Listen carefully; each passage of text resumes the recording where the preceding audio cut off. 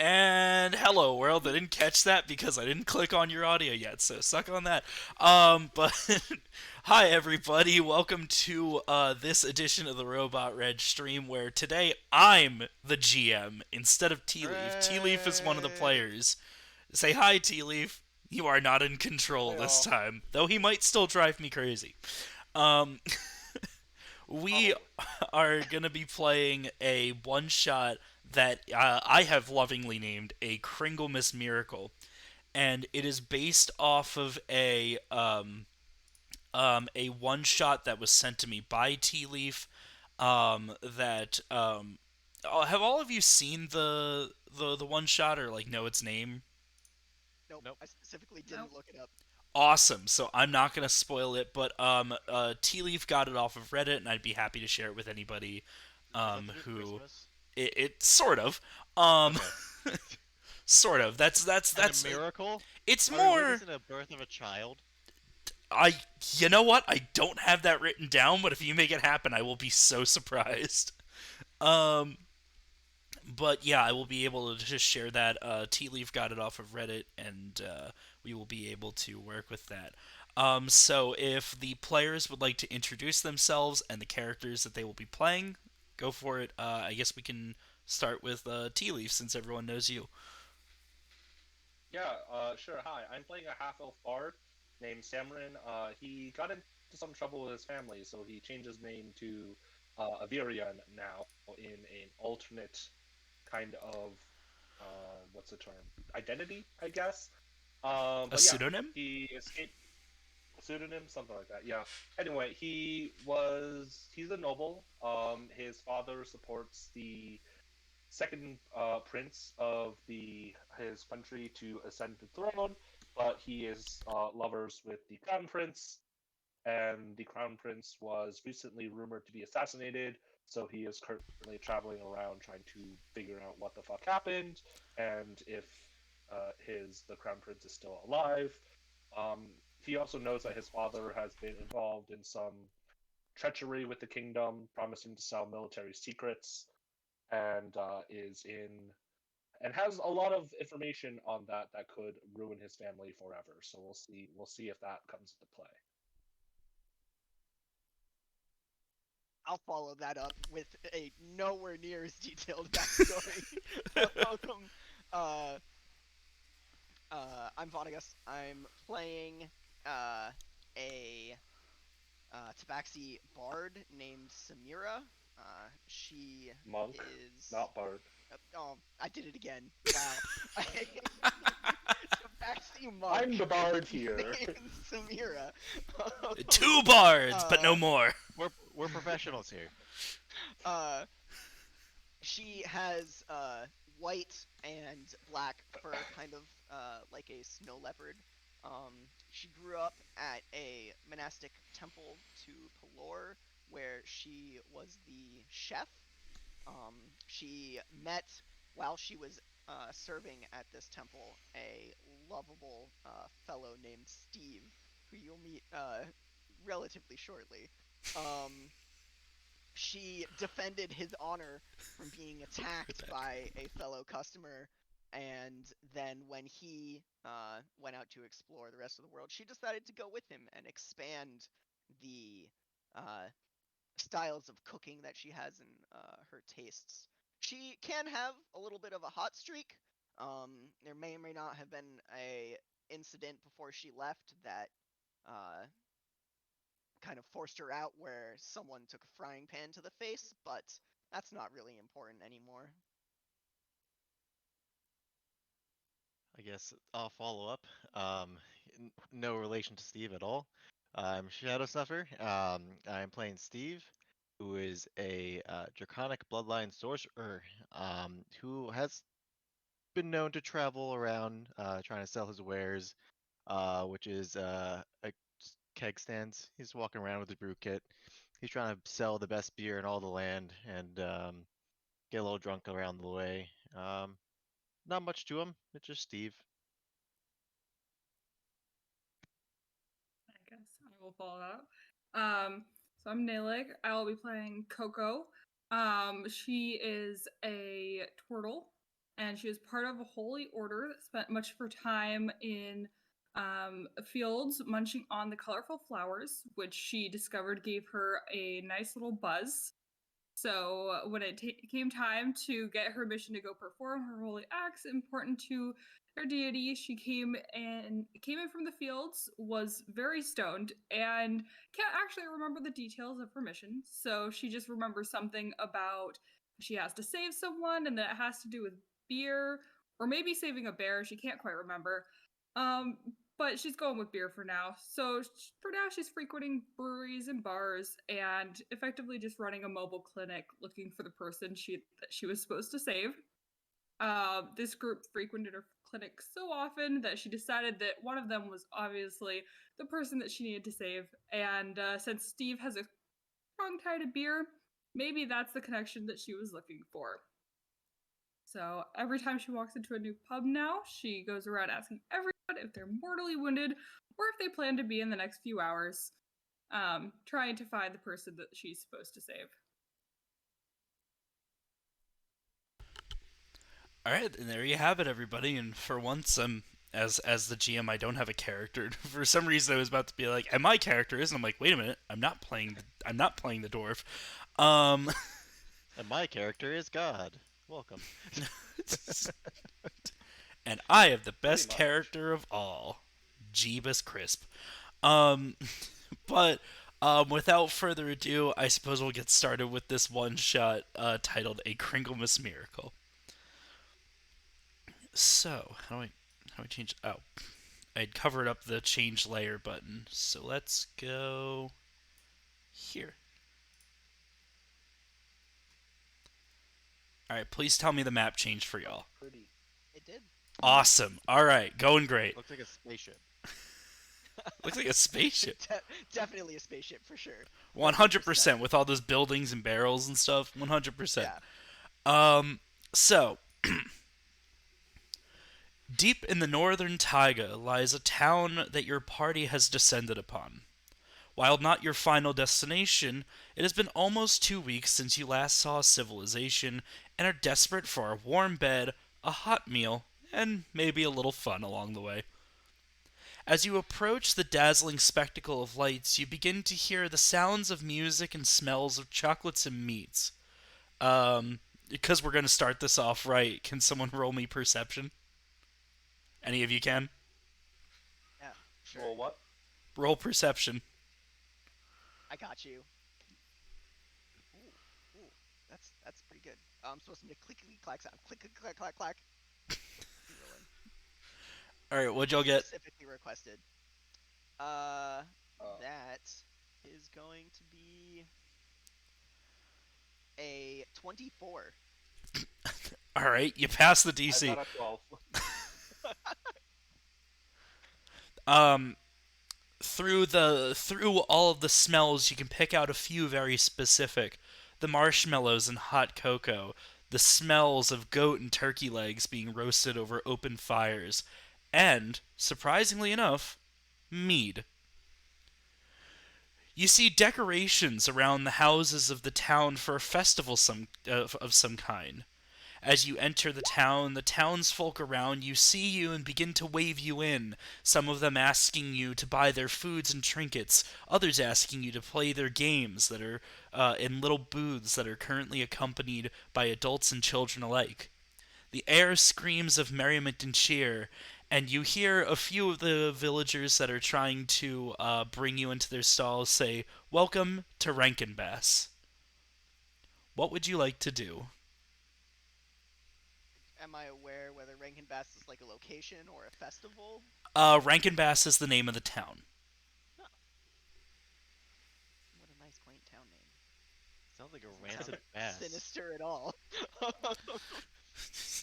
You know what they say? With rancid bass, we can make a really good brew.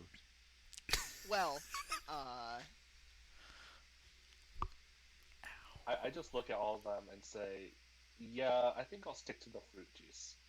And we should probably find somewhere to stay. It's been a couple weeks. Let's find housing. One of the townsfolk that is dragging you along is this not so much elderly woman, but definitely a bit past her youthful days. And she says, "Oh, don't worry, don't worry. We'll put you in the inn tonight. That'll be completely fine. And we have so many fruit juices from the many berries that grow in the bushes here. We call it snowberry juice. But please, please, sate your hunger and thirst before you tuck in for the night. It is a wonderful festival time for us, and everyone here must celebrate." Where is the nearest food vendor, and what are they selling? The nearest food vendor, I guess it'd be here in this hut with the. I didn't actually plan this out super well with the map, but but this hut with the little smoke coming over it, and you can see that they have an assortment of meats from different animals such as caribou and elk and goat. And they are also serving several types of what you think is beer. Okay. I would like to walk over and find the most aromatic thing that they're serving and have that. Um, y- Roll perception for me, or actually no, investigation. Roll investigation. Investigation. That's gonna be 14. Okay. The thing that piques the interest of your nose the most is this specific turkey leg that's on a different plate than the other turkey legs.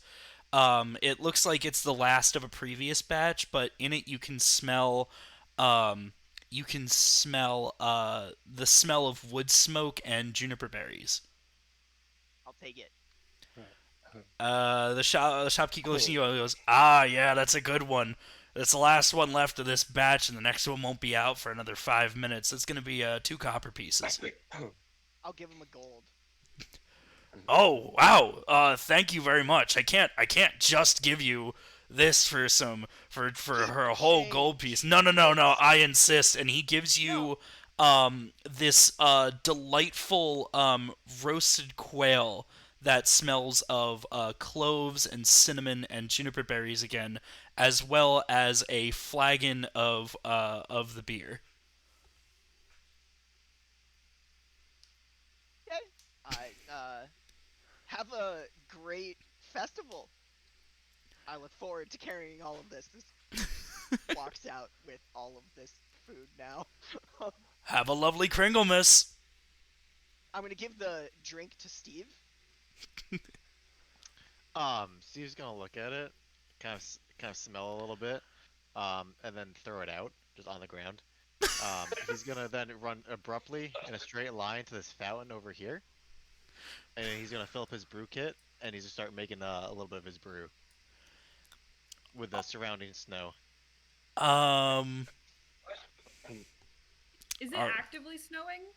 Oh no, it's on the ground. just it curious it is a light flurry, with surprisingly little wind. There's definitely snow falling from the sky, but it in no way impedes visibility across the town. Are there any little like clumps of fresh snow anywhere, like sitting on the fence posts or whatever? Yeah, over here you see that there is a little rock wall that has about a half inch of fresh snow collected on top of it. All right, Coco's just gonna wander over and start eating some fresh snow. I love this Is there, already. like- I'm gonna go over to Samrin and offer them the quail. Alright, go for it. Samra nods and takes the quail and just like kind of starts munching on it. Just kind of like just pull the leg off and goes. In the meantime, he's also looking around. Does he spot any kind of like drink stand or just like an area where there are just like drinks? Yes. The closest one to you is right here. And they are selling a variety of juices of and just kind of I guess fruit related drinks. Some of them are what appear to be the snowberry juice that you have been told about before, and something that looks like lemonade, but you're pretty sure lemons don't grow this far north. It's yellow snow, 100% Uh, yellow snow. Do not drink it. yeah, he'll wander over. Kenny, I don't know why, but I don't think I can move my token. It's called a Uh, skill that issue. it's, Get better. it's on the token layer. Give me a second. Oh, good job, Red. Um, which one's yours again? I'm assuming this one since the No, other no, no, stuff no. I is- mean, you're a Varion, right? yeah. Okay. Spoilers. Hold on. I Did mean, that? you guys already knew, so like, you guys have been calling him. Yeah. because Okay. of You the should first be able to touch it now. There we go. Okay. Sorry, that specific one was not assigned to you. The rest of them are, but that one wasn't. Amazing. Sure. Yeah, he'll walk over to the drink stand, and is it just kind of like, are they selling these drinks, or is it just kind of like a serve yourself kind of thing? They have I forget what they're called, but you know those like glass things that have the little spout at the bottom? Yeah. Blue wine, like in Germany. Yes, they have those, and they have a couple of now that you're closer, you can see that they have a couple of barrels in the back that have taps. Okay.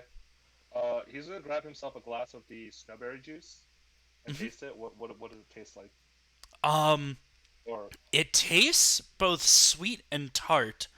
And there is a little bit of this flavor roll perception for me. that is a nat 20. All right, you taste that there on the back notes of it are a little bit of spiciness, not in the way that a pepper is spicy, but more in the way that like ginger is spicy. It is Ooh, delightful on the palate and cleanses it of any taste that you had previously. Yeah, he's gonna say, you know what would improve this, and walks over towards the barrels of alcohol, and is just going to cast Mike's Hard Lemonade on all the barrels that he can find. The ritual spell. Pull it out right out of the gate. Oh, it was so yeah, quick. He was me not to. On the barrels or on the things that have the snowberry juice? Just like any barrel of like fruit juice that he sees in there, because it's a 5-foot radius, so he's just gonna like stand in the middle of all the barrels and just go, yeah, these are all alcoholic now.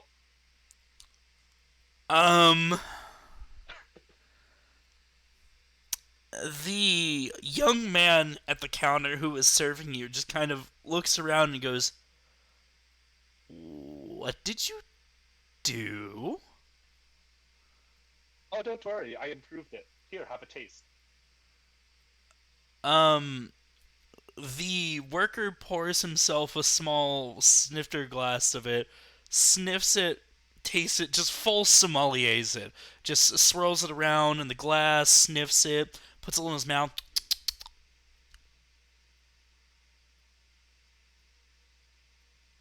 Why? He looks at you and Karen's asks, gonna walk over "Why?" and like put her arm around. You said it was a like middle-aged like man. Is that right? A young man, probably no A young older man? than 30.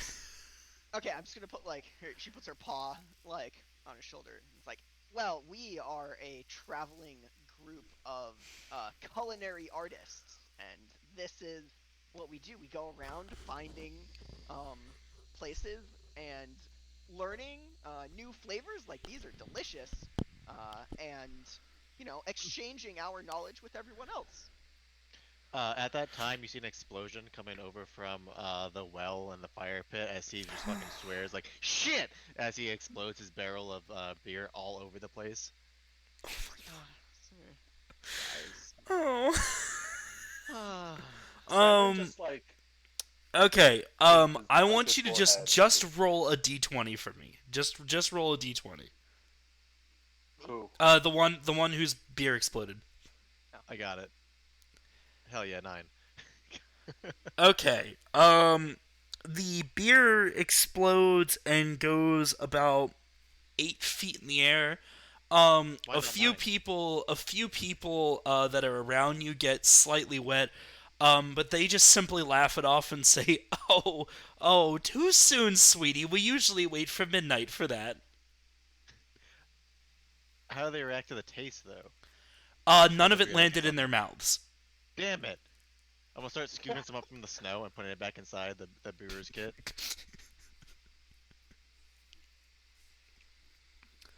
Um, jeez. Meanwhile, Coco Samuel just will wander tosses over two. and help like eat some of the snow on the ground that's got the beer soaked in it. There we go. She's run There's out of some. Meanwhile, fresh snow Clemens. over in her area. Um. All right.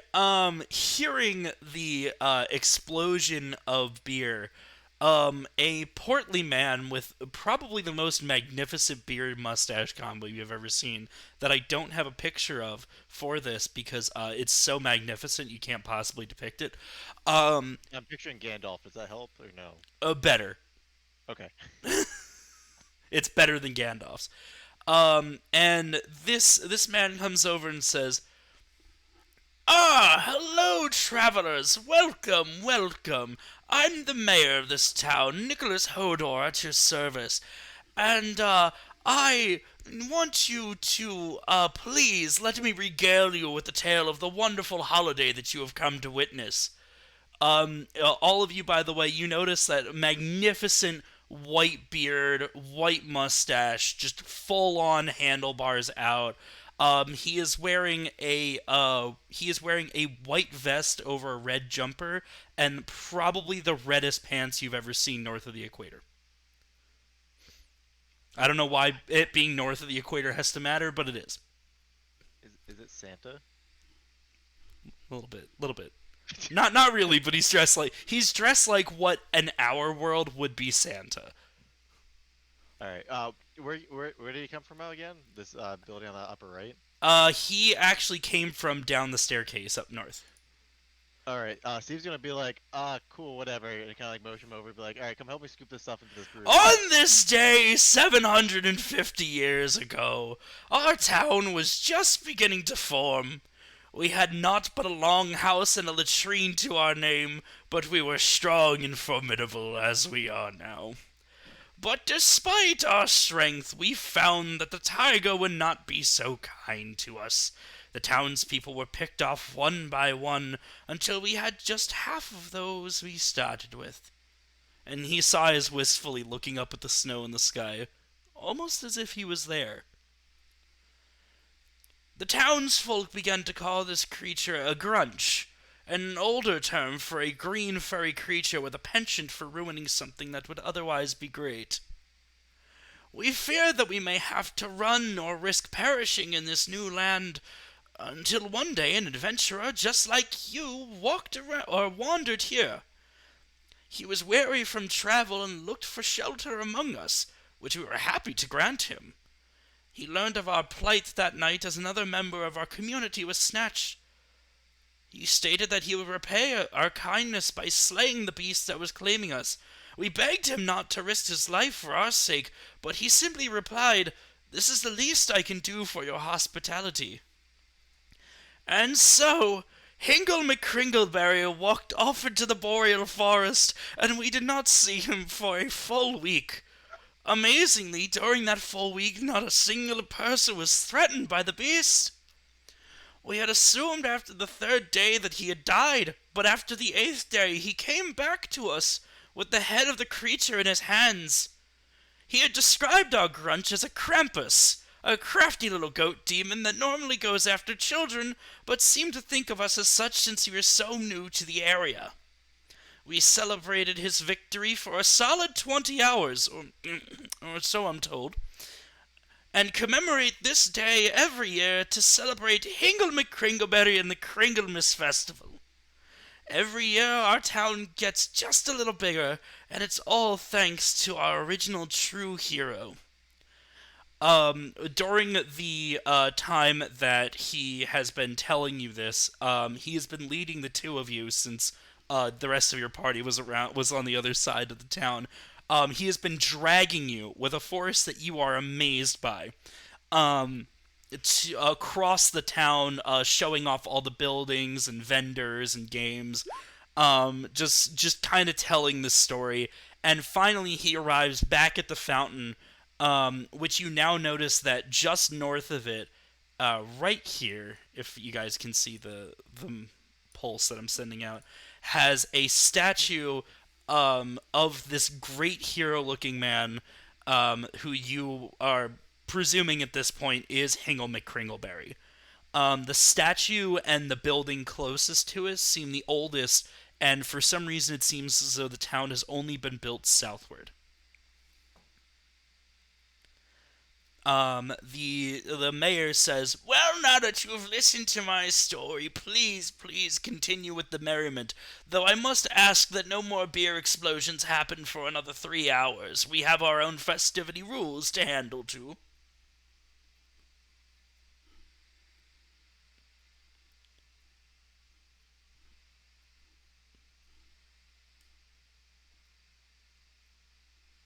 Meanwhile, we're still over by the drinks. So what's going on here?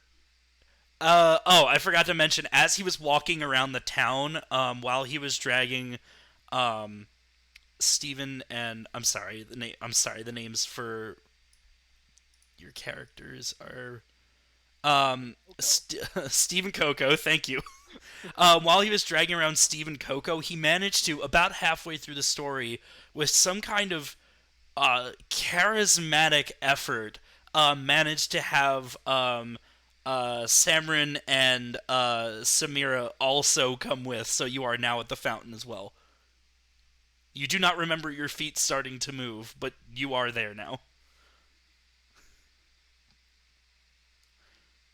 You guys want some beer? So, you said there's nothing north of. There is no more town. To the north is what looks to be just the tree line for, or not what looks to be. It is the tree line of more of the boreal forest. Okay, so didn't he come from those stairs? Didn't he come down them? So then he came from the forest, I think. Um, Tree line? what would be a role for, like, if you remember witnessing something? Would that still be perception? Um, If it's a while ago, it'd be history. Within the last 10 minutes. it would probably that would probably just be an intelligence check then. Yeah. I think survival. Can Steven and Coco roll an intelligence check, please? Oh no. How, Alrighty. how do I do this again? What button do I click? You can just click over intelligence. You can just click, Oh. you can click intelligence and it'll come up. There? Did I do it? Yep. Nice. Ooh, Nice, you are nice. smart. A solid 0.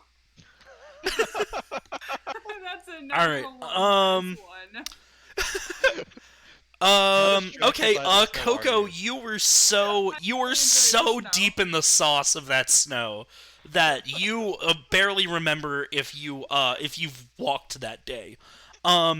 Whereas Steve, you remember that he was that before you had started working with your brewery kit, you remember seeing him out of the corner of your eye, already at the statue, just kind of staring at it. Oh, he came from behind the statue. No, he was in front of the statue. You were just kind of mentally occupied. So we're saying the statue's magical. No. Yeah. No, I'm gonna go- I'm I'm saying gonna he go- was I'm gonna go standing in touch front of the statue like a I'm gonna normal go- I'm gonna go person touch would. The statue. I'm gonna go touch the statue. Let's boop his nose. You boop the nose of the statue, and a small amount of the snow that was on the nose of the statue dislodges. Nothing else happens.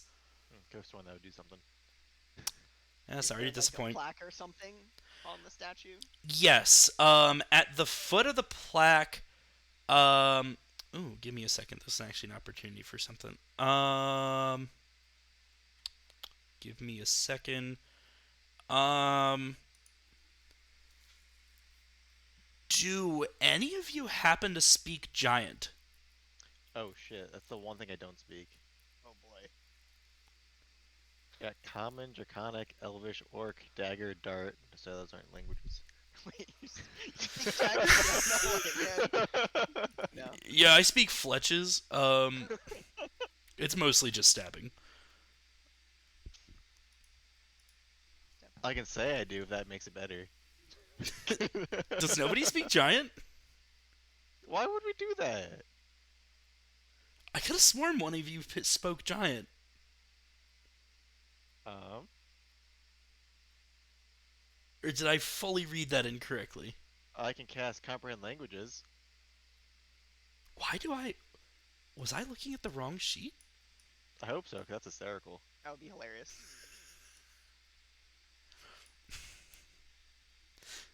Oh no. I Can't could be have anything sworn... important. We can't read it. I could have sworn... I mean, so I do got comprehend languages. I can just throw that out there. Is it a No, lot that's of writing uncommon. or a little bit of writing? It is a plaque. It says some stuff on it. Obviously There's like a you flavor can't thing tell today, right? how much. God. Did I see gnomish and think it was giant? Maybe. Hold on a second. That's the opposite. That's small. That's Oreo? What? Why do you all speak celestial? There are a lot of us that speak Celestial for sure. Oh my gosh, I must have been reading the wrong. Oh my gosh. Cool. Changing the language I real mean- quick. I mean, Eh. I'm not the statue. I can burn a spell slot. I don't care. No, it's fine. No, I'm It's burning a fine. spell slot. I'm using comprehend languages. It's in giant. It's I don't care not about in anybody else. giant. It's in elvish. There, it's in elvish. Oh, I can read that. I'm gonna do it Selena anyway. Giant instead of Celestial. There, it's in elvish. There, can y'all read elvish? I can. I can at least. Oh, heck off. I'm important. Hi, Justin. No. This is already going so well. For those of you that can read, oh, you're Oh. just still casting it. I'm hitting the wrong button. I don't know what I'm doing. Oh my god, can I just? Patrick, you dumbass. Okay. In the. You can read, since you can read elvish, and not giant.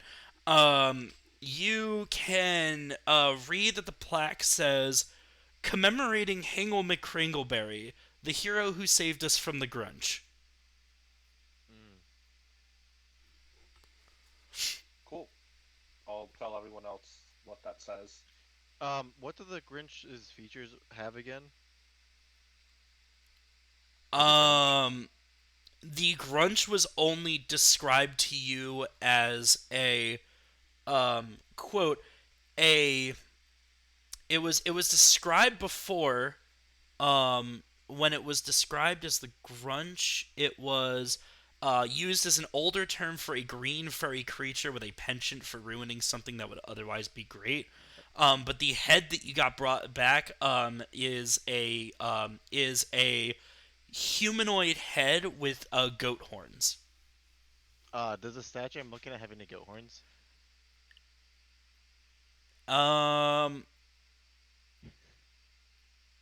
Roll investigation. Ooh. Oh shit! I deleted my character sheet. Hold on. Keep that one open. You're gonna need it.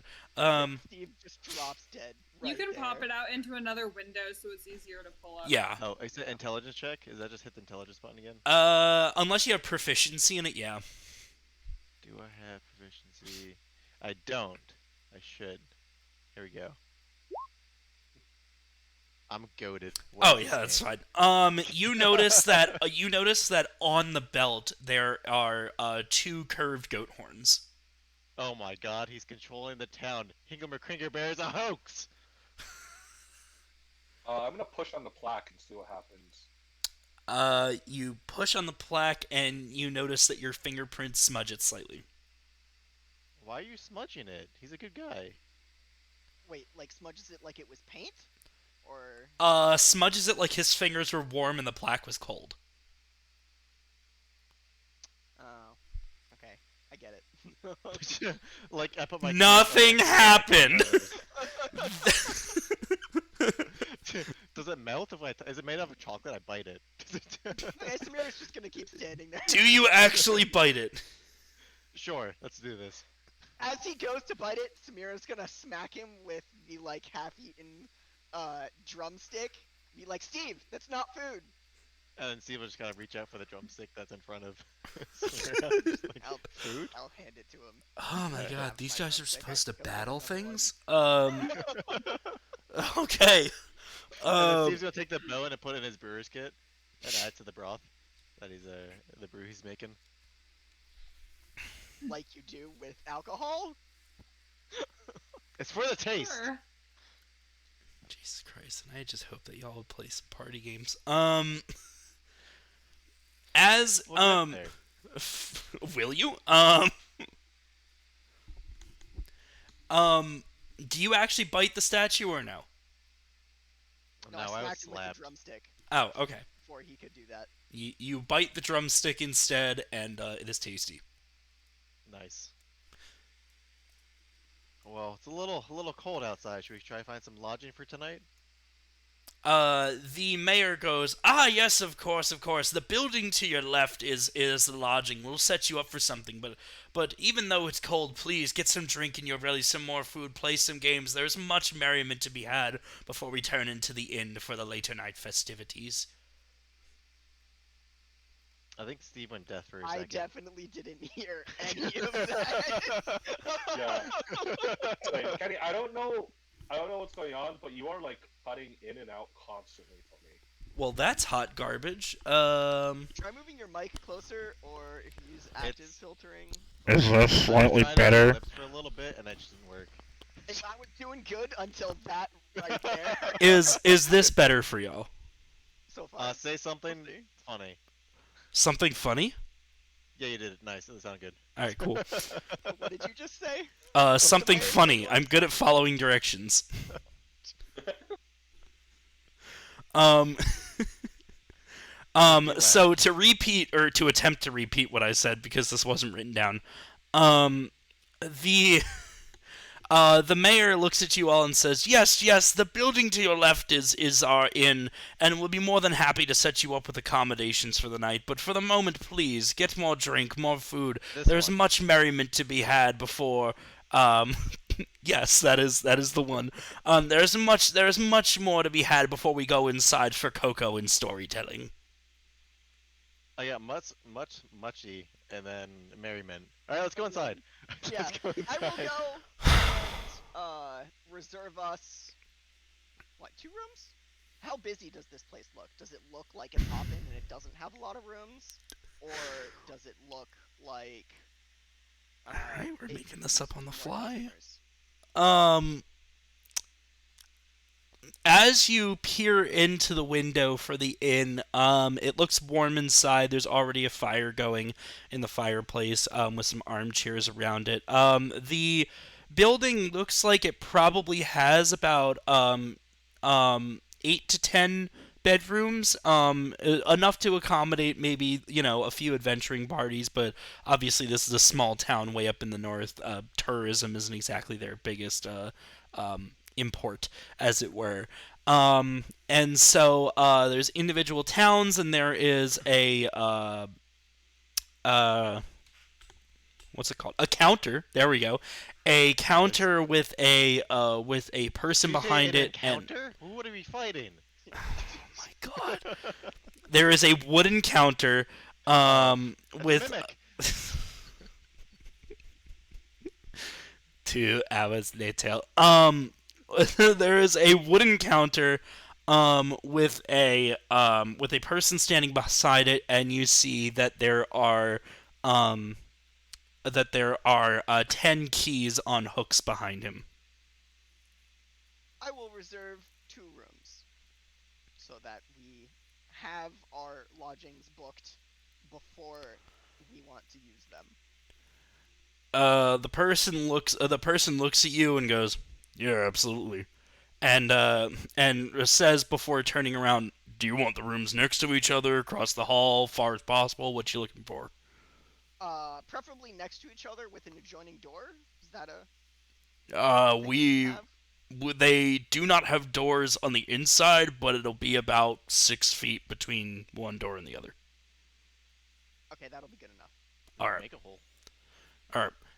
And he'll pull the two leftmost keys off of the wall and put them on the table with his hand still on them and go, that'll be 3 silver, please. I will give him 3 silver. All right, you get the keys. I'm gonna give a key to Samrin. Thanks, and he'll tuck it away. And I'll consider giving the key to Coco, and then not, and then TJ's myself. All right, I'm already seeing how this is going. Um, all right, you have keys to bedrooms, I guess. What do you do now? Well, we've got some lodgings. Looks like a merry town. Their food is pretty good. Their drink has been improved. So, I can't What's believe on you the just... nearest table? Inside or outside? Is there? The one that has like 3 people at it. The one that has 3 people at it? Yeah, the one with us on it. One, two, three. 3 of us. Hey, those are benches. Ah, shoot, you're right. Yeah, those are benches by the fountain. There's Is, two by the fountain and there's 3 by the bonfire there. I'm gonna is sit there there. like an attached tavern or like a bar to this inn that we're at? Um, there is what looks a large wooden barrel in the back behind the counter. But you're not really sure what it is. You can't see a tap on it. Okay. Is there anyone else around us at the inn, or is it just like us? There is a younger lady that looks starkly like the man behind the counter. And she is currently tending to the fire, getting it from just starting to an actual fire. Okay. Um.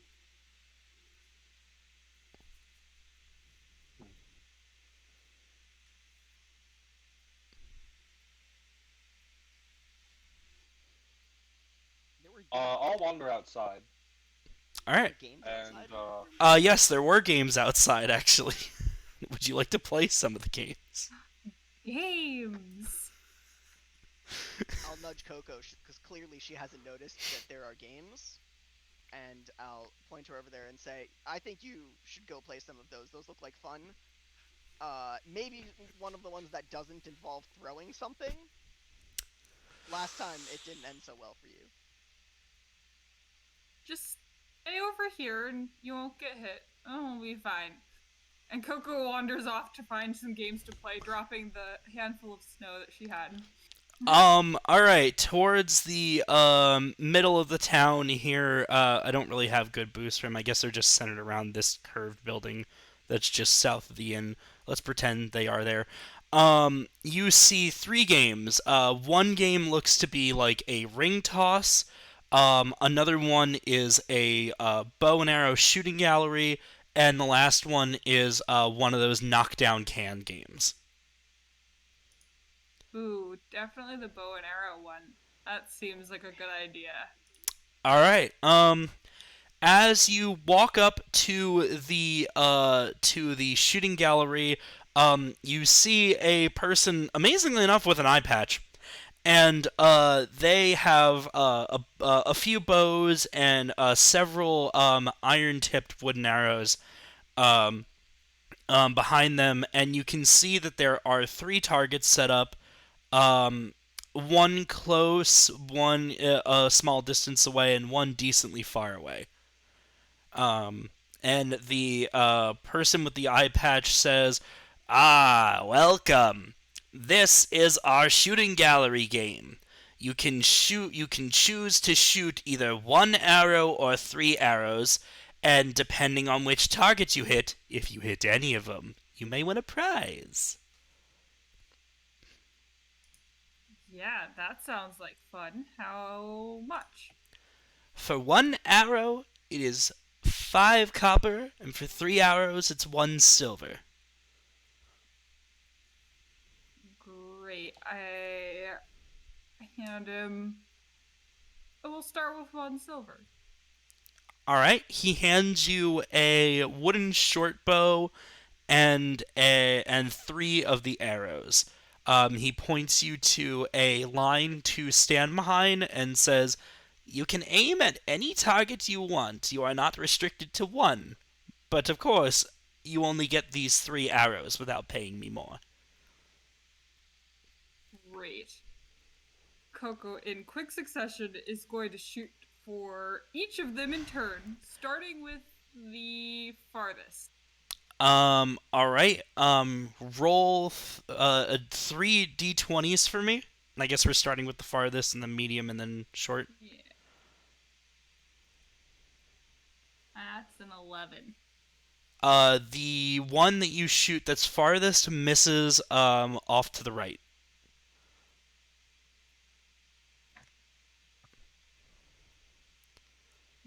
Okay. At a 12 for the middle target. The 12 manages to hit one of the legs, but does not hit the target itself. Okay. And a 6 for the close one. The close one, it seems like your bow would have gone true if it wasn't for the fact that you still had momentum, and so it veered off in line with the bullseye, but to the left and thunks into the wall. Awesome. I just throw down one more silver piece. The person with the eye patch says, "Ah, that's the spirit we like to see," and hands you 3 more arrows. Great. I guess we'll start with the close one this time. But let's be honest here, it's probably just gonna be 3 to the close one. All right. Roll a. These, by the way, these are dexterity attacks since it's a bow. If that makes a difference at all. Might make it. Oh, that's worse. So subtract 1 from all those rolls. That makes this a 1 instead of a 2. You aim for the shortest one, and you manage to accidentally knock the arrow wrong, and so the string goes through the feather in the back, and it just falls forward. Okay. That's a 2 for the next shot. The exact same thing happens to the second arrow. You hear a snort from the side as the shopkeeper kind of laughs. And that is a 10 to hit for the last one. Are you aiming at the far one? No, I'm aiming at the close one. All 3 of these are at the close one at this point, just trying to get something. Oh, who's casting True Strike here? Is someone trying to help, or? I meant to click something else. Good job. Jesus, this does not bode well for battle. Sorry, hold on. Click this one. Hold on. Okay. No. No. No. No.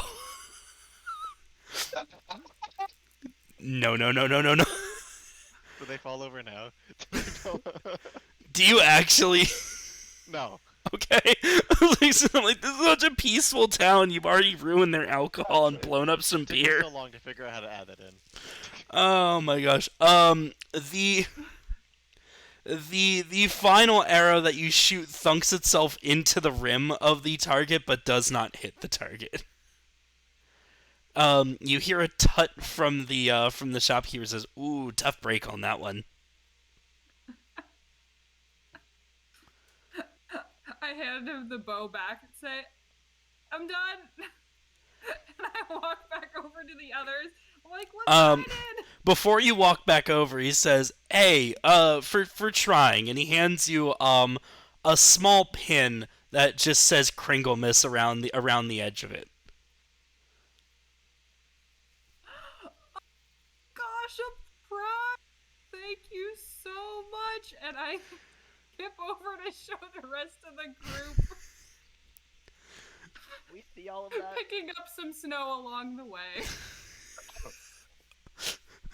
I love this character so much. Did we see this debacle? Oh, I almost feel bad for what's gonna happen later. Um, um, if you want to see if you saw all of that,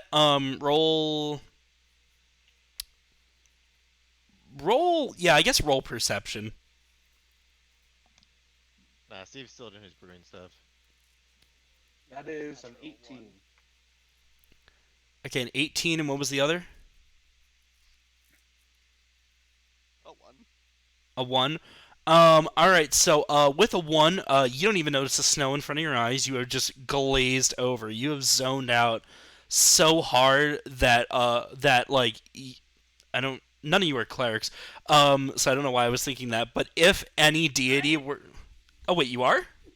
Yeah. Oh, That's my only real function. I'm sorry. For some reason, I thought you were a druid. Yeah, so you are just so glazed over that if you were a cleric and your deity were to speak to you, nothing. Whereas for, Semarin, you notice, you see the entire thing, and, you get to choose how you feel about what you just witnessed. He's just gonna kind of like snort to himself internally, and then just turn to Samira and go, "Keep an eye on these fools. I'm gonna go see if I can get some of the latest information," and just kind of wanders off. Of course, I always do. That's foreboding. Where is like the largest gathering of people that he can see from here? At this point, the gathering of people seems to have gone by the food and drink stands, that you were at previously. It appears that even though it surprised people to begin with, casting, Mike's Hard Lemonade on everything has, been a real crowd pleaser. Good. I'm gonna wander over to the drink stand and just kind of try to listen in to see what people are talking about, see if I can get any updates on the war situation back home, what's going on, what the latest kind of like news that's been floating around is. Since we've been working for, like, Yeah, a sure. month. Give me a sec. Just gonna. Okay. Most of what you hear is, realistically the sounds of people making toasts and, just general toasts that go something along the lines of, here's to you and here's to me and here's to Hingle McCringleberry. And you also, hear a few people talking about, how happy they are that, one of the town's children made it to this time of year. Kenny, what? I heard like less than half. Oh, fucking Christ. What do I have to put it in my mouth? Is this better? Is this somehow better? Do you use... For right now, I don't know what's going on with your mic, but like... Alright, hold on a second.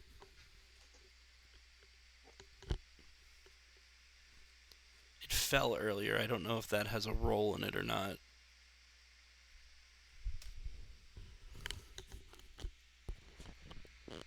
Alright. Anyway, you were saying How's this? Can you hear me? Yeah. Yes. Okay, let's hope that works.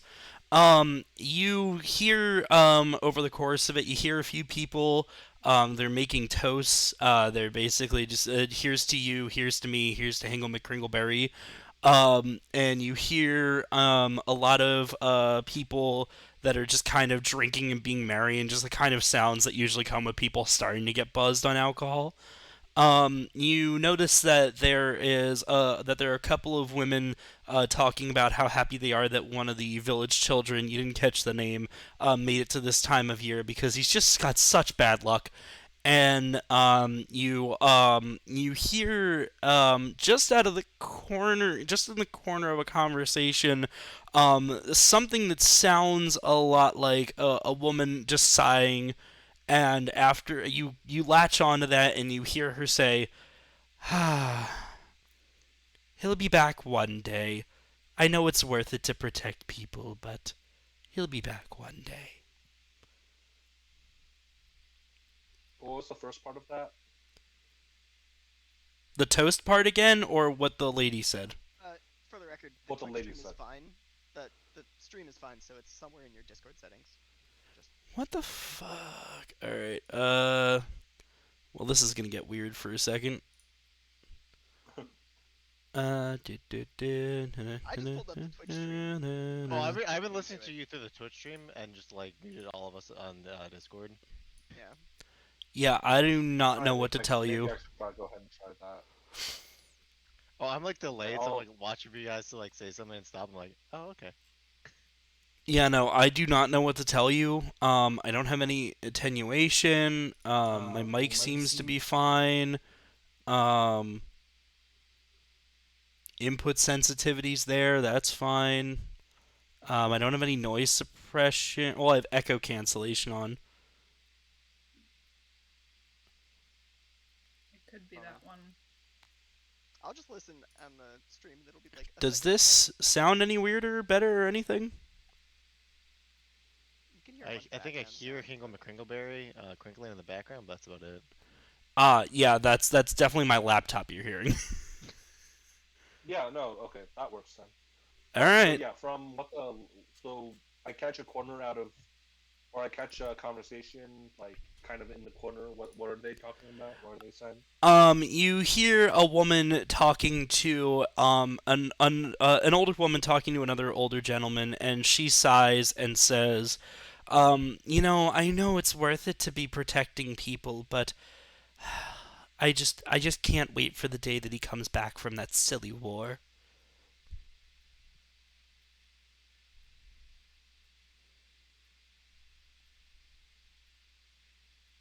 And that was it. Yeah, okay, so I'm gonna go grab. Yeah, I'm gonna go grab a couple glasses of um whatever alcoholic Mike's beverage hard. is there, and You made it all Mike's and hard, so I'll it's go. Mike's hard. Yes, I'm gonna go grab a couple glasses of Mike's Hard and wander over in their direction. And Okay. just kind of and as I walk up, I'm just casually like hand over the drinks in a "do you want one" kind of way, and then kind of just ask, "So, what was this I was hearing about a war? We're so far from anywhere that I didn't think there would be. You guys would have to worry about that." The lady seems taken aback and takes the drink and just goes, "Oh, I thought I was much quieter about it. We don't like to talk about these things here, but my son has joined a conflict in a kingdom to the south. He heard about it through travelers that came a few years ago and decided that he couldn't sit by when he knew that there was a problem in the world. And so he went to conscript into one of the armies." Huh, interesting. Well, thank you for your time. And I'm just gonna like wander off back to the group. You hear her as she's passing. "Oh, okay, thank you for the drink." And I'll just like kind of do a casual wave over my head at them. sure. As you are, I'm assuming you're heading back to your group of Yeah. party. Suddenly from Well, yeah, 'cause Cameron has basically like listened in and decided that these people know nothing of anything of any importance of what's going on. So I'll just head back. Yeah. Suddenly from past the northern stairs of town, you see a bright light cascade the sky. Cascade the sky and the statue, and you see some minor explosions as well. You hear from behind you that some of the townsfolk begin to giggle and mention this how someone named Cert couldn't help from quote blowing his load prematurely. Fireworks, of course. Um, but then a blood-curdling screech ripples through the air, a scream that you know far too well, as it is always accompanied by death. You bolt towards the edge of town and find a terrible sight. You see the bloodied and eviscerated corpse of a town guard, a young girl crying hysterically, and the telltale signs of a struggle. What do you do?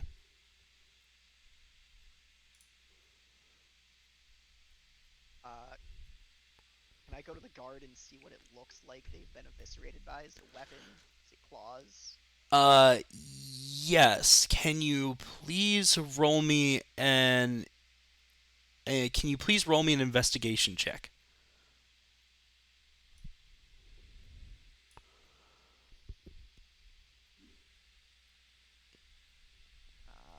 22.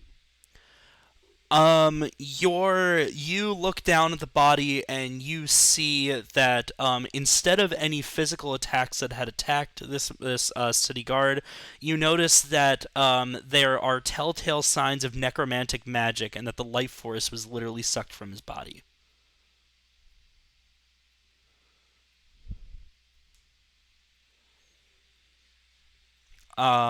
Or is he dead? Oh, he is dead. DED dead.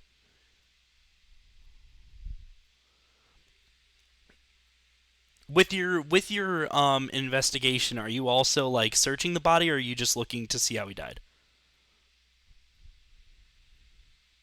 I was just looking to see how he died. Okay.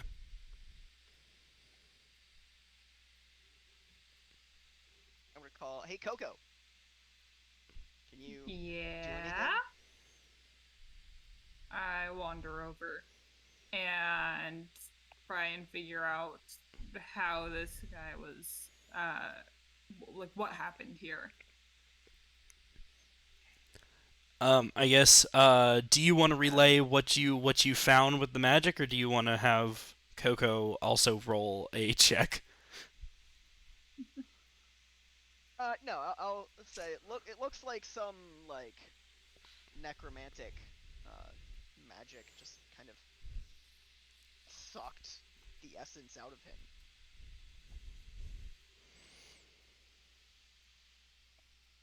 That's The kind girl of might need some creepy. help though. Yes, about 6 feet to the left of the body, there is just a hysterically crying child. I'm gonna go over and kind of just pat the girl on the back. Say, "It's okay. Let's go over here instead," and try and usher her kind of away from the body. Um, the the little girl is screaming is still screaming, and she fights back a little bit as at first you begin to pull and says, no, no, no, no, no, you're not taking me too. Who took someone? What do you mean? I'm not taking you anywhere. Just right over here. But who took someone? Is someone missing? The little girl, upon hearing your voice, finally looks up at you, and she looks still terrified, but there's a twinge of relief in her eyes as she recognizes that you're not the threat that she was at before. And oh no, why do you keep chanting? Okay, I'm like, stop casting attacks. We're not in combat yet. Um, oh dear. Stop, Leaf. All right. The girl sniffles, and after 20 seconds of blubbering breathing that only a child can do when they're extremely upset, um says, well, we we were building a snowman, and we were giving him the pipe and the nose and the eyes, and we made the eyes out of the stinky rocks that Mom uses for fire sometimes. And we named him Frosty, and then we found this hat, and we put the hat on him, and then he came to life, and he was giggling for a little while, and we were all dancing and being happy, and it was great. But then he spoke in a language I don't understand, and my head got all fuzzy and foggy, and we were dancing around still, but then, and she starts crying again. Um, just So, crying. is Frosty the one that's been taken? That's gone missing? No, Frosty's the one that killed Heimdall. And she points at the dead guard's body. And he So no one's missing. no, there's 6 of us missing. Okay. Do you have like a parent or someone that like As soon as you say the word parent, I'm not gonna yell. I'm not gonna yell as loud as I actually can. But she screams out, "Where's my mommy?" And you see a woman come running out of the crowd, and tackle her out of your arms. As she and you just hear her whispering sweet nothing, saying, "Oh, my sweet Norns, I'm so glad you're safe. Oh, I'm so glad you're safe." And she's rocking back and forth with the child. Coco's dealing with the child with mommy issues. Um, Steve's gonna take a look around. Is there anything on the ground since there's snow, like tracks or anything that looks like some feet or like a snowman kind of rolling around? Yeah, just roll me a general investigation check. So just intelligence and whatever modifier you got for it. I have an investigation button. Yes, you do. Now I do bad? Good? No. 21's fine. While you investigate the area where the children went missing, basically where the you notice that there were definitely signs that the snow was disturbed by children dancing in a circle, and there's also what looks to be marks from a spear on the ground. It matches the spear that the guardsman was holding. And you see that away from the spear marks, there were tiny footprints and a kind of like, I guess, the snow version of like how a sled goes through and just displaces a wide berth of snow. That goes for about 15 feet until they just vanish. You see shortly before they vanish that there is a scarf on the ground with the initials VF.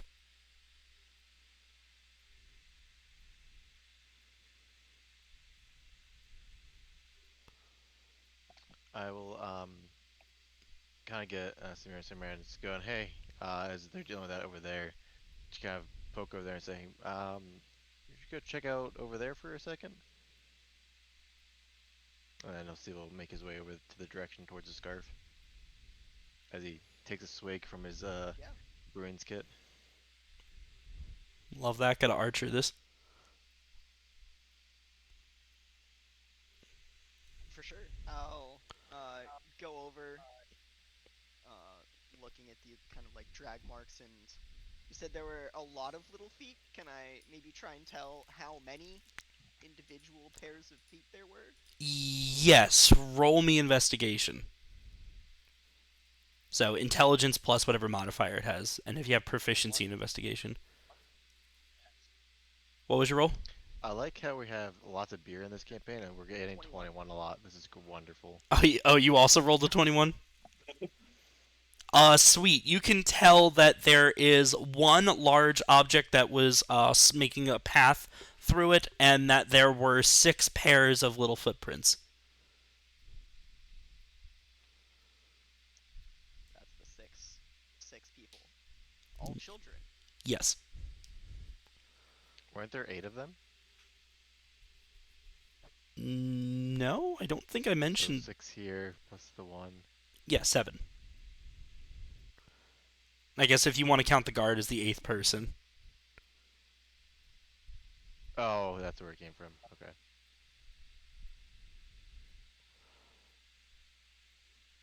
When I get to the site where everything vanishes, is there any sign of, I don't know, like a displaced snow mound where something pushed off the ground with a lot of force, or does it just look like everything just stopped in midair?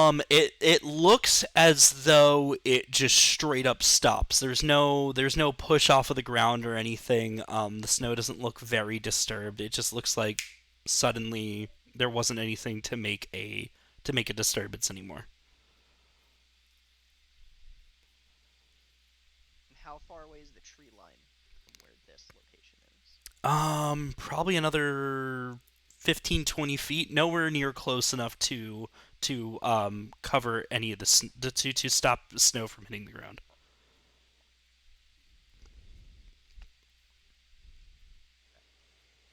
And you said there was a scarf? Yes, there is a scarf on the ground, and you can see stitched in gold lettering are the letters VF. I'm gonna take the scarf over to Samarin and ask, do you make anything of this? As you So yeah, actually as you bring the scarf over, Mayor Hoder comes in after from the direction of the mother and child, and says, "No, that hand me that scarf, please." I take off, I look at it and pass it over. He feels it in his He hands and recognizes then it there. goes over to the lettering and goes, "That that can't be. That can't be at all."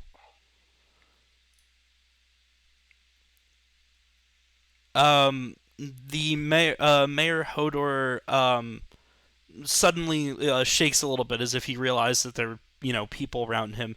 And he says, "Ah, yes, sorry, you wouldn't know. I know who this person is. Thanks for the follow. I know who this belongs to, but that's not possible. We haven't seen him in years. This scarf belongs to Vafthrundir Frosty, an old mage from this town, but he went into the forest a long time ago and never came back. We just assumed that he was done with all of us, which I get. We weren't really his type.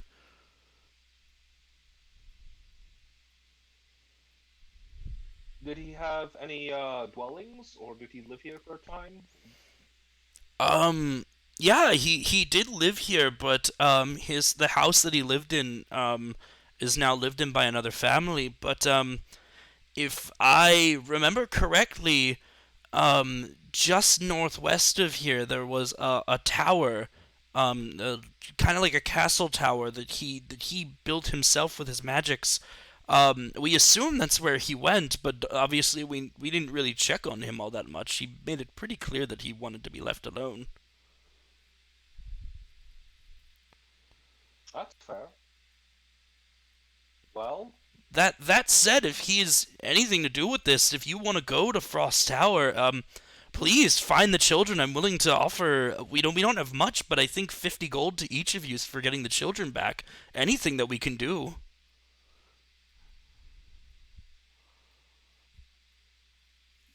I mean, I'll look around and just like kind of look at each of you in like the eyes and just go and just kind of like mentally go like, are we taking this on? Just kind of That try little to get the girl vibes totally of lied everyone. to me. I asked if anyone was missing, and she said no, just the Frosty. That is not what happened. Or Well, that is not what I tried to say. That's how you remember it. Uh, No, maybe no, I- Nezuko I- remembers. That's fine. No, I had at least tried to say. She was saying no to you, saying there wasn't anyone else missing, and she said there was 6 of us gone. Um, I probably was just busy munching some snow. That's gonna be a euphemism later. I'm gonna need to make that a chat command at some point. Anyway, just munching some snow. Munch some snow. Yeah, Um, I'll just walk over to the mayor and just go, well, we have some free time. Uh, I guess we can take a look and see what we can find. Any chance you can spare someone to guide the way? We don't exactly know these parts. as much as I would like to offer somebody, I would prefer to keep all the town together at this point. That said, the tower is really not that far. It's less than a mile away. Just if you cut through the trees, there's a small worn path. It'll lead you right there. I just really hope we just look like our left and there's a giant tower just poking out of the sky and just go, you mean that one? Roll perception. Yay! Oh, wait, hold on, my character sheet's broken again, hold on. Yeah, just all of you roll perception. I swear there's just a button for this. Oh, all of us. There is a button. It's near the investigation button. Rolled a 9. All right, 9, There's nat a 20. seven. All right. So with the 22 that Steve rolls, um, you see just above the trees. At first, you thought it was another treetop, but you see what looks to be a stone roof poking out over some of the trees, and also out of the corner of your eye, from the guard's body, you see a little glimmer of something metal.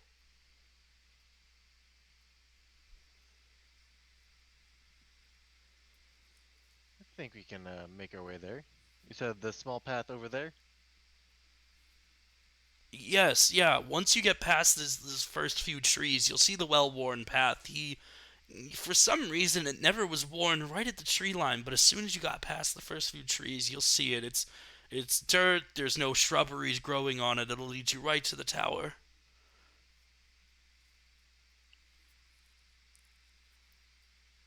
Alright. Well, we'll take a look. In the meanwhile, could we get that scarf back? Maybe it's important. It's Oh, important yes, to of course, the of course. And he investigation. folds it up and hands it to you, Simran. Cool. I'll put it in my pack and then wander over to the dead guard. Can I inspect the body again and see what I can find on it? See if there are any other clues that we missed. Yeah. Just give me a quick investigation check. Okay.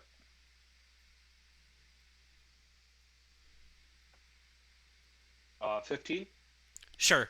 You see that he fought with a relatively shortened pike. Like it's still longer than a sword, but not as long as like a well maintained military pike would be. You see that he was wearing leather armor. He had a small pouch that, when you poke it slightly, it jingles a bit. It seems to be that there's money in there. You see that he's wearing a simple gold band. There is a piece of paper sticking out of his back pocket, and you see that there is a whistle in his hand. Okay. Well, I'm gonna pick up the bag of coins, give it to the mayor, and says, "Please make sure this gets to his family or dependents if he has any." And then pick up the piece of paper and the whistle. Sure. You see on the. Oh, I hate this part.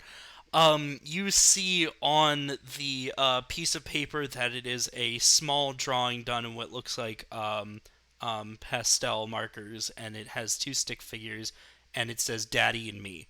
And the mayor just kind of nods solemnly and says, "I'll make sure this gets to his daughter." And the whistle in your hand, when he sees that, he says, "Oh, actually, this might be a bit helpful. The whistle has been passed down since surprisingly enough, since Hingle McCringleberry's time, it's said to awaken the mind was how it was described by my parents. I don't have much more than that, but it always makes people feel less tired and groggy when they hear it blown. Well, we'll take it with us for now. Maybe it will come in handy. All right.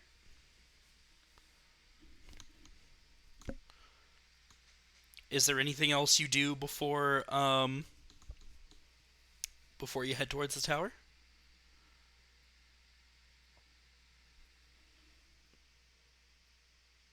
I mean, I head back to my room and drop everything else I don't need for combat. Sure, you do that. Can I take a look around at the people who are like watching all of this and like see if someone maybe looks a little bit out of place or Yeah, for that instead of perception, I'll have you roll investigation since you're like actively searching through the crowd. And I'll give you advantage on it. an 11? If you want to roll a second time, I'll give you advantage on it. Still an 11. Okay. You do not see anything out of place. This is probably about as textbook as you can get. There are people that are crying. Someone has helped the mother and her daughter up, and they are slowly leading them back away from the scene. There are some people. Most of them are just crying. It seems that this guard specifically was very loved. A few people seem to be gathering some supplies, mostly cloth and stuff. Looks like general stuff that you would use to cover a body.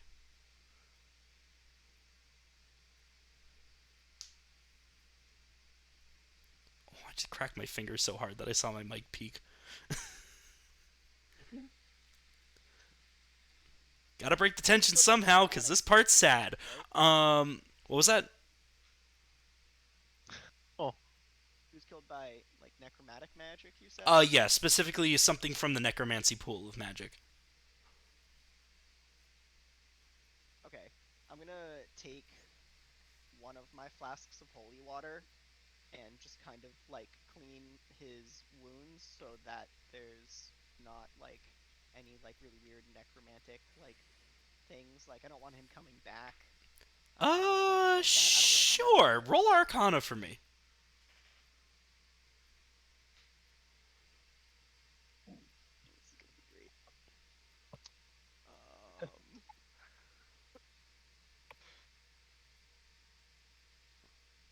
That's a 4.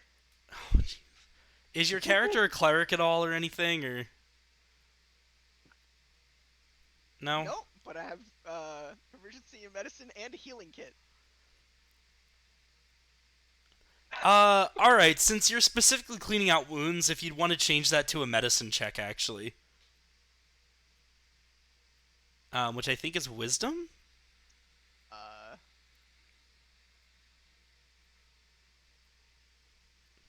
yeah, I mean that's gonna make it a 7. If you want to re-roll, I'm giving you the opportunity. Sure.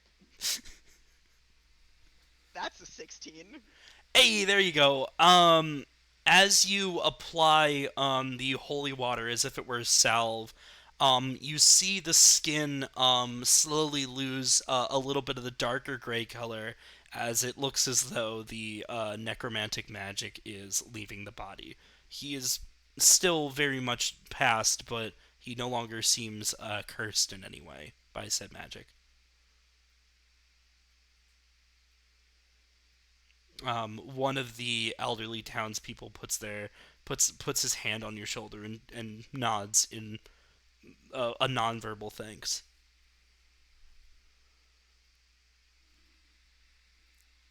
The least I could do.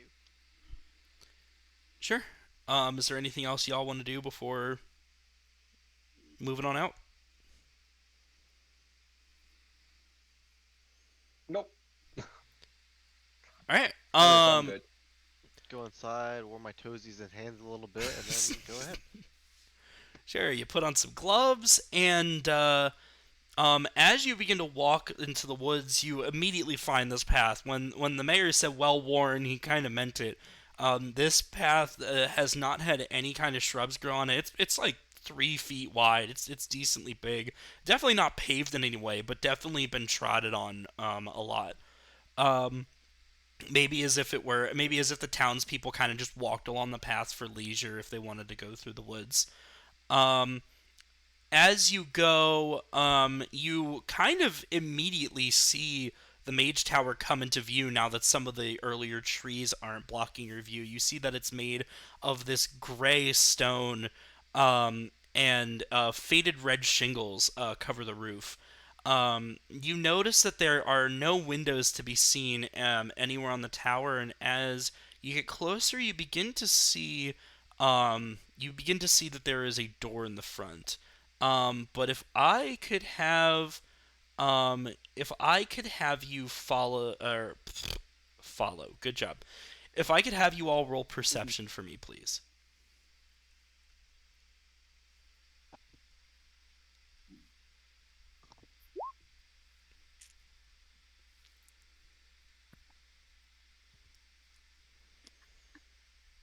That's 6 for me. Hey, same. All right.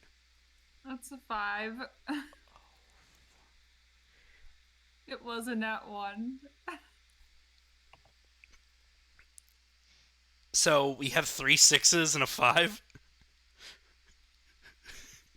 These are the worst rolls I've ever seen in my life.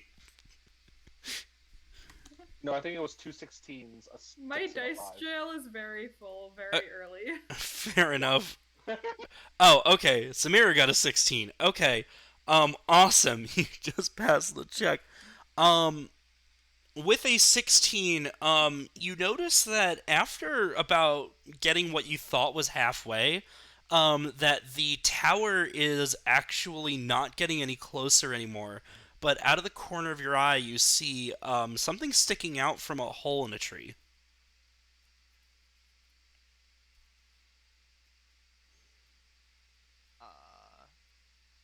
I throw a rock Does at it it. look like a trap? You roll I'm gonna grab roll it. an attack check for me with a Dex mod. Okay.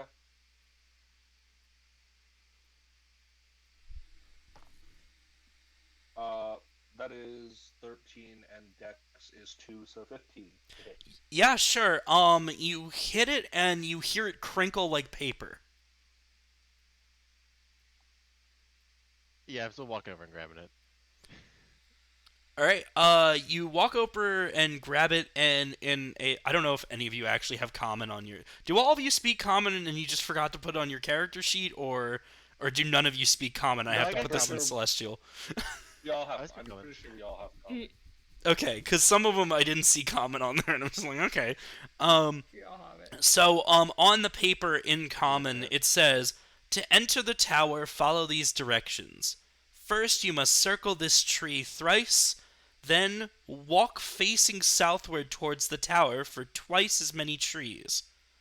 Then raise your arms and speak the phrase, not all those who wander are lost, in the language of those larger than all else. And it is signed VF at the bottom.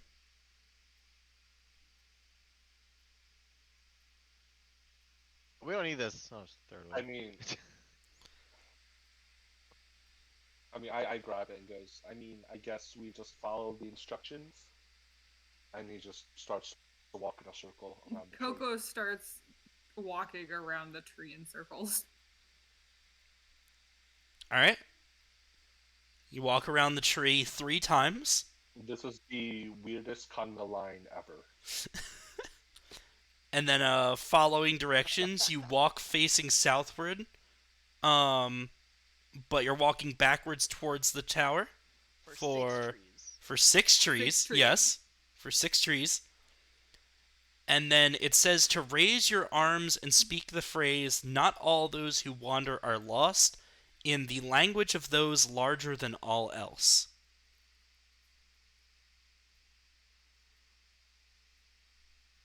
Well, none of us speak giant, so Yeah, I'm gonna do it in Celestial. Um, I'm gonna do an Elvish. for all of you that are trying your languages, roll Arcana for me. Which I believe is an intelligence check. There's a lot of intelligence checks right now. roll. What did you say? Arcana. Arcana. Okay. That is a 14. The two. Oh no! Are all of your dice in jail now? Oh my god. The bag's gonna be really full at the end of the night. Sure. What language were you doing it in, Tea Leaf? Gnomish. I specifically went against the instructions. You feel a magical energy do basically the equivalent of scoff, and you feel a presence in your brain that you interpret as, in the same way that, like, when a kid does something so so goofily wrong that you just go, you know what, screw it, you've earned the ice cream. And as you turn around, you all see that the tower is directly in front of you. Nice. That said, I'll take as it. you approach the tower, can I have all of you roll Arcana again? Roll what? Arcana. Didn't roll the first time. Do you want me to roll this time? Yes. That is a 4. Okay. 16. Okay. Got a 13. All right. All of you except for the 4 can feel that there is something magical about the tower, but you do not know what. That said, you are in front of the door. What would you like to do?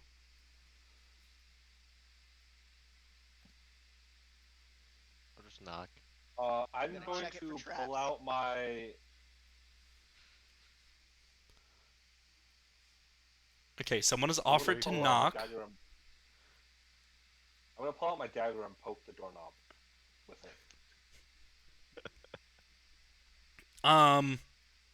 Sure. Like the little, like you're gonna tickle the little hole. You're gonna actually do the Yeah, damage. are you finagling this doorknob? Does it need to call an adult? Like, No, I'm actually just poking the doorknob because doorknob mimics are a thing and they're not fun. But does your character know that? fair enough. You poke the doorknob and it jingles a little in the way that you would poking an old doorknob, that's kind of loose. When you knock on the door, you hear you hear the echo from the inside, but nothing else happens. Is the door locked? Can we tell, or is it just kind of You can try the doorknob. okay? If nothing happened when I poked it, sure. Sure. You turn the knob and the door The lock wasn't opens. there, you're dead.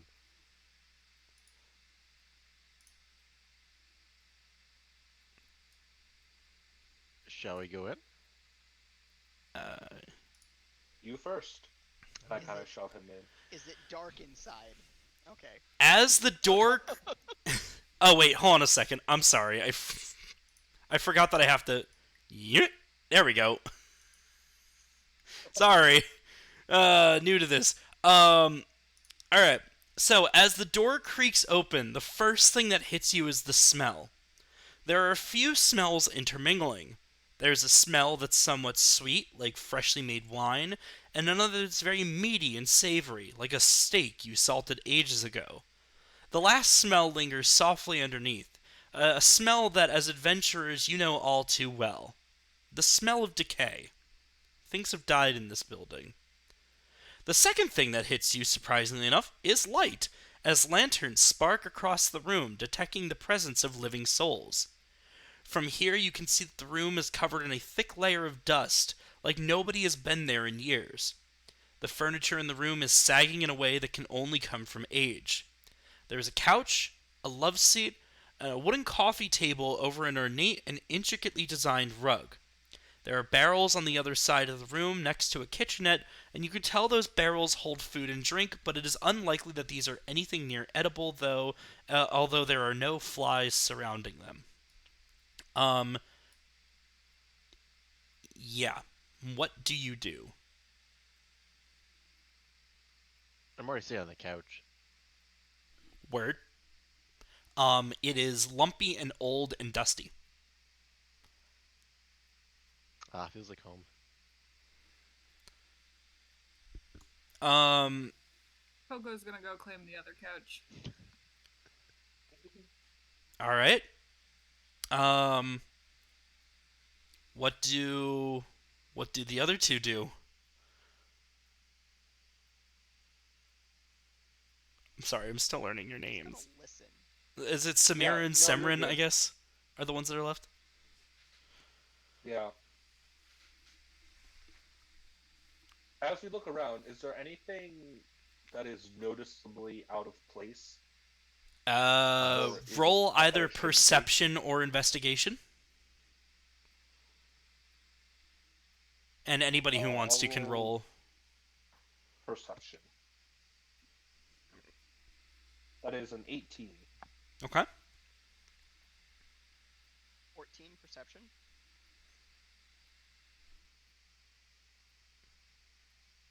I'm sitting on the couch. Alright. Coco, are you rolling or no? I'll make a perception roll, but I'm probably staring at the ceiling. Fair enough. And it doesn't matter because I don't see anything on the ceiling. You roll a 1, didn't you? That's another nat 1. That's Wow, this incredible. ceiling is made of ceiling. Alright, Semrin is noticing everything here. To your right, there is a staircase leading upwards, and in another part of the room, actually, you see that there is a hole in the ceiling about 5 feet wide. Jesus. However, Semrin, as you walk over the rug to go by the couch where Coco is, you realize that your footsteps sound different the closer you get to the middle of the rug.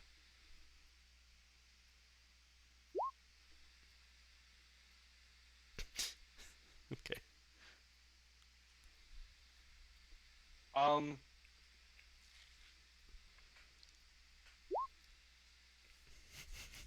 I'm gonna throw like my dagger into the middle of the rug. Sure.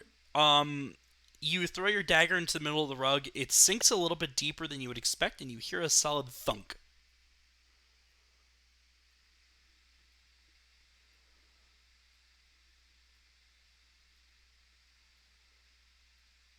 And I'll just look around at everyone else and goes, well, that doesn't sound like stone. Wanna give me a hand here? And I go and retrieve my dagger.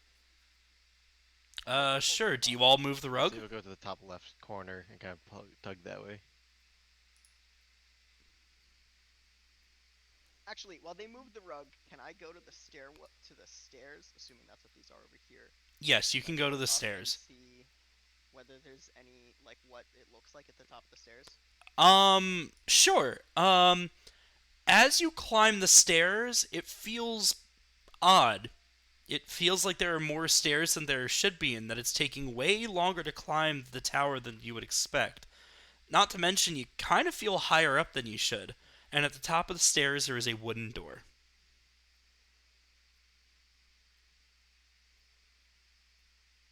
When I look back down, how high am Not higher than Coco. It.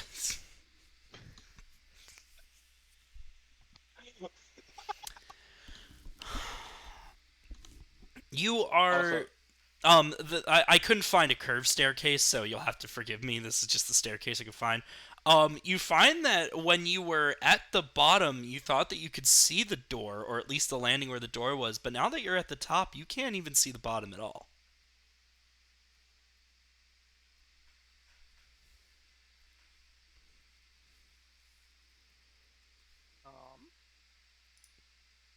I?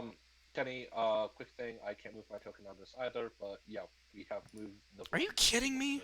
Ha. Why?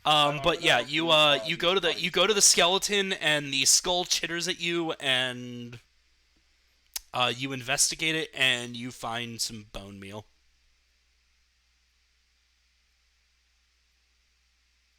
Tasty. There aren't even clothes around here. It appears that they were all put down here naked, and they just rotted over I years. am going to smash the chittering skull.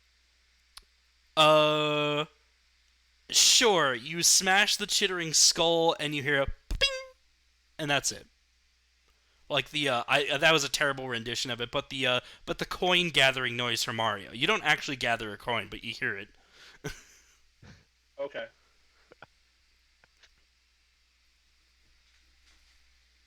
I'm gonna stick my head in the trapdoor and say, was that a good sound?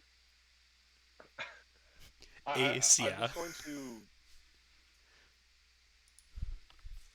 I'm just going to walk away and go back upstairs. Oh, fudge nutter. Okay. I forgot that the Twitch chat widget in my OBS sucks. Give me a second.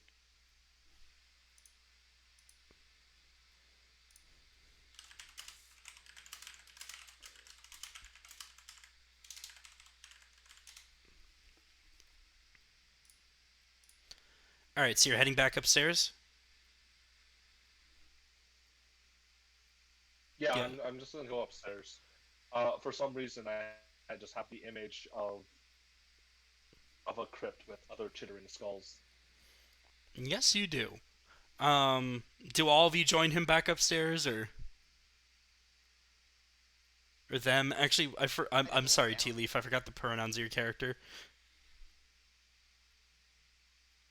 Yeah, him is fine. Him is fine. Okay. Alright, sure. So you all go back upstairs. You're back on the first floor. You come out of the trap door. What do you do now? So I'm going to relay what I found about this stairwell in that about like halfway up the stairs, there seem to be more hidden stairs. So it just takes longer to get to the top. Well, we Is found it everything hidden, here, or so let's go up and take a look. Si- Let's just go take a look. Since I know about where on the stairs that like weird portion starts, can I like get to that area and then kind of feel the walls around, or like reach out and see if I can find something that's hidden, like a secret floor or something like that? Um, sure. Roll either investigation or arcana. They're both intelligence, so it really only matters if you have a proficiency in one of them. With you, as a matter of fact. And then just tell me which one you're rolling. Investigation for an 11? Sure. You feel the wall, and it feels exactly as a stone wall should.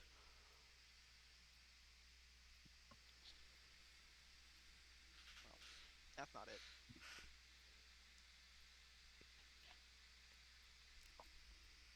Alright, are the rest of you I'm gonna go all following the up? way to the top. Alright, you go to the top of I'm the gonna start stairs. sprinting up the stairs. Hell yeah, book it. Um, um, I don't know why I found that funny. Um, you are all at the top of the stairs. There's a small landing with a wooden door in front of you. What would you like to do?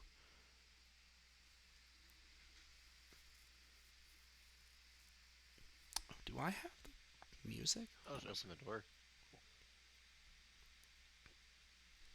Sure. I thought I had music for this. Yeah, the door is No chat so unlocked. far, right? That's fine. Yeah, no, I had put a couple of music tracks, and I kind of forgot to play one of them when you guys were walking. Um, there was supposed to be music accompanying you on the trail, and I forgot to play it. But yeah, I just have so. the Legend of Zelda Ocarina of Time song stuck in my head, so you're fine. The second floor. Alright, so, Yay! you make it up to the second floor. Oh no, there's colors, Richard. I'm sorry. Oh, are you colorblind? Yes. Yes, I am. That's fine. There's 3 other people. So there are. I'm sure this won't be a puzzle that has anything dealing with color. This large stone chamber is similar in size to the previous floor, though you notice the layout is quite different. The hole that you noticed in the ceiling of the first floor is surrounded by a 3-foot wall on all sides, and there is another hole directly above it in the ceiling. The lanterns in this room are already lit, and you notice that directly across from you is another door. The room appears to be in a library of sorts with bookshelves lining the walls of the room. In between the bookshelves and the cardinal corners are 4 stone humanoid statues standing at attention. What would you like to do?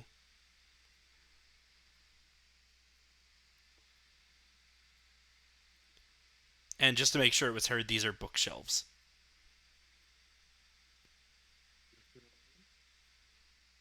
I'll just walk I'm over gonna to the walk left over bookshelf, to and you go to the right one. this. I'll walk over to this guy and just. Do I notice anything about it? Like, is it magical in any way? I'm gonna handle the bookshelf first, if you don't mind. Go for it. Yeah. Roll for me about the bookshelves. Roll either perception or investigation, whichever one you'd like more.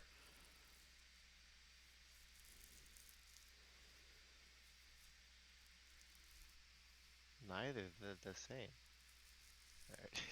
All right, Steve, make that roll. Ah. All right. Go.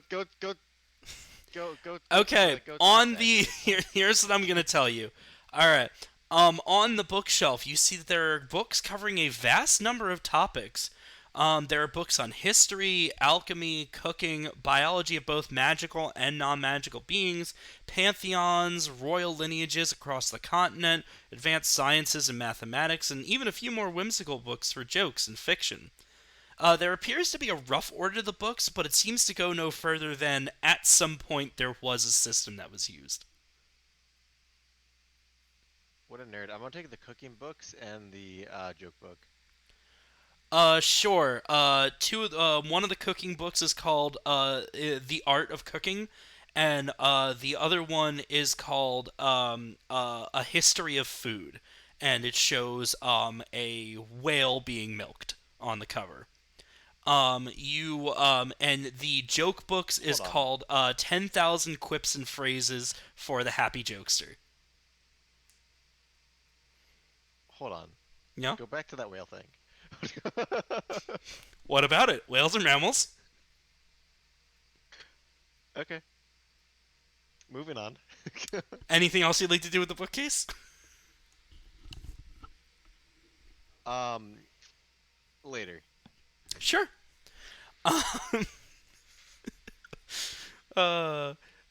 A fun fact: I grabbed that one actually because one of the culinary textbooks that my spouse has actually talks about the fat content differences between like cow's milk and goat's milk, and camel milk and whale's milk shows up on that chart, and they have vastly different fat contents and sugar contents than cow milk. Can I buy whale milk at like the supermarket? Is that like Probably not at a white Right. people grocery store, but I'm sure you can find it somewhere.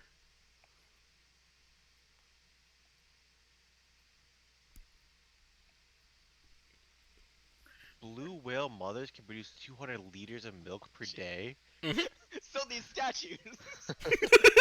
I don't know. You want to learn about whales? We can talk about Oh, it's not commercially whales. available yet. Okay, we're good. Whales. I'll make that. Yeah, easy let word. me Say you're over by the go statue. investigate this statue.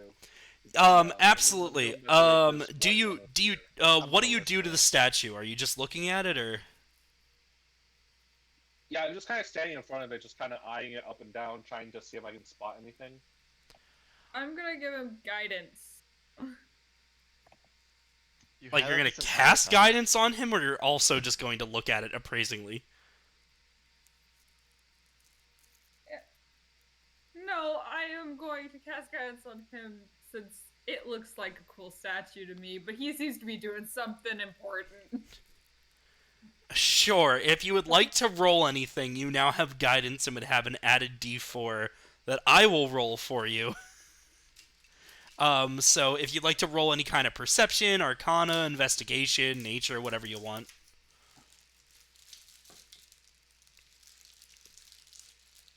Where's my D4? There it is. Don't All do right. investigation and I'll shit. probably go with perception. Thank Sure. That is a 15. Sure. And that D4 adds a 1, so you get a 16. And you notice specifically that and this is visualized on the on the whole statue for everybody, but just in game. You notice that the statue that you are looking at has a kind of peachish pink splotch on the chest, whereas the rest of it looks like normal Is it whale stone. milk?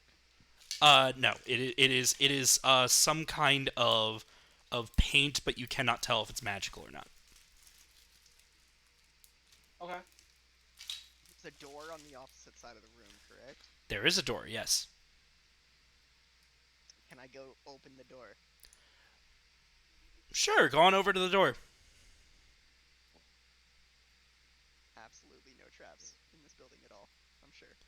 As you approach the door, the statues spring to life and face you. Oh, hold on a second. I gotta Dumbass. give me a second. I gotta go to a different layer and give me a second. Are you in the? I like to say, of all the stuff that I opened up, I didn't trigger anything. Just Oh, saying. oh You'd gosh. be like, why this floor? Not the trap door or the other door? Just this one? Give me a second. Give me a second. I need to do a thing like moving them from layer to layer. Cool. Now they're all in the token layer, and I can actually do something with that. All right. They all turn to face you. If it'll let me zoom in, where's the damn thing? There it is. Oh, just a mirror. We're fine then. No, come on. Rotate for me. There we go.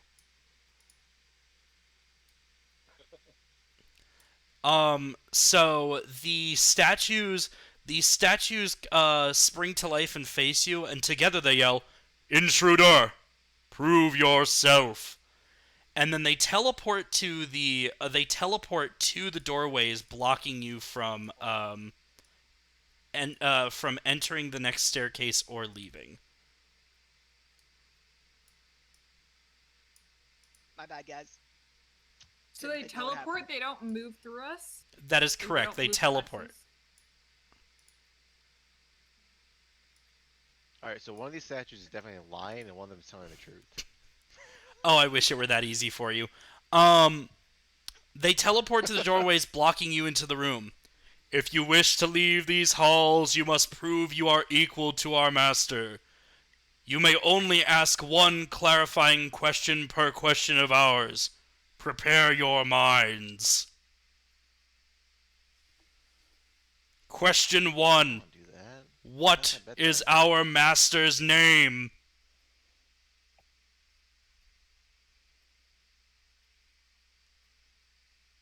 We're all gonna huddle, so we don't answer collectively. Um, I think it's VF, but if anyone else has any other options, now's the time to say it, but quietly. Well, the full name was like Fafrendir Frosty. I'm pretty certain was what the guy said. Or it could be Hingle McCringleberry. I really unclear. It could be someone Well, I random. mean, You could clarify it's and ask Frosty. if their It should be master's made out Frosty. of snow. I'm with Frosty. No, yeah, just go with Frosty. Or if it's green. We can ask one clarifying question per. Yeah, so might as well ask, is your master green or is your master We can ask, is your Fro- master made of wait. snow? Yeah. Alright. Do you have a question? We have multiple, hold on. You may ask one clarifying question for this one.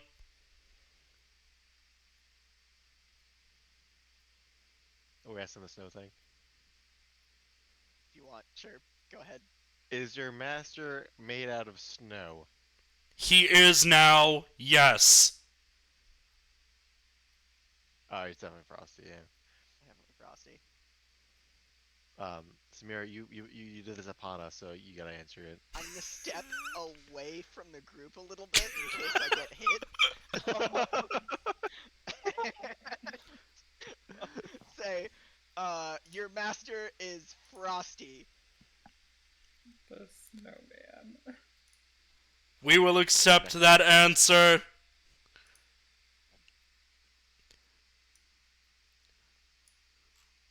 Nice. And there's only 4 questions because there's 4 of them. Question 2. In what direction is the town of Rankin-Bass from here?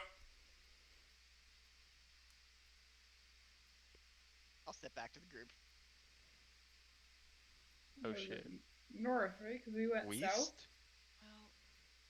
Well, No, we went north, so it would have to be south.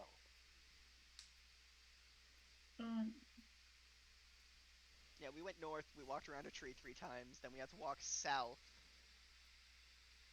But we Okay, still so had to be south. north of the town, right? Yeah. Okay.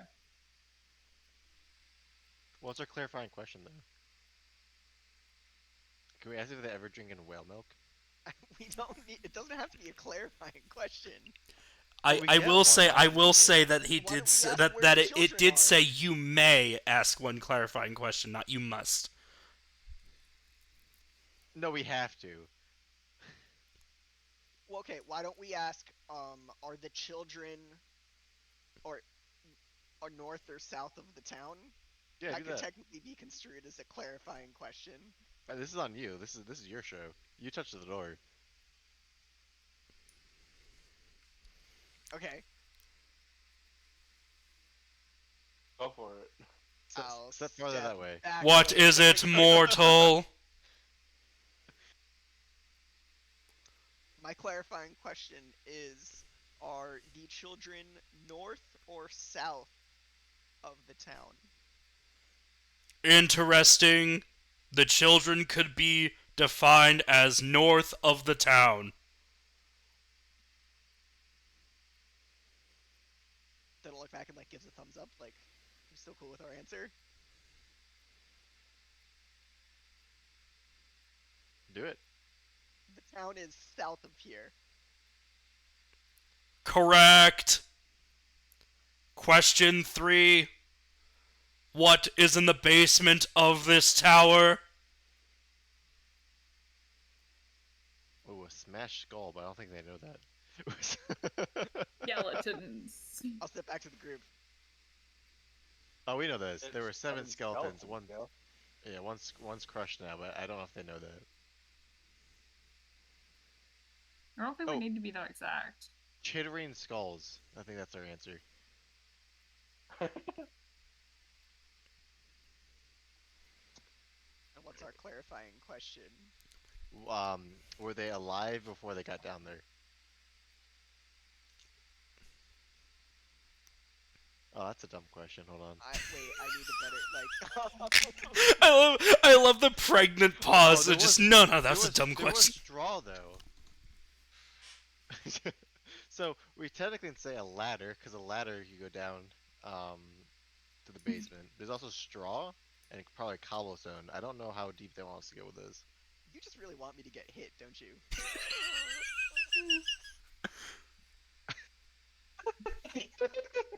Just say skeletons. Just say And hay Okay, and straw. I'll step back. That's a clarifying question. Clarifying question is are the things in the basement? Wait. Were the things in the basement alive before they were in the basement? Yes, they were also alive for some time while in the basement. Now they are not. It's definitely straw. My answer is straw. We will accept that. We also would have accepted the skeletons. We know they're there. That just seemed too obvious. You know, Most things that are factual are obvious if you stop being clouded by stupid. Next question. Question number 4. Who is the strongest son of Odin? Stupid. I'm sorry, I missed that question. That is your clarifying question. Is that your clarifying Who question? is the strongest son of Odin? Ooh. Hodor. Or? I'm gonna be like, well, okay, guys, I messed that one up. 'Cause I already Unless asked the they question. prefer Loki. But like, What are you guys talking Well, if about? they were talking, I will say, by the way, that all of these do have, like, correct answers. It's not, like, an opinion-based thing. Like, if you look up lore and stuff like that, there are correct answers to all these. Well, isn't Vidar? I mean, the correct answer for this would be Thor, according to generally accepted Norse mythology. yeah. Assuming that Norse mythology exists in D&D. What's a Norse? What's a mythology? the mix between Just horse for and just the for a Norse. DM clarifying thing, you're in D&D. There's there's the Norse pantheon, there's the Greek pantheon, there's the Egyptian pantheon, there's fucking Moradin and the dwarves and shit like that. You got all of it. We're still assuming that this is like just north of Faerun. Okay. Yeah, just say Thor. Are we going off the Avengers or? I'm just gonna take Let's go another step Thor. back. Thor. Correct. Question 5, the final question. Wait, there's only 4 of you. How can you have 5 questions? Clouded by stupid. Question 5. What material is needed to cast the spell Gate? I'm just gonna walk back to the group and be like, I don't know anything about magic, y'all. Gate. Um, Guys, I don't have that none of us spell. have it. I don't know. Well, I'm a sorcerer, go for and a it. lot of shit you need for casting stuff is diamond. I'm just gonna go with diamond. What about a holy symbol? No, it's a diamond. It has to be a diamond.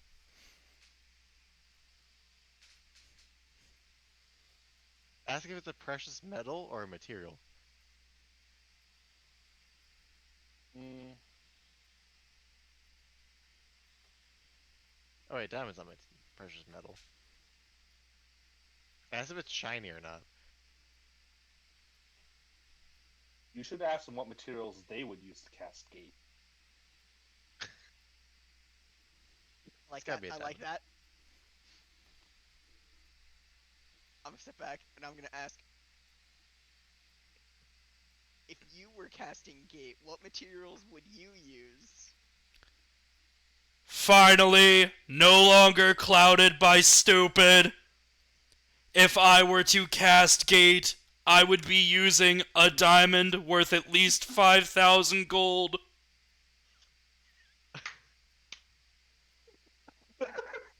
No way. You get one clarifying question. You could have asked whatever question you want. You wanted to ask about whale milk?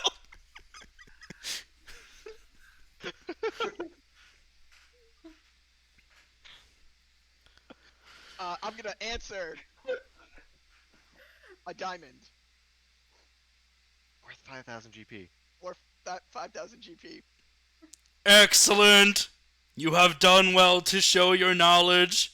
Now, one final test remains. Oh, we could also look at the books, can't we?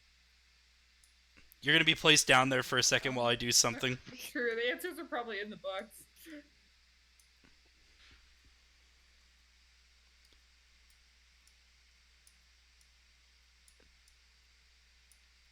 You are not actually on the first floor again, but your visual is being made to seem as though you are. You cannot see what is currently happening. Damn, guys, they must have cast that Gate spell. Magic. I told you it was a diamond. I just can't believe it took you 5 questions to think of asking them for the answer to the question. Well, the other ones were all like pretty simple questions. Oh, yeah, So we didn't need to. Ah, damn it. Alright. You. You. Your final test is as follows. Having fun isn't hard. When you know Replace us lyrics. back to where we were exactly when you entered the room.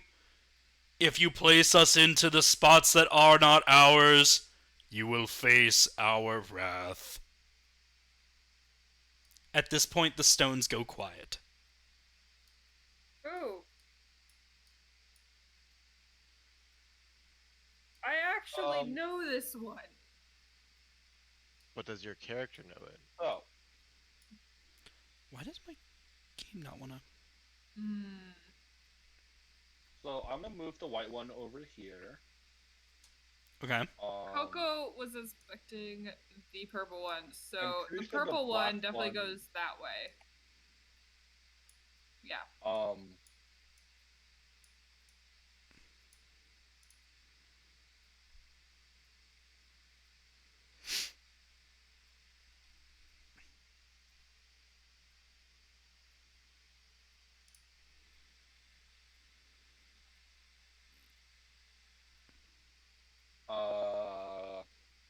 I legitimately Green and can't brown, tell the guys. difference between the other two.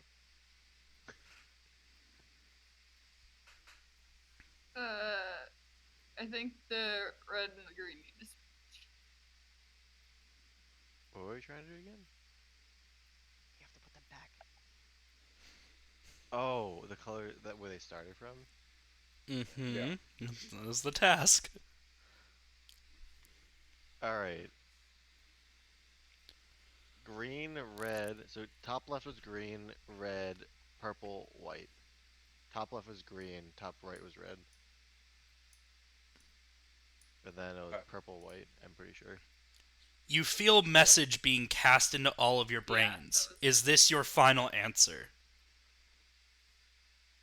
Samira, it's your show again. Can we All... turn them so that they're all facing the direction they were facing. They will do that on their own. Oh, why did it do that? What the hell? Okay. It decided to scroll up. Alright. Scroll up for what? Nope. Come on. Sorry, this should not take this long, Yeah, I'll but go with Roll20 should also make the little turny things bigger. Let's make the colorblind person make our decisions. Alright. You hear via message once again. You are correct. Continue on. Those equal to master. And you hear a click as the door in front of you unlocks. What about the door behind us? That was never locked. I don't think Master is very Oh. smart. They just blocked it with their bodies. So like you couldn't get past them without irking their wrath, but that door wasn't physically locked. Where's the door? Let's walk ahead. on through. Anything else you want to after do you. on this floor before you go through, or no? Yeah, I want to look at the right side bookshelf. What's over there? Yeah, sure. You specifically see that there are more behind the bookshelf. on the bookshelf. You see that there are similar books of the same, though all different titles.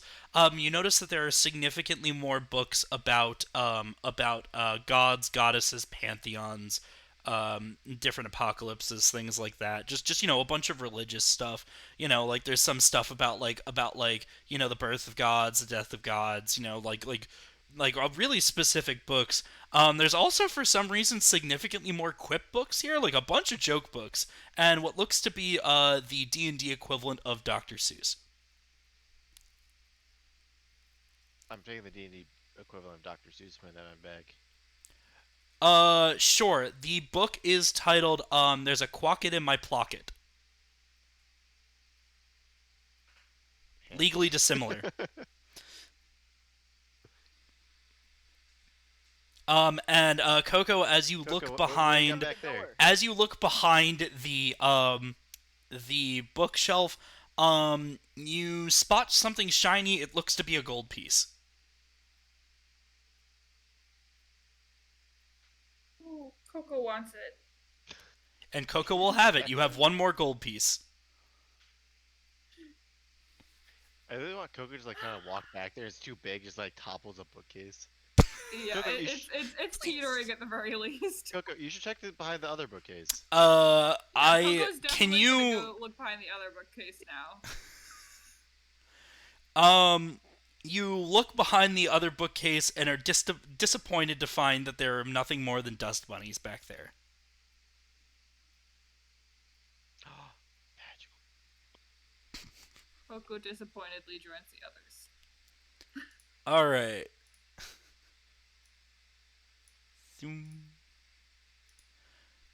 Ascending to the third floor, you feel the same sensation as you did before. These stairs are taking too long and going too high. You feel like Snoop Dogg.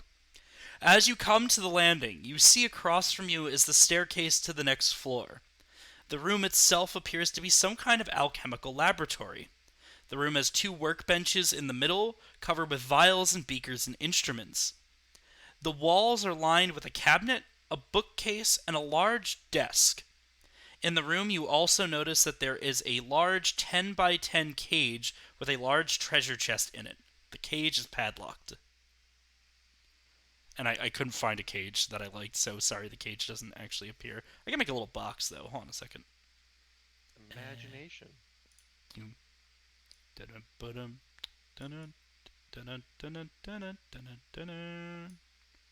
That's a terrible color.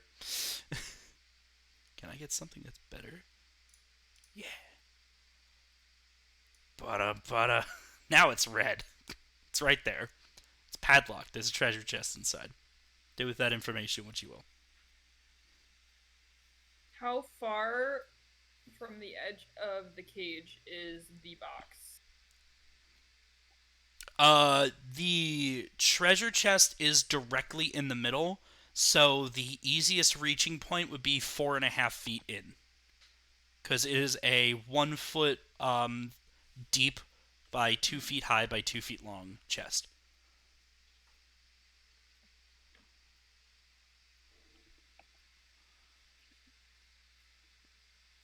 Who can unlock locks? I can try to pick it. Cause that's shiny.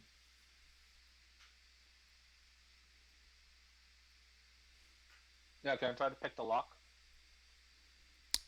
Do you have thieves guide tools? Whoever's trying to pick the lock.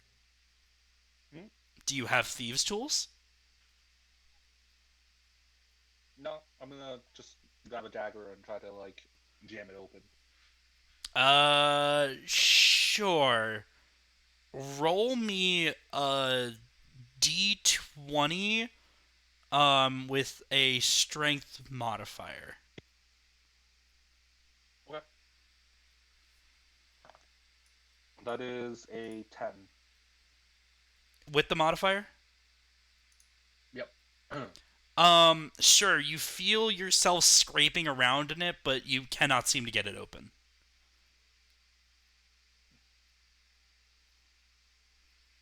What happened? You feel your dagger rooting around in there, but it's not opening. Trying to open this lock. I didn't hear the last part. What happened after? Not open. Still Nothing locked. happened.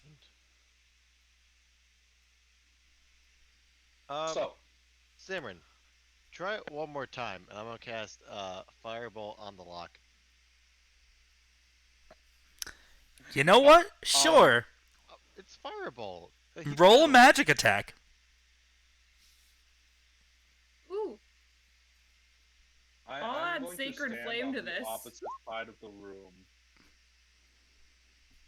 A fireball. No, it's Firebolt. And you said you cast Sacred Flame? It's a cantrip.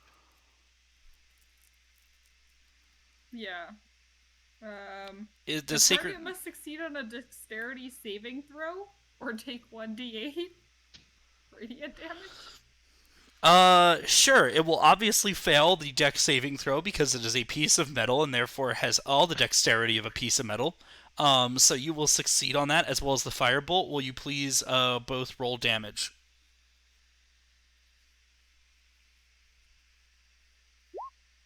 I don't know if That's it. an 8. I don't know if it takes into account. So technically my elemental is fire. So I should be able to add my charisma modifier to that damage as well. All Make right, sure what's to your do that charisma right. modifier? Because that's my 2d10. My charisma modifier is 4. All right, so together you do 24 damage. Not only do you blow open the lock, but now there is a gaping hole in the cage, I hit the decidedly lock. large enough for a Thanks for turtle to doing fit through. Uh, everyone, stop. I wish I'm gonna to take a grab that dagger chest. and throw it at the treasure chest. Oh, I duck to the side. Uh, Probably than I should. yeah, roll me a dagger attack. I just want to see if you hit it, because you're throwing it Alright. instead of stabbing it. Please miss. Please miss. Please miss. That is a 23. Yeah, you hit the chest, and the chest, it doesn't like, it's not a mimic. It doesn't like bite at it or anything. But you hear what sounds like something sandy inside bouncing all around when it hits.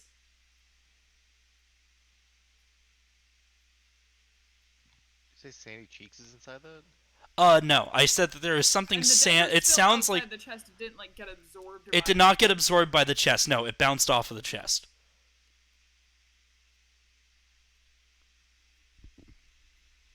Well, Coco, it seems like it's not a mimic. Go for it. I'm gonna go grab the chest and pull it out of the cage. And Sure. Set it down like. In the floor What is over your here. what is your strength, by the way? I'm gonna go pick up my dagger again. Oh my gosh, my strength. Mm-hmm. 0. Oh, so it's a 10, but it's plus 0. Roll an athletics check for me. Which I guess is strength, but if you don't have a proficiency bonus on it or anything, it's just strength. Yeah, that's a 19. 19. All right, you surprise yourself by being able to actually pull it out of the cage over, like, it's not like there's a hole in it, right? But it's not to the actual floor. So you manage to yank it over the bars, you bend them a little bit and you feel it scrape. It's real heavy as you bring it to the middle of the floor.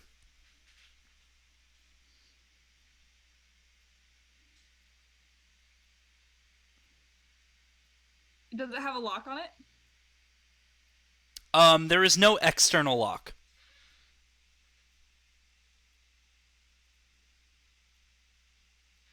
Alright.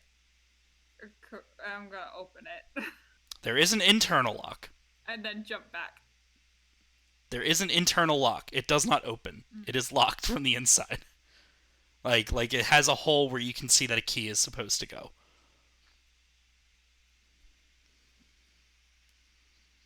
Alright, Steve. Wanna try again? We could look at the desk real quick and see if there's a key. Yeah, I'll go look at this desk over here and see what I can find. I'll go look at the desk and look for a key. Samira, which desk do you want?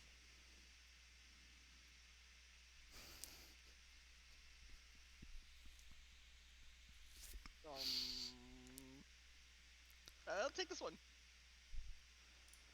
Go whichever this one's in.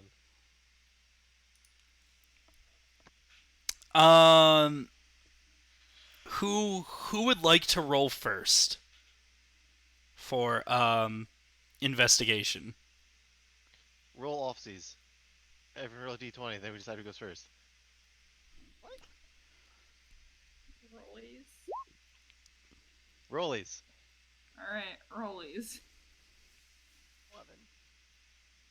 That is a 15. Got Out of 12. curiosity, do any of 17. you have any bonuses to like intelligence, or all of you just flat zeros on it? My intelligence isn't bad. Okay. Got a -1. Yeah, +2. Investigation is 2. My investigation is +2. Okay. Why you say okay and then take a sip of water? I'm scared. Because I'm dehydrated. Okay, Pat, you go first. What'd you find? I'm a growing boy. I need my aqua. Alright, what do we get with a 17? +2. Okay, so which character rolled this? Rolled the 19? It's me. Steve. Okay. So Alright. Steve, looking at the drawers, the drawers contain just about any ingredient you could think of, and they are very well labeled. You can find any number of things that you want from there, from flowers and mushrooms, all the way to the more rare ingredients like the stomach acid of a basilisk or cockatrice saliva. Yeah, I'm taking that stuff.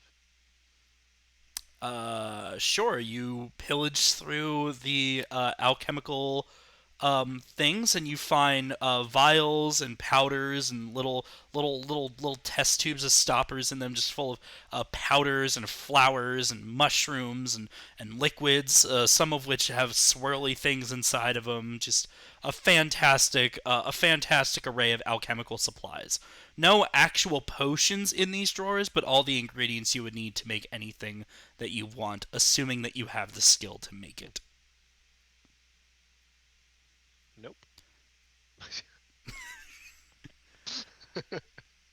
All right, who's next? Any flowers or shrooms you don't want, I'll take. Ladies and gentlemen, Woodstock. I think that was me. I got a 15 on roll, so 17 total. All right. With a 17, you're looking at one of the desks. You notice on the desk that you are looking at, that there are a couple of books, some notes, a map, and surprisingly enough, a small key. The map appears to be the newest out of all of these things, showing the land around the tower in its most recent form, and showing the towns and geographical features of the surrounding land. A point only a mile away is circled and notated as Grunch Cavern Ritual Space. As you look into one of the books that are there, you see that it is surprisingly written of common and talks of dark magic. Uh,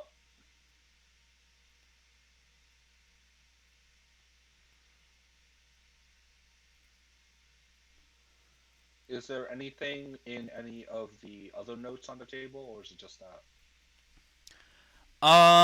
As you as you look through the notes, you see that they are actually notes taken from the books, and you can see on one of the notes that there are in big letters the words "becoming a lich."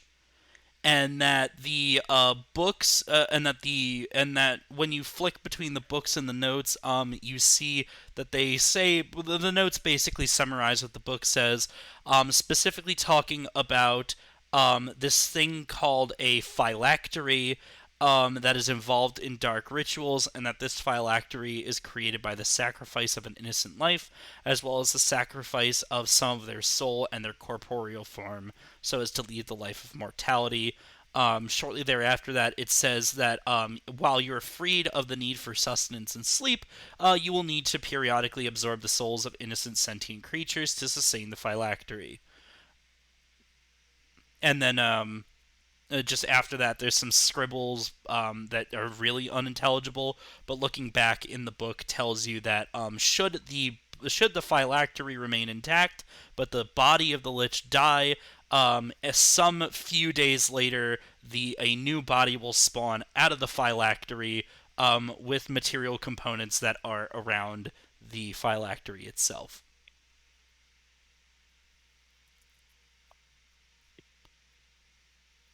It also there is a sticky note under one of the things that you read, Cool, and it yeah, I'll call everyone over and Sure. be like, hey guys, I think I found what's going on here.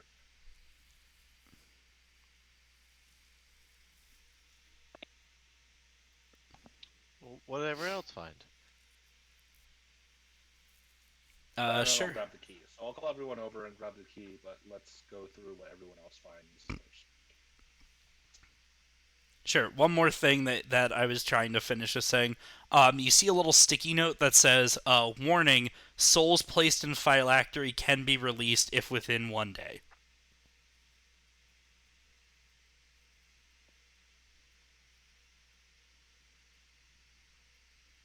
So who Find was it first next? and release any souls that are in it. Coco's next. Coco's next. All right, Coco. Roll. Or what did you get for your investigation roll? Cool. What did everyone else find? Oh, so for investigation, it's 12 minus 1, so 11. Okay. I am going to have you roll investigation again and add that to your 11.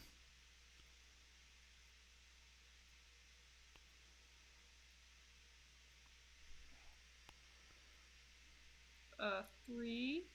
So 14. Okay. You're not super familiar with all of the potions that you find on there.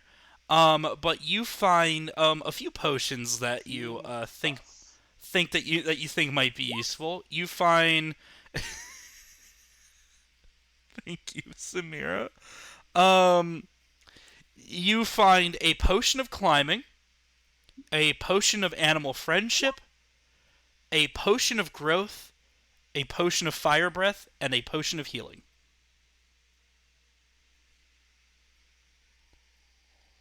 I need to write those down.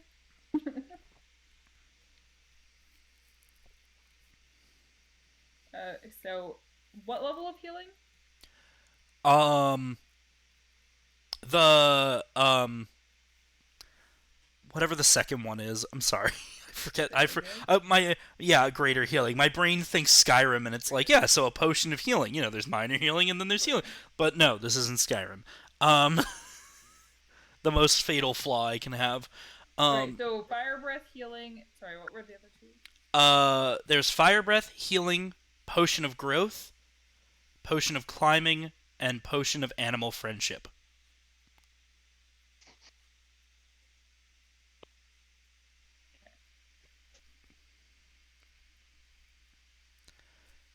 And then I guess Right. some. Anyone want one of these? Or should I just.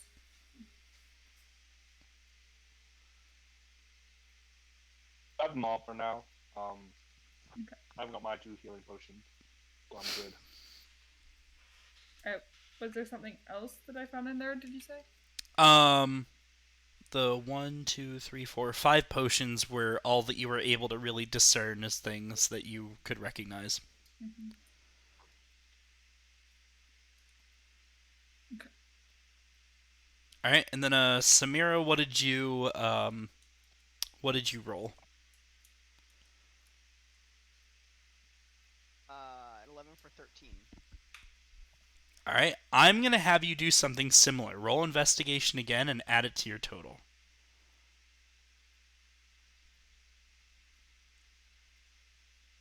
22, so 35? Hell yeah, love that for you. On that table, you find some more notes. There are some other things about becoming a lich, specifically about the ability to cast greater powerful spells. It looks like that whoever was writing these notes was looking to potentially be able to cast at like a 5th or 6th level spellcaster, wizard kind of style. Also, underneath some of the papers, you're not sure why this wasn't on the potion shelves, but you find two. Sorry, hold on. I wrote in my notes. I only wrote potion of healing, despite the fact that I know that it wasn't the ones that I wanted. Give me a second. Potions of healing 5e. You find one potion of supreme healing, 2 potions of superior healing, um, a potion of poison, a small potion of magic restoration, and as you dig a little bit deeper, You find a potion that you don't like super recognize, but it's extremely distinct. And I have to look up the description again because apparently it did not want to save in my notepad the last time I wrote this, so that's fun.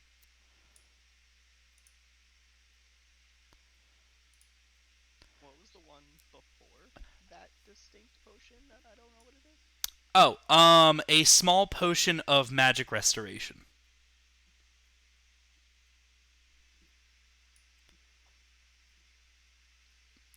The I didn't potion realize we're gonna need all of those. Now I'm scared. The potion that you pick up has a bottle with liquid that gradually changes color to every single color of the rainbow.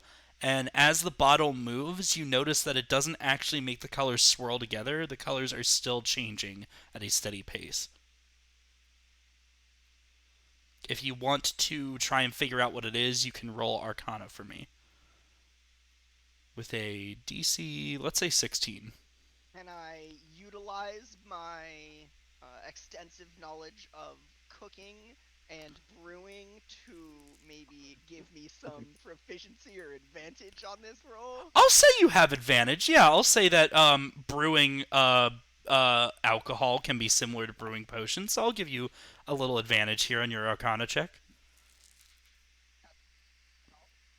That didn't help. That is a 4. You rolled with advantage and got a 4. So you made 2 rolls, and the highest of those rolls is a 4. Yep. I've been rolling really well all night. It had to end sometime. Oh, when did it end? You have absolutely no idea what this is. This is so far away from the normal effects of the things that you brew that you just straight up got nothing. Great. Drink it. We could just try it. Right in the middle of a battle, we'll just chug it, see what happens. Pretty much. I've done weirder. Meanwhile, since we've gone through everything, I'm gonna take the key and go open the chest.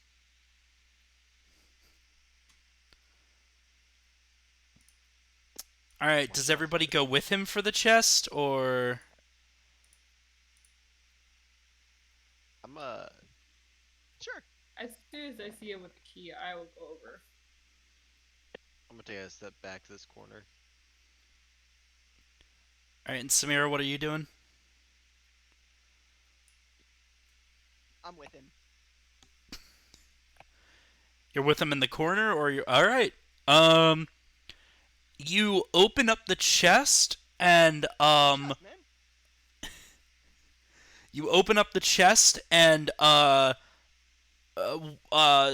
powder billows out at you, and I need all of you to make dex saving throws that are nearby the chest. So that is Coco, Samira, and Samine.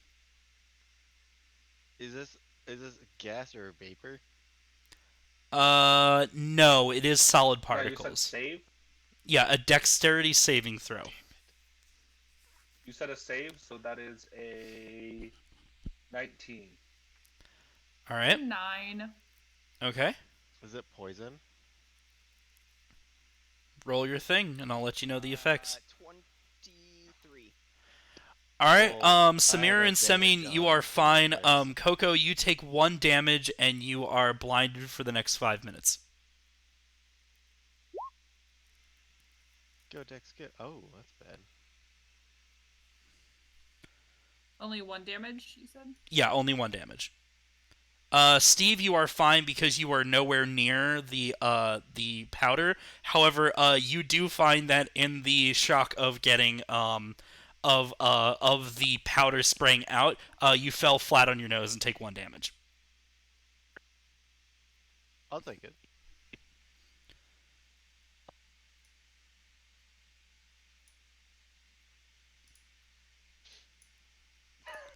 What's inside? It is blinding powder. It's just a chest of blinding powder. There's nothing else in there? It is a chest of blinding powder. I reach into the chest, because I can't see anything anyway. Um, I'm gonna step back. roll a Constitution saving throw.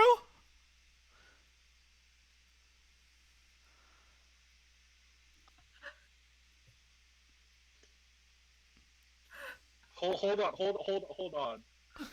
Would you say this powder counts as dirtying the environment? I would say that it dirties the floor around it once it settles. However, it does not dirty the environment until after it has already gotten in Coco's eyes.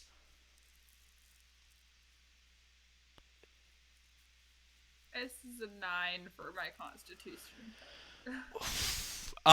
Inside of the chest, as I is create puffs of wind to blow the dust away from us. fine. She's still blinded. And you find, as is true with blinding powder, there are things like metal shavings and powdered glass in there. That's fine. So you take another point of damage due to the glass shards entering your hand. Wow. Coco then steps back and just sits there sad, waiting for the blindness to come, like her sight to come back. I feel so bad. I feel so bad for doing this specifically to Coco. Because Coco seems like such a sweet, innocent soul, and I just feel so bad. Not bad enough to take it back, though. So, are you doing anything else on this floor? Can I scoop some of the powder into like a pouch in my bag? You may. Do you do that with your bare hand, or do you have like a spoon or something? Oh, I like the pouch. I'm just kind of like scoop it. Oh, yeah, you can do that. Alright. Or I could do like the dog poop method where I put my hand through the pouch and grab it. I should not have been drinking in that moment. Alright. Yeah, sure. You now have 3 uses worth of blinding powder. I'm sure it's going to come back to bite me in the butt later, but we're doing it. Anything else y'all are doing on this floor, or are y'all going to mosey on up? With an X on it. What? Oh wait, there's more floors. There's more floors. More floors, more fun. Yes, there is a door Coco's gonna on the just far side. sit there and munch on a hallucinogenic flower. I love that for her. Waiting for the blindness to go away. I'm just gonna be nice here. The flower's properties make it so that way your sight comes back 1 minute earlier. So you were only blind for 4 minutes instead of 5. But are you guys ready to go to the next floor? Yeah. I'm good. Onward and upwards. Literally. Ooh, I didn't know this would be this type of D&D campaign. All right. Bounce, chicka bounce. As you ascend the last flight of stairs, you reach what appears to be a bedroom. The room is filled with natural light due to dual windows and heavily furnished. Inside, you find a lavish 4-poster bed with a canopy, a large armoire, a full-length mirror, an ornate hat rack with several hats on it, and a small chest tucked away in front of the bed. There are tapestries on the walls, a bearskin rug, and dust. Dust everywhere. As much dust as there was in the first floor. What would you like to do? Can I first of all say how I hate how the bed is just floating in space and not anchored against the wall? No. Dude, that's really weird. You know, only like Cool. true psychopaths do that. Isn't your bed like that? Better? Much. I'm gonna grab the third hat on the shelf. You are gonna grab the third hat on the shelf. As you get to as you get to the hat rack, do you mind rolling perception? Just before you touch the hat, do you mind Kinda, rolling yeah. perception?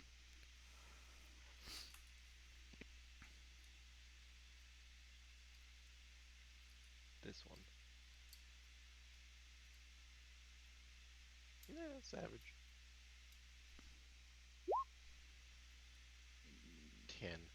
Okay, sure. That's fine actually for what you need. You notice that all of the hat rack spaces are full, and you notice that on the hat rack there is one of each type of hat. There is a fedora, there's a bowler, there's like a golf cap, there's like one of those visors that doesn't actually have a top that you get for like $2 at like a baseball game. All different types of hats, except the one that you notice is missing is a top hat. Oh, damn it, Frosty.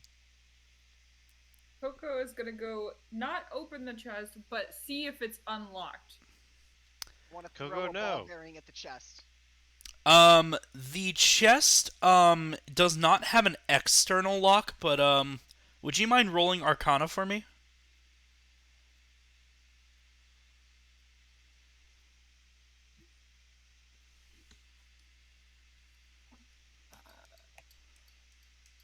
That's a 9. You notice that the chest feels a little bit magical, especially near the lock area.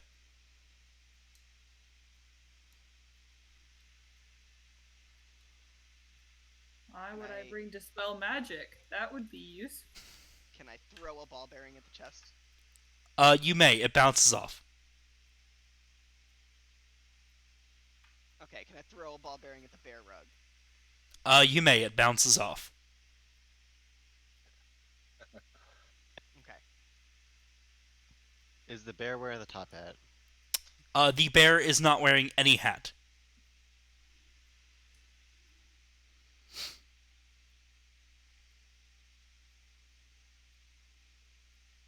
Can Coco hide, like, around the edge of the bed, reach around while covering her eyes, and try and open the chest? Sure. Twister. As Coco puts her hand. As Coco puts her hand on the chest, she tries to lift up the lid, but it is firmly secured to the bottom half of the chest.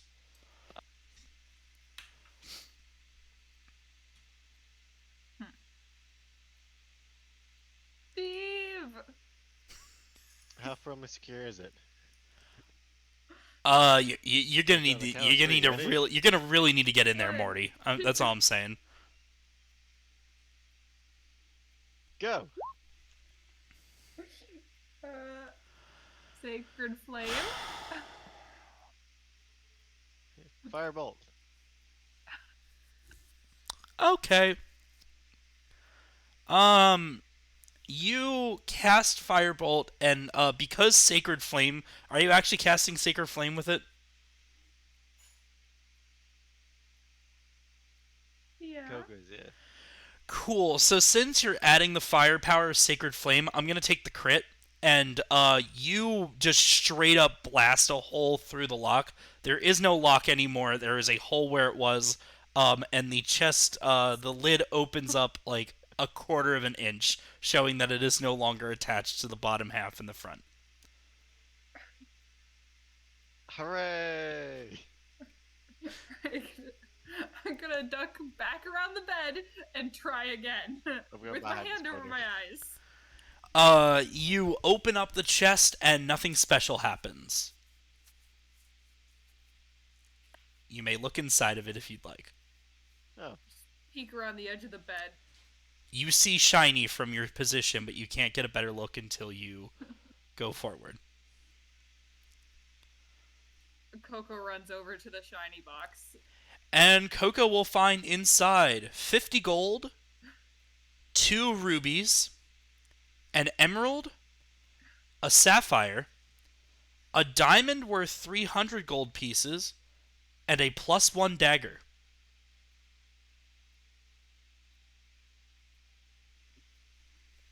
Ooh.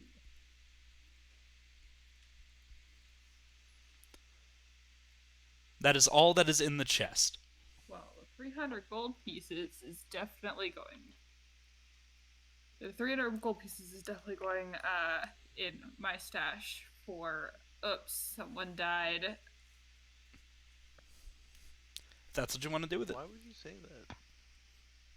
Because It's Revivify is gonna busted. happen eventually. Anyway. It is my mission. You guys are here. This is obviously the time where I fulfill my quest.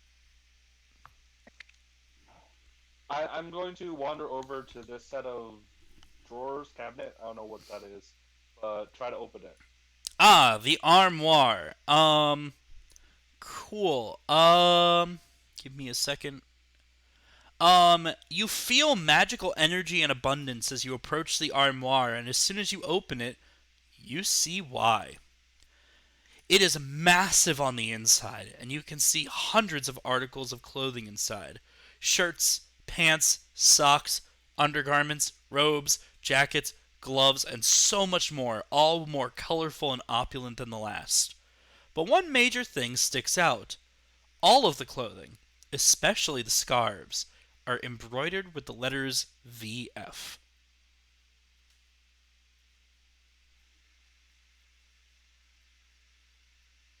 Is the clothes in any particular fashion? Are they in any particular fashion? You find that the clothes seem to mimic a bunch of different styles. There are certainly a lot of clothes that are good for cold weather, but you find some clothes that seem to match the more southwestern coats, like in the area of Baldur's Gate and Candlekeep, and you also find some style of clothings from the sea in the center of the Faerunian continent.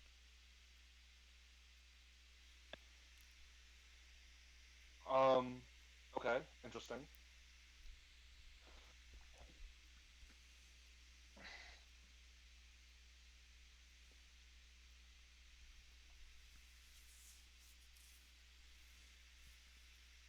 I'm gonna go over to the bed Comparing the coat, yeah.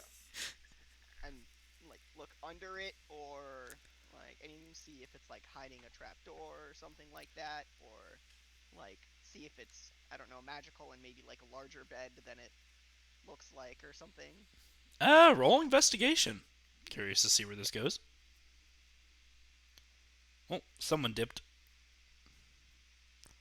Uh, We lost Steve! that, No!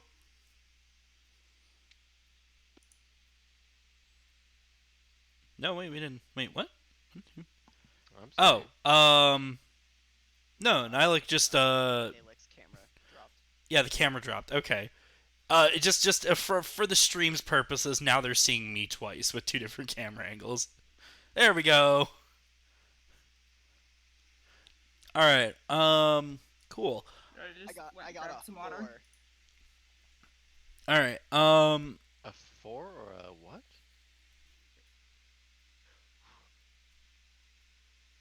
I cannot hear what the roll was, I'm gonna be honest.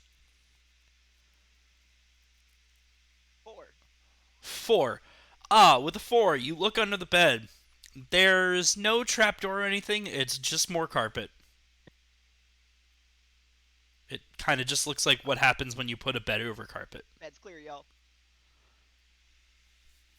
Meanwhile, I have grabbed one of the coats in the wardrobe that look more fancy than my coat and swapped into it, and now kind of just, hey, how do I look, guys?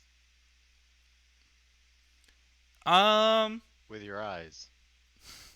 With your eyes, Bert. I'm throwing the You- blinding powder. I'm throwing the blinding powder, one of the patches at him.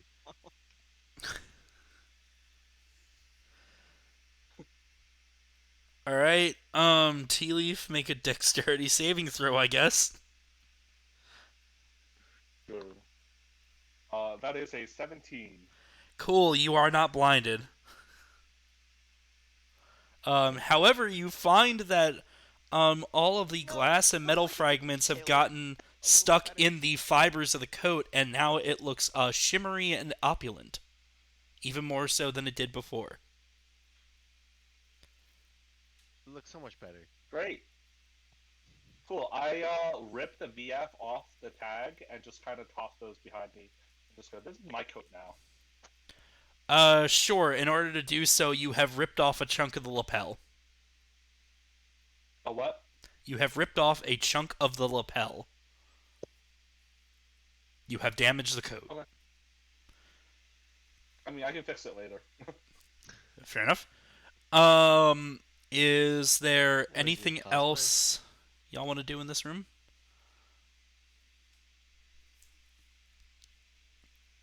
We had a map that led to a ritual site, right? Mm-hmm. The map stated that in a that there was a cavern about a mile to the east of the tower.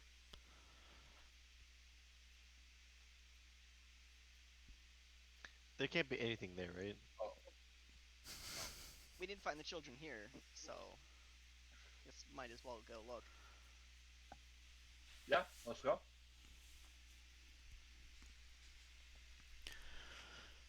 All right. As you leave the tower, you see that the dust has already. Hold. On our way out, I'm gonna grab one of the torches and drop it down the trapdoor on the first floor.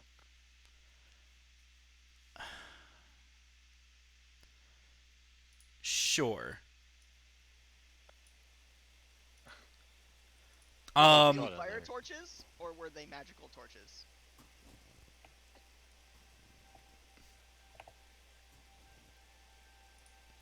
As you drop the torch, I guess, you hear the straw begin to crackle. And as you leave the tower behind you, you see that it begins to, or at least out of the door to the tower, smoke has started to pour out. But, more importantly, as you leave the tower, you also notice that the dust had already resettled where you disturbed it, almost like the tower already knows it will be confined to being abandoned. You walk eastward through the woods and begin to feel uneasy, though it's hard to pin why. Everybody please roll perception for me. –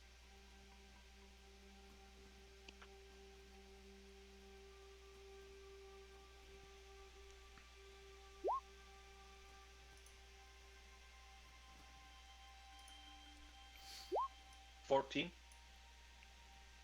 15. And Alright. Ruined it. Samira, you are the only one who can actually figure out what it is, as everyone else kind of feels generally what's up, but Samira, you're the one that figures it out.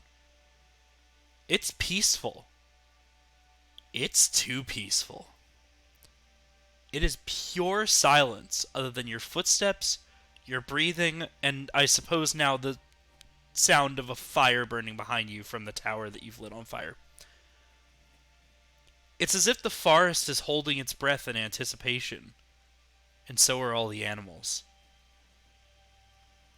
The walk is without effort, and I was originally going to count this as part of a short rest, but you didn't battle against any of the statues, so if you want to get the hit points back that you lost from the blinding powder and falling on your face, feel free. As you trek, No point. as you trek further through the forest, you notice the light changes up ahead. This is because the trees go from hardy and healthy to absolutely devastated. No needles, no bark, just sad wood rising from the ground. You begin to feel magic from in front of you, and it feels like the magic that was left behind from where the children were taken. This is it.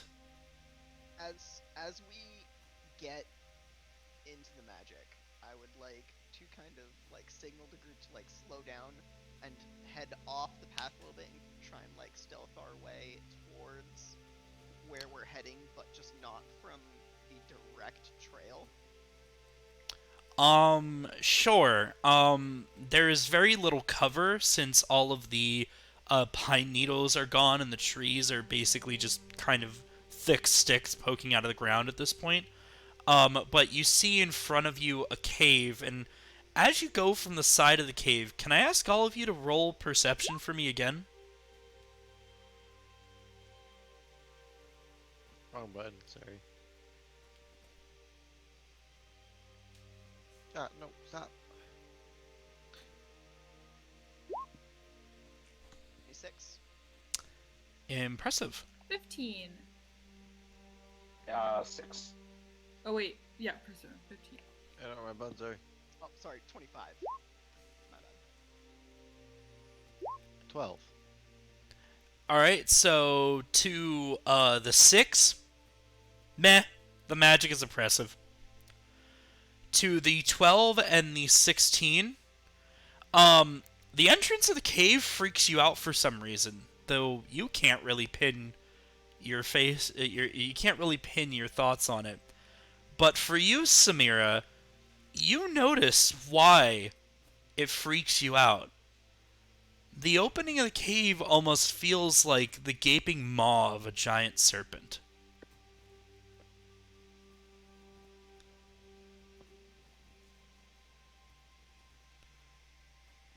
Well, That said, as far as you can tell, there are no other ways into the cave.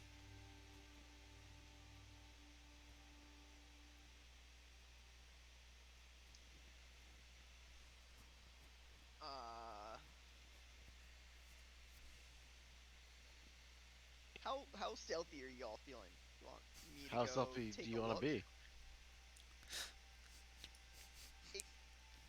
If we're walking up on a lich, you could probably choose to be a little stealthy.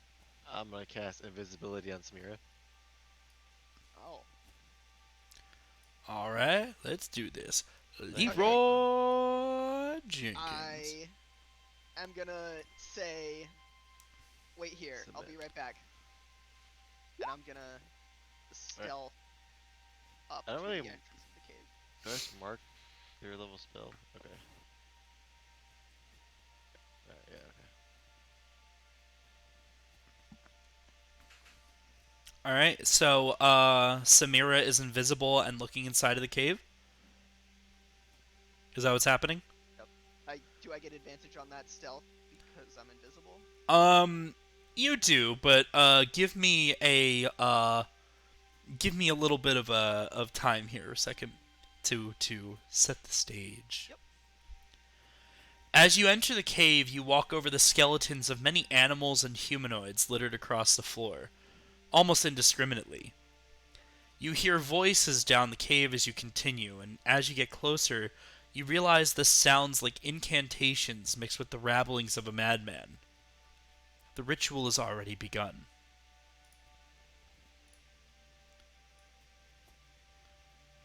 Grab the thing. There we go.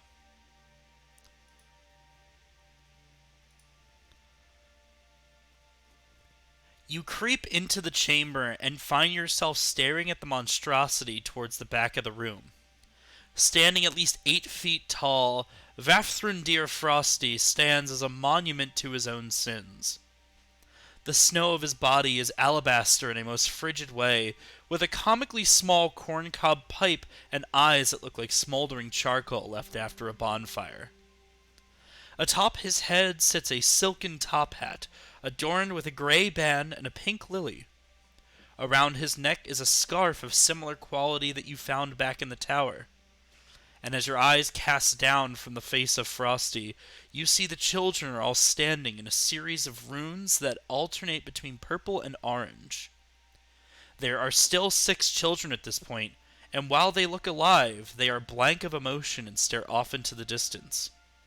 6 of the Lich's minions surround the children, their attention focused on them as though they are hungry for the souls themselves, but dare not disobey this master. Roll stealth. With advantage. Got a 25 stealth. Because of this, they have not noticed you yet. How would you like to proceed?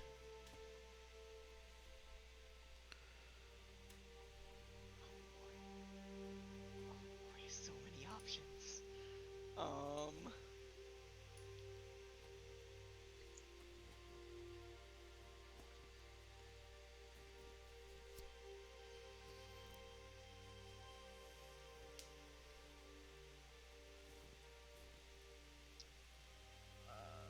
What makes me non-invisible? Attacks or casts a spell. Okay.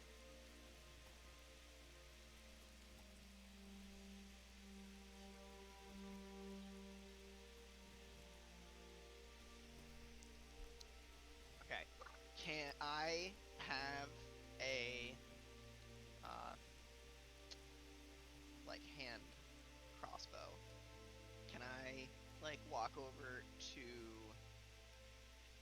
like here and kind of set it on the ground and put and like cock it and put a flask of holy water on top of it and point it at one of the skeletons and kind of set it so that it'll go off in a while, like, I don't know, a few minutes. Hmm. I think you're going to need to prove to me that you can do that. Can I have you roll sleight of hand to see if you can A, actually fasten it, and B, do so quietly and without setting off your own crossbow? Oh, please get a 1x and set it off. That's 21. Okay. I heard a 1. You manage to attach a small vial of holy water to the bolt of your crossbow and set it so that way it will fire um, with a small bit of like less than a cantrip's worth of magic emanating from your hand. So it won't cost you any spell slots or even a full action to do. So, but like, could I like nudge it with my foot, or like, no, throw a ball bearing at it later and it'll go off? I'm saying that you set it up so that way as a bonus action you can cast it basically as a bonus action spell. Oh, okay, okay, sure. Bonus action throw barbarian. Go. Yeah. It's like pocket sand but metal. uh,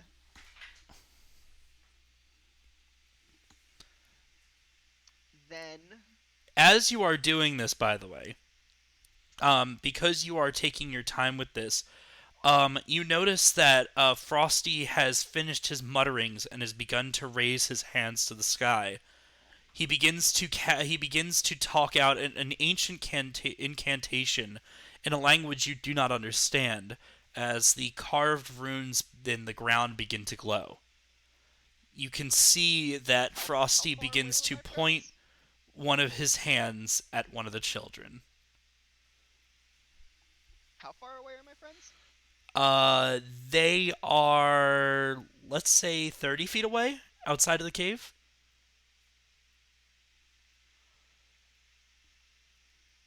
Okay, so I was over here.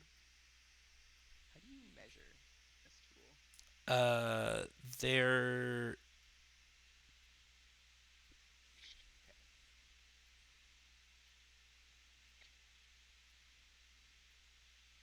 Oh, I guess they're more and than. the key. They're 30 feet outside the cave, is what I meant.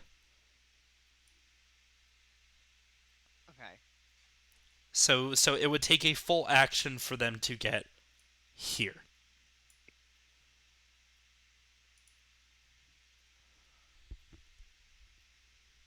okay, okay.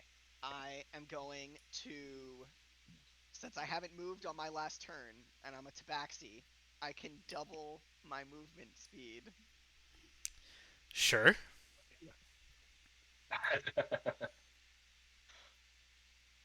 and I am going to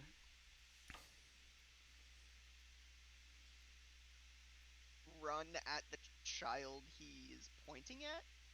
Which child is he pointing at? He is, luckily for you, not pointing at one of the farthest ones, but he is pointing at this one.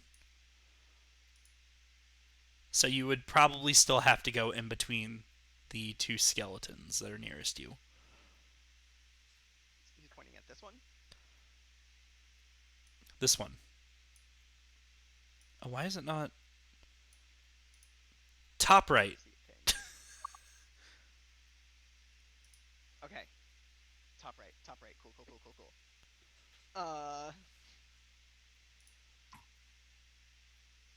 I'm just gonna, as I start running, I'm gonna try and run like up way, jump off the wall, and punch this skeleton as I yell for my friends that he's gonna eat the children. Make an acrobatics check. But yeah, sure. 23. Alright, you can successfully flip off the wall and punch the skeleton. You will still need to make a with advantage attack on the skeleton, but you do successfully flip off the wall. So, importantly enough, I don't actually want to pass within 5 feet of him. I want to stay 5 feet away, so I should have gone up here, and then kind of jumped along so that my momentum will carry me into the child, and knock the child out of the ring that they're in, while I get to punch the skeleton with my magical radiant ranged fist. Your magical what? Magical radiant ranged fists. Your magical radiant As ranged a- fist. Yep. As a Way of the Sun monk, I have a special ranged attack to a range of 30 feet that uses my dex modifier and deals radiant damage equal to my martial arts dice. It's too late in the day for this. What? I It's too basically early get in the to morning attack for this. at range with radiant fists. I bet you can. Love that for you. Okay. So, first of all, do you punch the skeleton before or after you clobber into the child?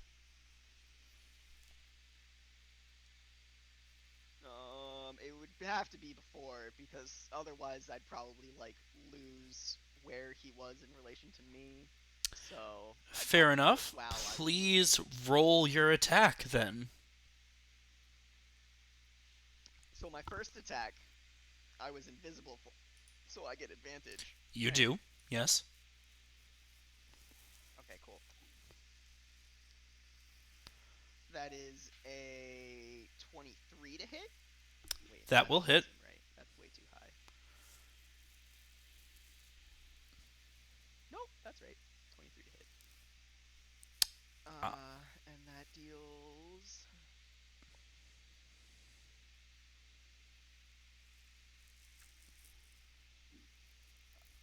7 radiant damage.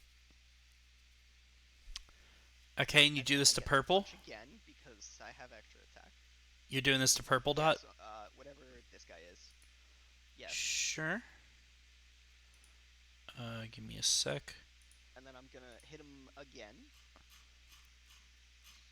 Oh, do none of them have... Oh, fuck me. How do I put for a health? 19 to hit. Where's health?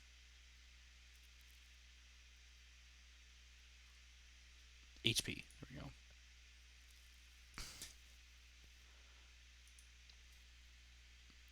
Sorry. So, okay. So you did 7 points of radiant damage. Correct. Then what? Then I get to attack again because I've multi-attack. Monk, I yeah. attack. That's a 19 to hit. And that will hit. Okay, that's 10 points of radiant damage. I rolled a 6 on that one. That was Oh, crap baskets. I'm gonna have to keep track of all this manually. Okay. Give me a second. I'm learning one of my shortcomings with working with Roll20 is that I did not make all of these skeleton warriors different skeleton warriors, so they all share the same hit points. So, purple, Hooray! pink, red, blue, green, and orange. Alright, each of them have a set number of hit points that I'm putting in now.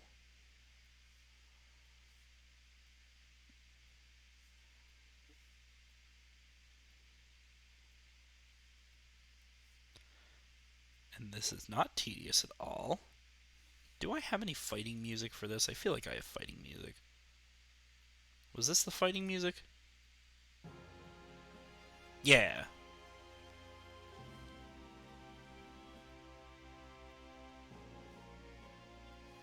Alright, so you punched purple for, was that a total of 17 damage? yes. 17 radiant damage. Alright. Purple has taken some amount of damage and has now noticed you. And with And that, theoretically, I've calculated my trajectory and I crash into the girl. yes you have, and with that, I need to make a roll for something there. Why is that down there? Jesus Christ, what's wrong Did with you me? murder the child by running to them, I swear. No, he doesn't have to worry about murdering the child. Yet. Where is the thing? There should be a friggin'... Where's the DC? There we go.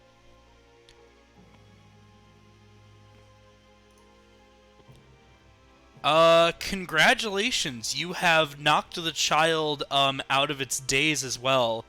As you tackle the child to the ground, and you skitter to about here, the child looks up at you and goes, "What? Where am I?"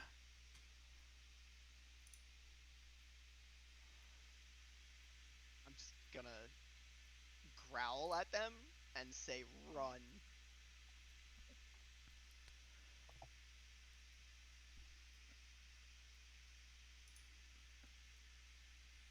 Alright. The child If you wanted manages the Frosty and to... die, I would kill you. The child manages to not shit their pants, despite being grabbed at by the largest cat they've ever seen, and will begin to start running before it is headed off by the pink skeleton archers. So the child gets to about here, and the skeleton warrior gets to there. And Okay, now, I have and now, I would like Wait, you I all think to I still have please movement. roll initiative.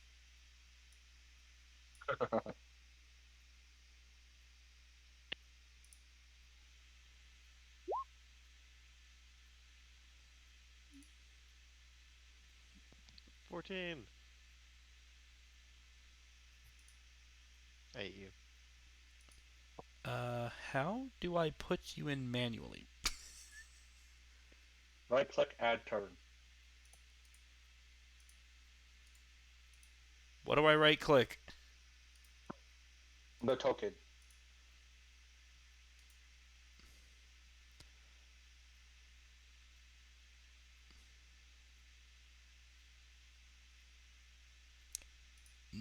It's not showing up on turn order, like at all.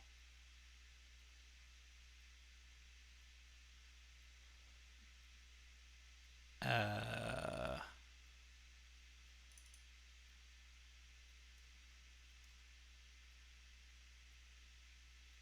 Here, I can roll my initiative just in the Cool. Why? Yeah. Okay, cool. Samrin's showing up. That's good. Why aren't the rest of you?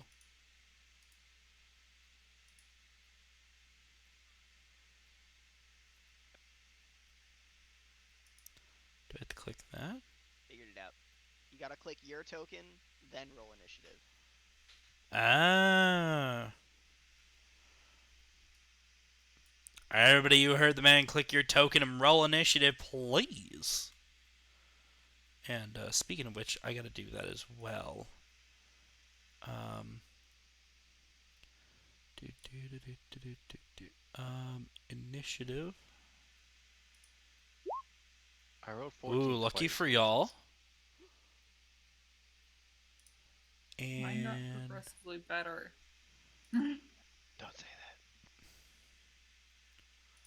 Now's the Frosty with time an to bring out 11. the good rolls. Actually, I prefer going last as the cleric. You made bread? All right. Well, this is the order. You already had your surprise round in the form of uh, Samira coming in, and I'm going to say that all of you have managed to get to just the mouth of the cave here. So we are going to start with Samrin. What would you like to do? All right. Important question: how tall is the cave? You know what? I should have that somewhere. Give me a second.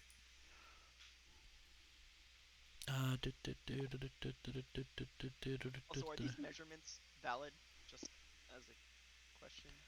Everything Uh, seems really far apart. I Our can't it tell. streets are 10 feet wide. yeah. Take each square that you can actually see as 5 feet. Like Okay. So so. if you measure a distance with the tool, just divide it by 2. Okay. Yeah. So like this is 5 feet. What I've just made a purple square. Okay, cool. Yeah. The grid beneath it is significantly smaller, but like I like this better. Makes it make more sense. The cave. I'm going to say that the cave is 12 feet tall. Okay. Wait, wasn't Frosty like 10 feet tall? He's 8 feet tall.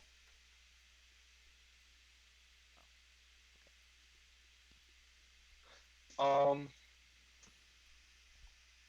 Let me see what my Ooh, my computer is range for this upset. spell is. 120 feet. Okay. Um. I am going to, as I'm running through the cave, use my slippers of spider climbing to run on the walls and just be on the side of this wall here. Sure. Like 12 feet up. Like just on the ceiling by this wall here. Oh, yo, And we are going to. Huh? We're going to go ahead and cast Slow on Frosty. And Give as many me of a his skeleton second. boys as I can get. So up to 6 target creatures. So 1, 2, 3, 4, 5, 6.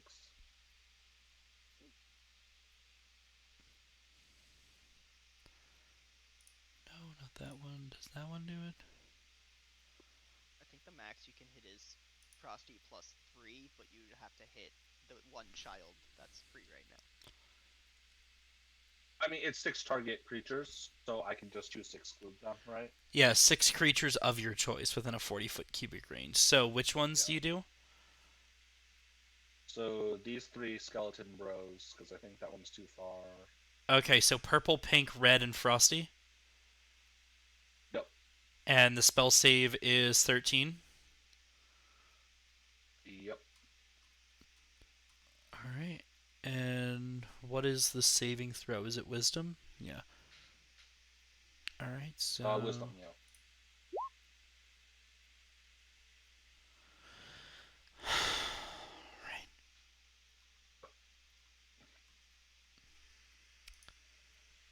sure Frosty is slowed. Cool. He has a -2 to AC Actually, and dexterity no. saves. No, he doesn't. No, Frosty is going to use an innate ability and not be slowed. However, the Is it a skeletons... legendary resistance or an innate ability that he can't be slowed? It is a legendary resistance.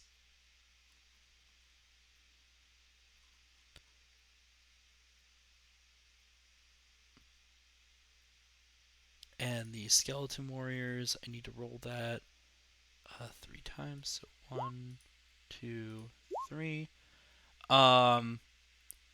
Purple is so slowed.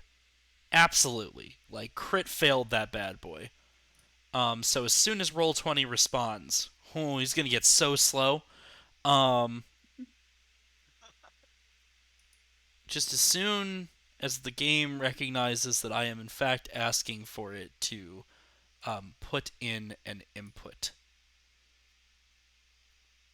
which would be great if it could do that. Why is it not responding? Jesus Christ. It is just not.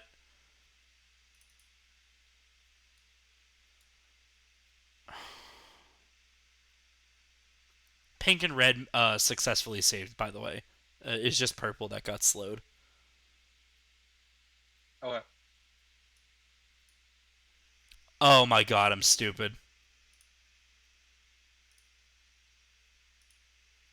We take those legendary resistances. We take those one at a time. Snail for slow. He won't come back from it.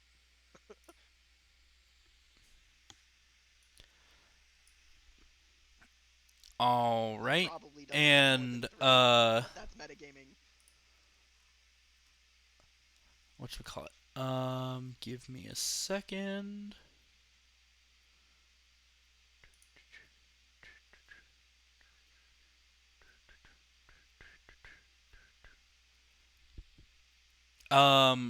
Frosty will also use a legendary action to. Give me a second. 1, 2, 3, 4, 5, 6, 7. Yeah, you're within range. He's gonna use a legendary action to cast Frostbite specifically at your feet.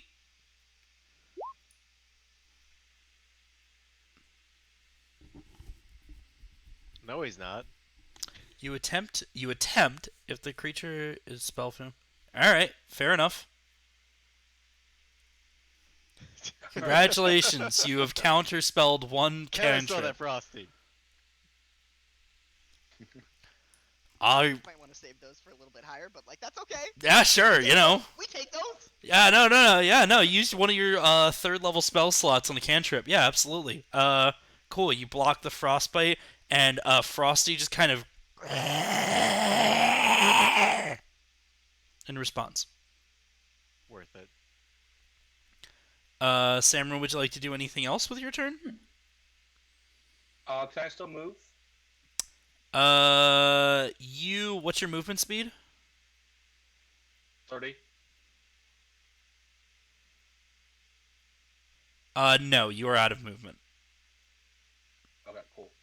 In that case,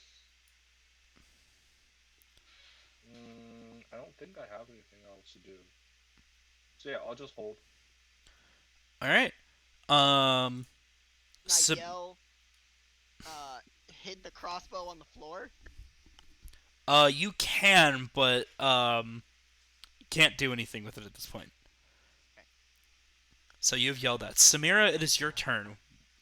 You see the slowed skeleton next to you. You see the child having run into the skeleton warrior in front of you, and Frosty is gutturally growling. What would you like to do?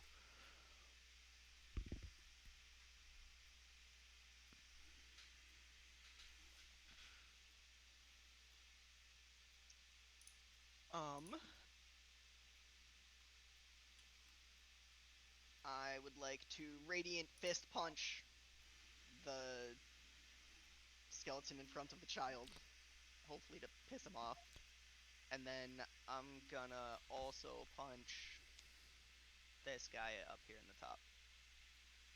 So you're gonna punch pink, and then you're gonna punch orange. Yeah. So 22 All. to hit pink. Give me a second.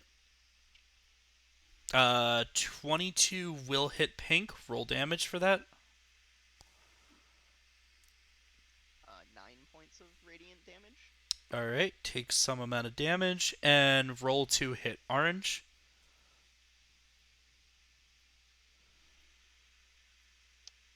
18. 18 will hit. Roll damage. That's 5 points of radiant damage. All right, 5 on orange.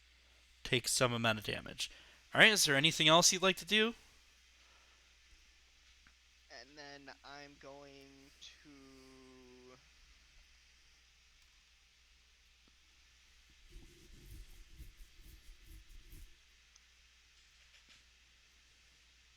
bonus action patient defense to take the dodge action as a bonus action. Sure. Okay. Someone's gonna have to tell me what the dodge action does again. You're honestly the first person I've ever seen take the dodge action. Disadvantage on attacks against me, and I get advantage on dexterity saving throws, I believe. All right, cool. Yeah. Cool. All right. And I'm gonna step slightly that way, just barely. Okay. Anything else that you want to do with your turn? Nope. That's my entire turn. All right, Coco, it is your turn. What would you like to do?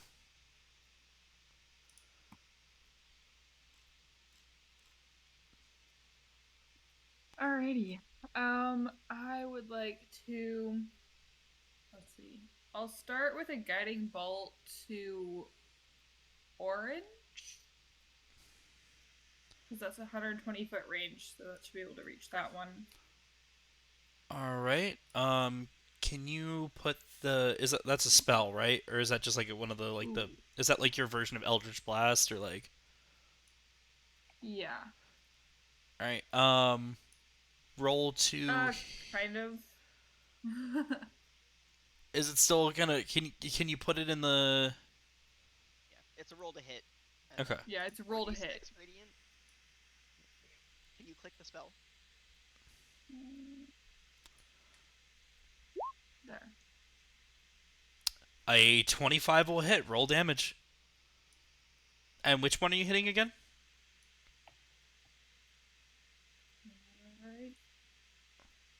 The orange one. Okay. That's 46.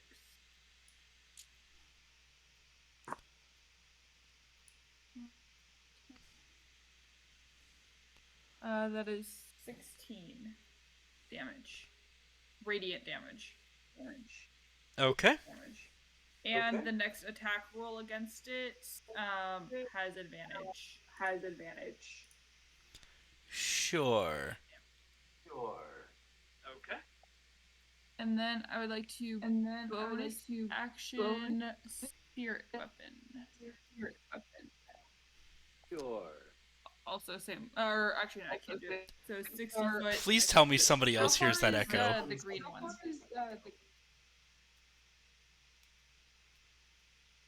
Oh, so the echo. I think it's tea leaf. My Okay. headphones ran out of battery. Sorry, guys. Okay. I was wondering who it was. Oh god, it keeps happening. Oops, not that one.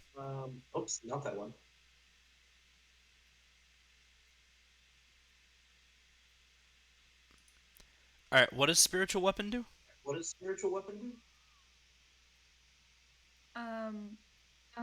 it casts a spiritual weapon 60 feet away from me. But I guess it would be the blue one is the farthest I could probably reach. Okay, so and then I can make a melee spell attack against a creature within 5 feet of the weapon, Ah, okay. So you're hitting and blue it with the takes spiritual 1d weapon. plus my spellcasting modifier. All right, a 17 will hit. Roll for damage. Yeah, blue is the one to the left, though. Or yeah, okay. Yes, that damage is 1d8. That's a 6 plus. What's my spellcasting?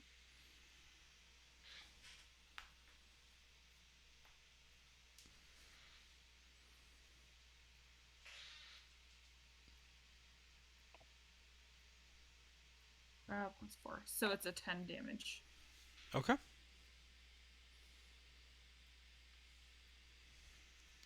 And what kind of damage is it?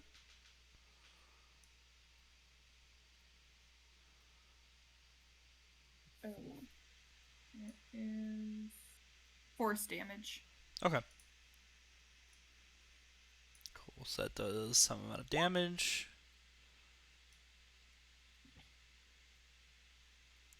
Cool. All right. Anything else that you would like to do with your turn?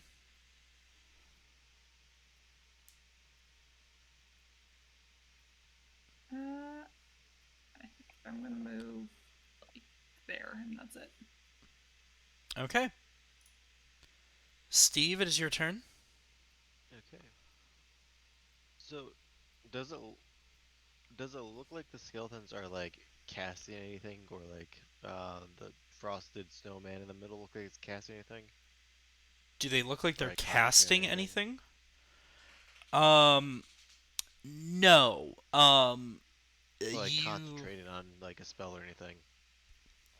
uh roll Arcana?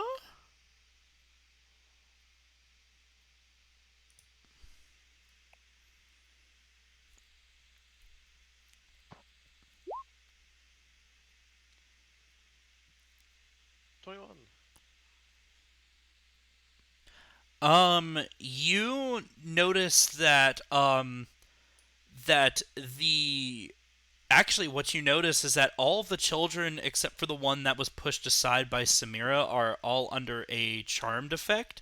However, that is just a condition that they're under at this point. There is no concentration spell being cast, and the runes were a ritual casting, so he is not concentrating on them either.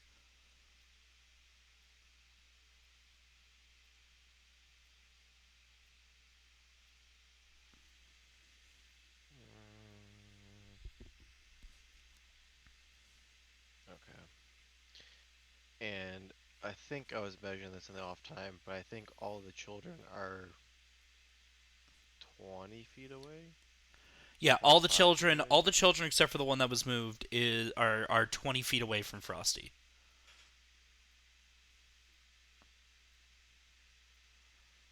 That's annoying.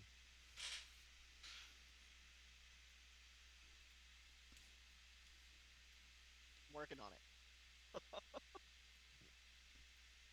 Fuck it. I really don't like Frosty this time, do I? 5, 10, 15. Oh. Oh, I'm sorry. I had said 5, charmed. I apologize. 10, Paralyzed. Paralyzed is 15. the condition they're under.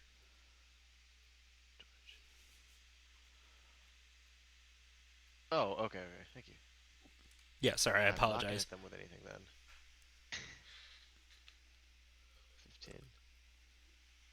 15. Fuck it. We're gonna give him a good old firebolt to the fucking face. Getting a Frosty a firebolt. If you want to use cantrip, I'm gonna firebolt Frost Snowman.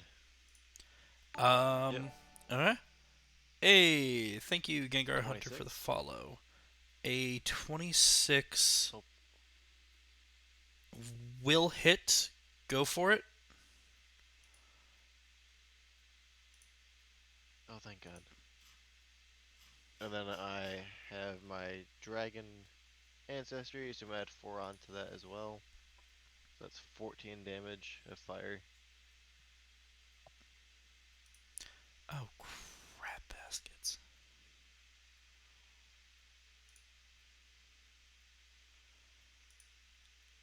second. Roll20 is showing me the perks of maybe getting a new computer. Okay, so you said 4 damage to that? Yeah, so it's 10 plus 4, so 14 total fire.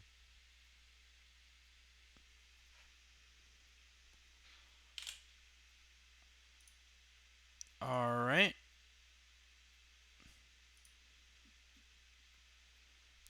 How come it didn't save? Because you're cheating. I wish I was. There we go.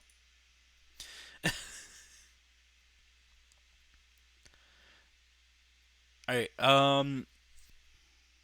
is there anything else that you do in this moment?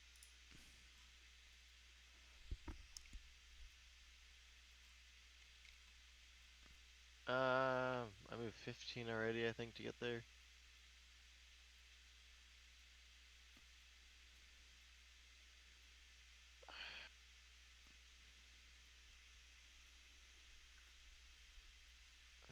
I'm like the weird because I'm not like the middle of stuff, so I think I was 59.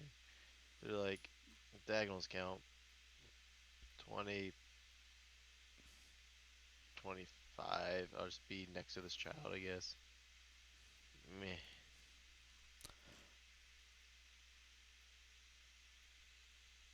Alright, I'm good.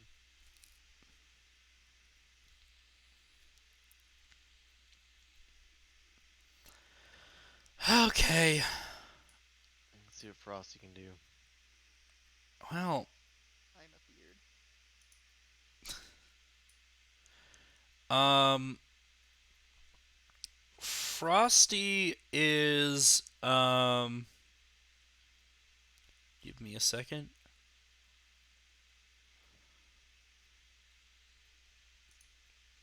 Frosty is going to move over here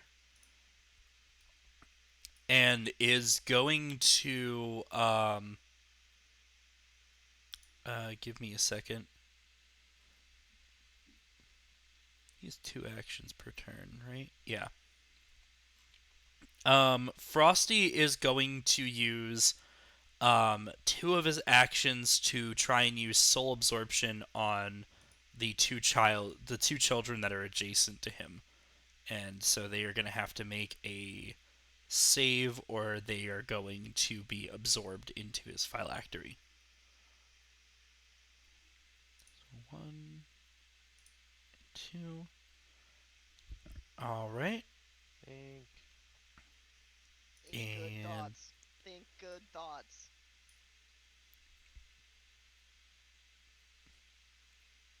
Oh, right. Disadvantage. 2 more.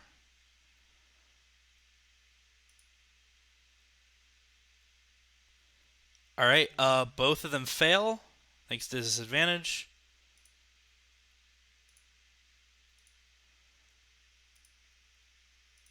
Both of these children are dead, It's and okay, they go to the phylactery. We still can save them if we destroy the thing. both of these children are dead. You see the energy go into Frosty, and Frosty kind of gurgles something in a language that you don't understand at the green and blue skeletons. And that will be... Does it go anywhere specific into one of his items, or just into him? It goes into the top hat.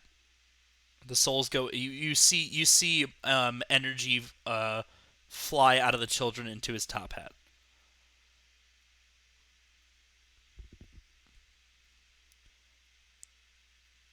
And with that, Frosty's got 30 feet. So he moved 10. So 15, 20. No, he doesn't move that way. 15, 20. He's going to move down to this child, and he will stop there. Skeleton Warrior turns, and oh boy. Alright. The Skeleton Warriors are kind of just going to go after whomever is closest. So orange is going to go after you, Samira, and is going to attempt an attack on you uh, with their longsword as a two-handed attack. And what is your AC? Okay. Samira, what's your AC? 17. Do you All have right. disadvantage on this because I took the dodge action? All right. Then he will miss based on that. Which, lucky for you.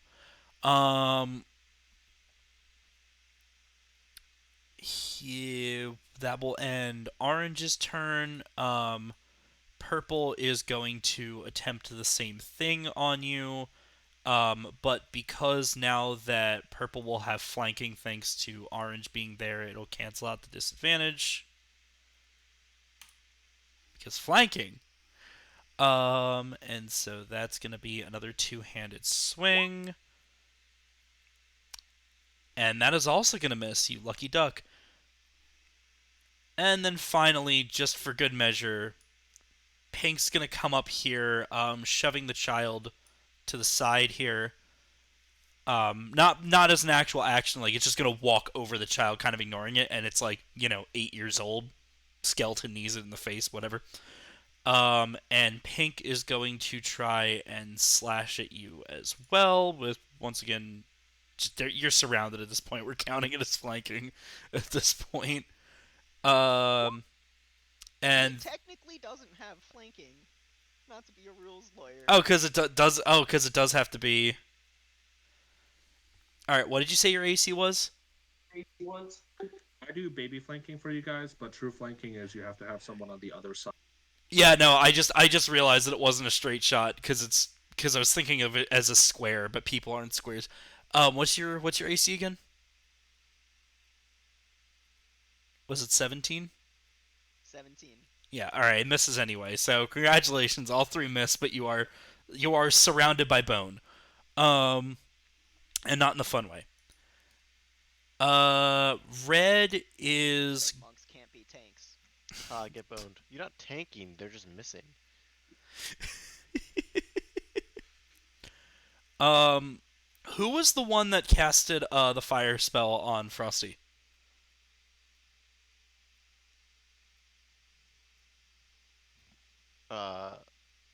Not me. It was definitely him.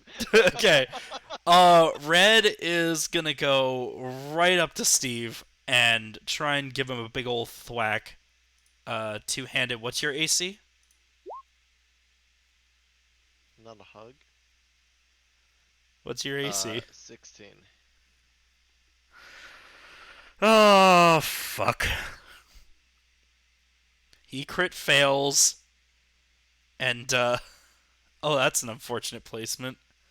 Hooray! This is how you tank, motherfucker.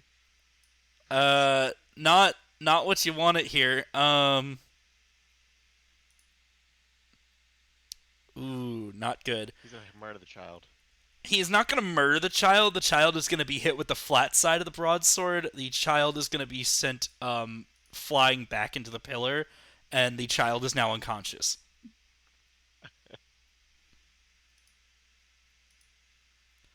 Oh, that's Not in fine. a circle. This is important.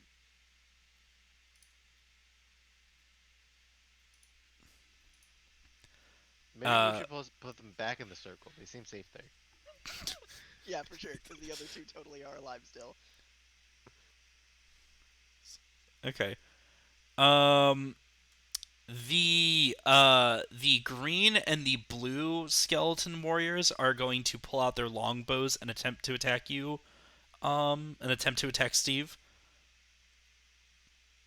And I'm sorry, I have such terrible short-term memory. What is your AC again?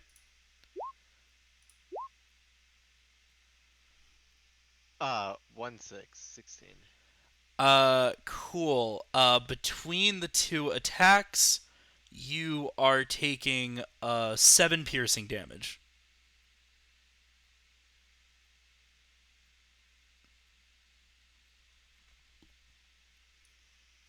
What do they roll? What did they roll? Both of them higher than your I'll take the AC. That's what 7. they I'm rolled. just curious. Oh, you mean for the damage? I'll give you a hint. They add up to 7. He Good wants to to know. know if he should cast shield or not. Okay. So you take 7 piercing damage, and that Sorry, I was surprised for them when it comes back. I bet you do. All right. We go back to Samrin. I'm gonna pull out my crossbow here and attempt to shoot the top hat off of Frosty. Um, Get it, get it, get it, get it, get it. sure, you can shoot the top hat off of Frosty, or you can attempt to. But because it is That a is smaller a target dirty than 20. because it's a smaller target than That is normal, a what are you using to hit him with? my crossbow. Okay. What do you roll? What's your roll? Dirty 20 to hit. Dirty 20.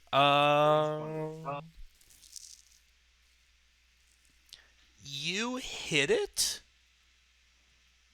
but here I'm gonna roll something here. You hit it and it falls to the ground.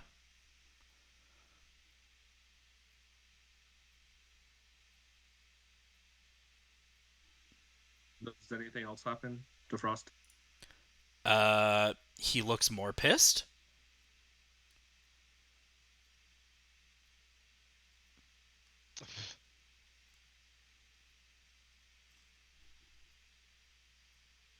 That was my favorite hat. He looks more pissed. That's what happens to him. Yeah, I'll prepare Silvery Barbs as a reaction if he succeeds on an attack roll against someone. Sure. You might want to do that on you because he's gonna try that cantrip thing again. He's gonna try and cast Frostbite at your feet to attempt to freeze the ground beneath your feet. And I I don't care am about you. You don't move that much. I'm gonna ask you to make a Constitution saving throw, please.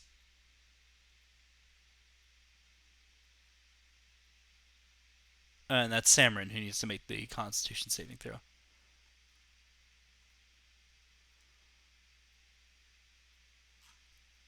Where is the damn...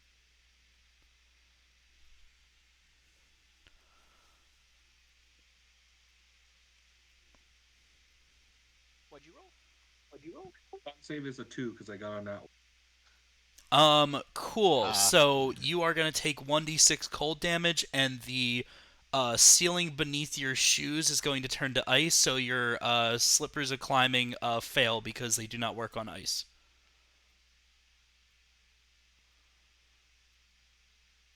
So you are also going to fall off of the ceiling, I believe? Yep, so just tell me how much damage I'm taking total. So you are taking 4 cold damage, and what is fall damage? That's 1d6 per 10 feet, right? So you're going to take another d6 of damage, and that's 3 fall damage. So you take 7 total damage, and you are on the ground next to the unconscious child. And you are prone.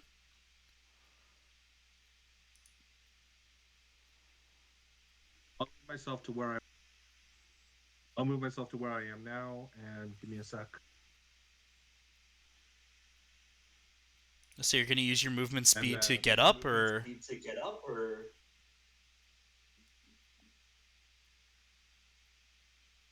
Yeah, I guess I just stand up then.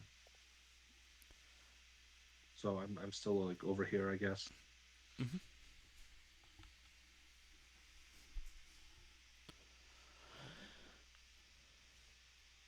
Yeah, that's all I got. Moving on.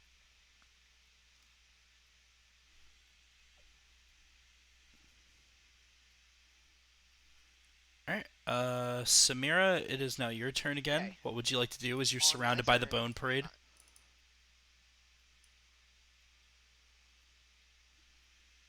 I'm going No, to bonus You action. have advantage on the orange one if you hit it, because I did guiding bolt. That is correct. Okay. I'm gonna bonus action, step of the wind, which gives me disengage, and I'm going Fucking to monks. rotate around all 3 of these, and I'm going to spend 2 of my key points to hold out both my hands and cast Burning Hands on all 3 of these. Actually, I'm going to spend 3. I'm going to cast it at a higher level. Alright, can you put that in the chat so I know what I'm working with here?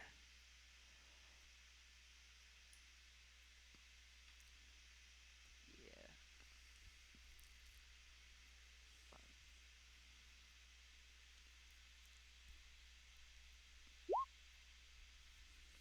Fine. It is definitely not a spell save DC of 0. Spell save DC of 15. I don't know why that doesn't show up. DC 15. messed that up. Okay, so they are going to roll, and that is dexterity. So 1, 2, Correct.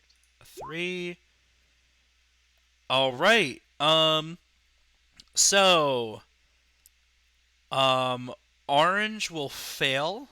1 more D6, actually. Orange will fail. Purple will succeed, and pink will crit fail. So orange and pink will take full Okay, damage, so and the ones purple will that take fail half. take 11 fire damage. Alright, so orange is taking 11 fire damage. And the one that passes takes 5. And pink is taking 11 fire damage. And purple takes 5.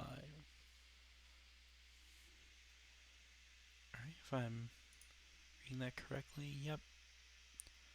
Alright.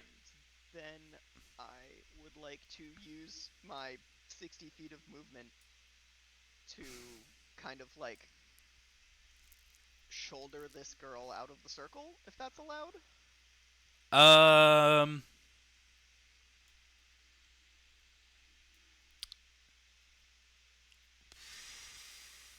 I feel like tackling is an action in some way.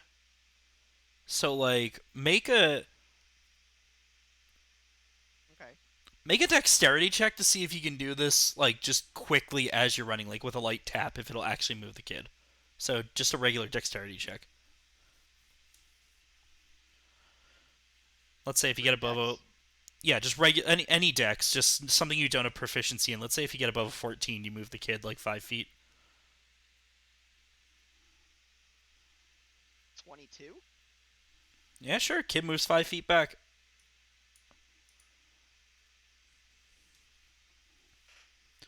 And with that, I need the kid to And roll a then d20. I'm All right.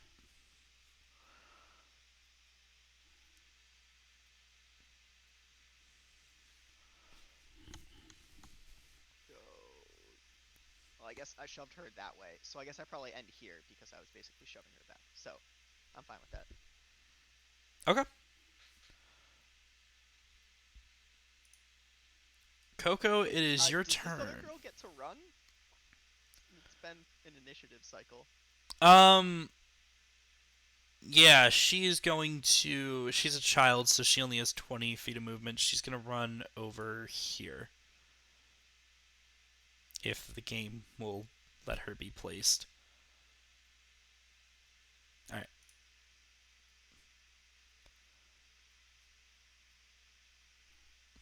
And that is the only child that is capable of moving at the moment. The rest of them are still kind of stuck in their paralyzed / charm state.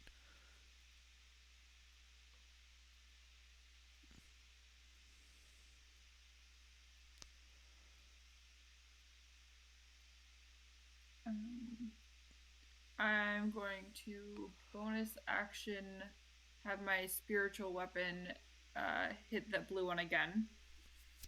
All right, roll to hit. So, let's see if I need to roll to hit. Oh, actually, I guess I'll do it on here.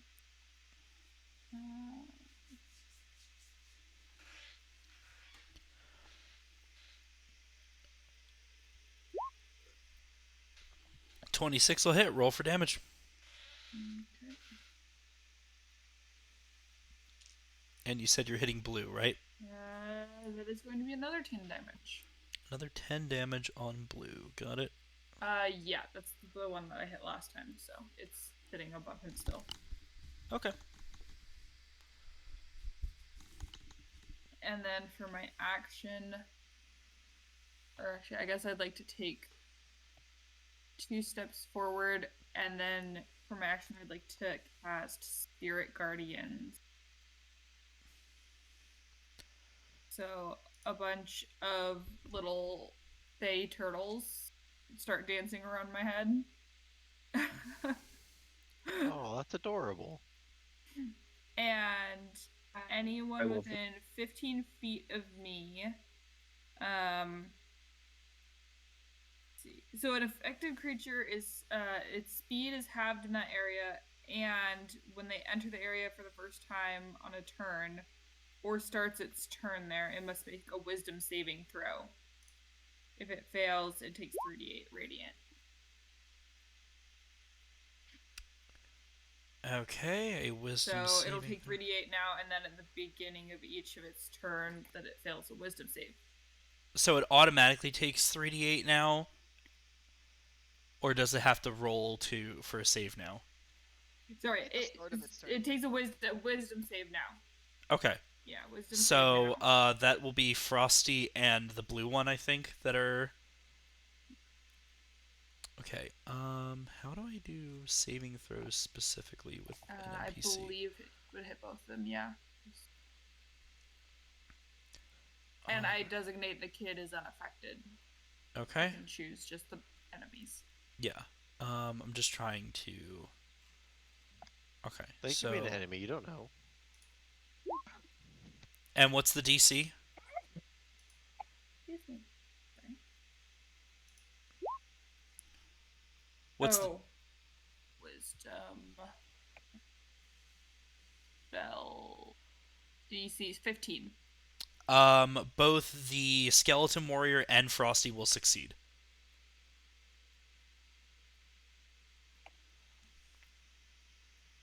Okay, so then I don't think it's half. I think it's just a fail. Oh no, it's half damage. So it's 3d8 divided by 2. All right, what type of damage is it? Okay.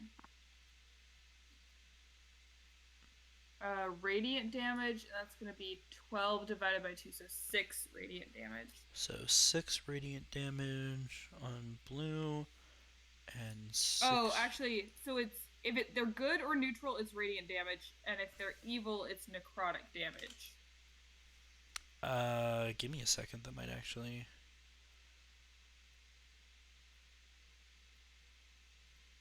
Yeah, okay, that affects one of them, actually. So both of them will still take some amount of damage.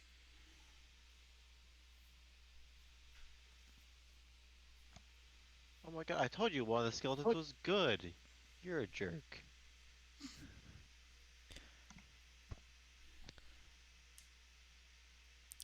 Anything else you want to do, Coco?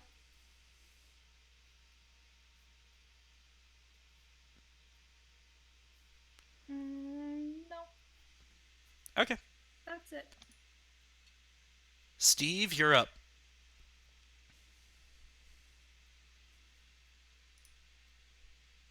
You can correct me if I'm wrong, but I believe I get disadvantage if someone's in melee range of me if I cast a spell. You would get an attack of opportunity.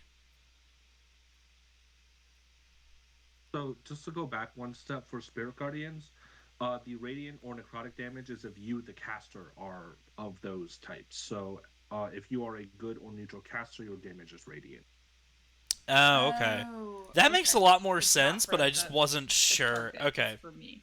So then it would be radiant damage. Okay, yeah, that's fine. The, it's The been a sea little turtle. while. Yeah. The sea turtles know.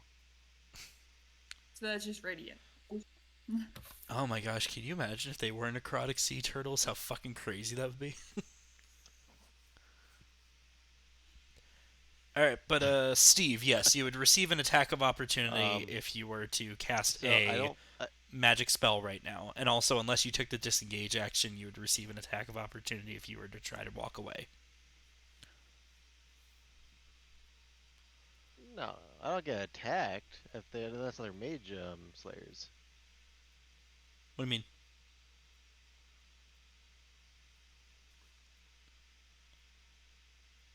It's just disadvantage if I'm in melee, isn't it? Disadvantage on spell attacks Right. if you're within melee of an opponent. If you're casting a spell that has a save, it has no effect. Right. And if you leave Then their I got melee opportunity. radius, they get an attack of opportunity. Unless they have something specific built into them that they get to make an attack when you cast a spell.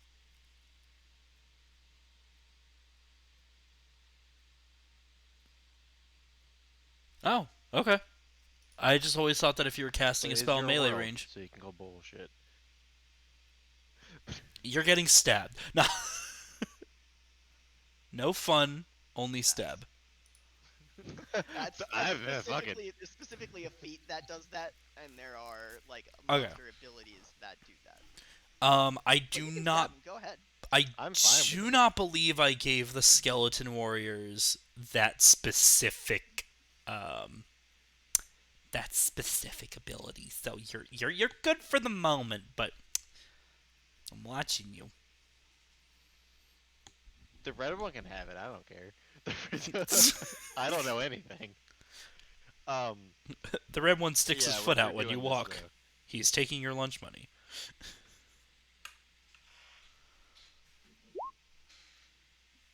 though. Okay. And, Um. yeah, I'm casting fireball centered like over here to get green skeleton, blue skeleton, and frosty. All right, what's the DC for those? And My it's spell DC is 15. and it's Dex, right? 15. All right, Oh, so correct.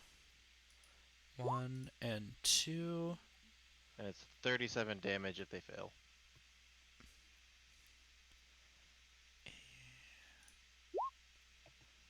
All right, so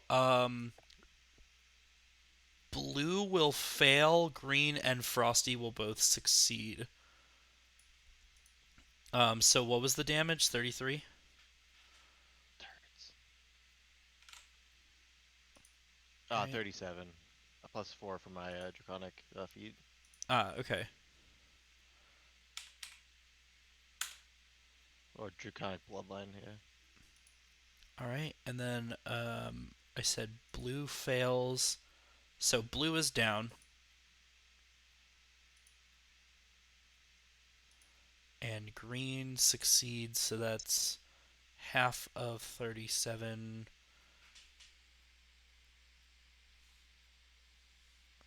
Round it up. Yep. Hey guys, they have at least 40 something hit points. I don't know what a hit point is, but So they I have believe some of them. I believe he takes 18 damage. Something like that.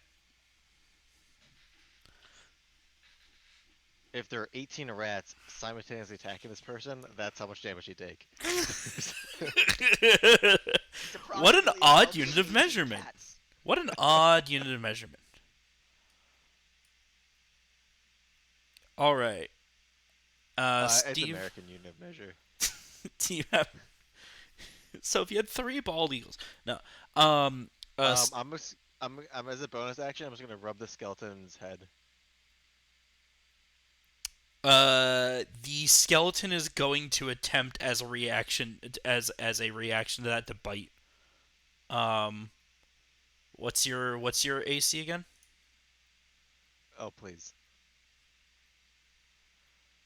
16. Uh, it misses your hand, and instead one of your fingers goes into the nose hole.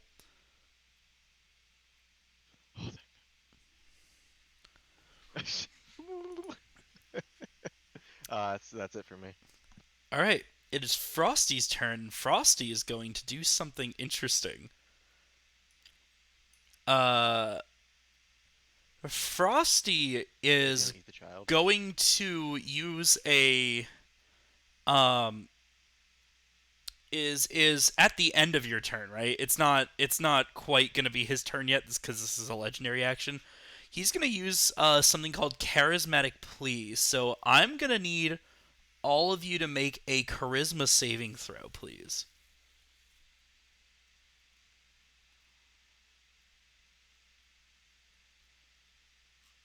Everyone?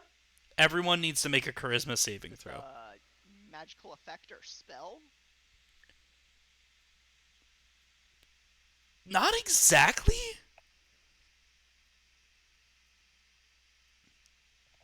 Okay, that's fine. 11?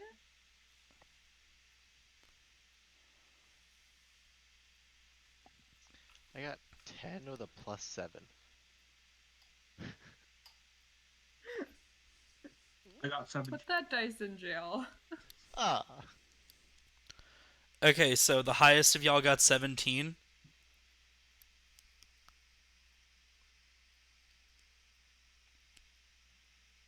All right. All of you are actually gonna fail the saving throw. So this is a thing that I made specifically for plot reasons. So forgive me if it's a little. What this is, Frosty uses a legendary action to make a plea to the enemy, forcing them to make a charisma saving throw with a DC equal to classified. Um, Undead have disadvantage. Machines have advantage. On a failed save, the enemy feels compelled to listen to the plea of Frosty for 30 seconds. So Frosty's gonna talk. You mean greater than 17? For Yes. 30 seconds. Hold on, I got time. I got stop Wait, clock. he's got a monologue here, y'all. Here we go.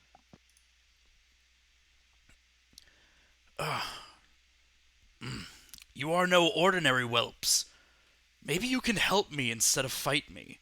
Please, hear me out for a moment. Minions, stand down. And you notice that all of the skeleton warriors place their weapons into sheaths. Um, with that, he says, I understand you have little reason to trust me, but please, you know not what you do. Will you please let me explain?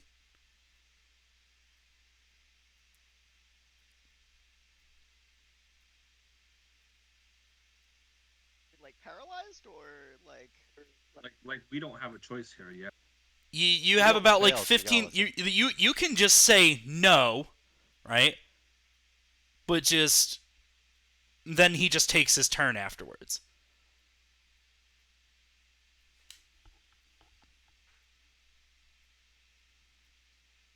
I want to hear Choosing him say out. Nothing. Killing children doesn't exactly help your case, but we'll listen. Okay, thank you. As you may have guessed by this point, I used to be. Hold on, I need to make it sound more evil. I used to be a wizard known as Fafnir Loki Frosty. Judging by your scent, I assume you've been to my tower and you have seen what I have done. It's true, I have become a lich, but I need you to understand that what I'm doing is for the greater good. Something is coming, something I could not possibly hope to face alone, especially as a mortal. Every religion of the world calls it something different, but the locals around here know it as Ragnarok. Basically, it is the end of the world, but I have learned through years of research that it is stoppable. The world can be saved. It can even happen before any blood must be spilt. What are half a dozen lives compared to the entirety of the world?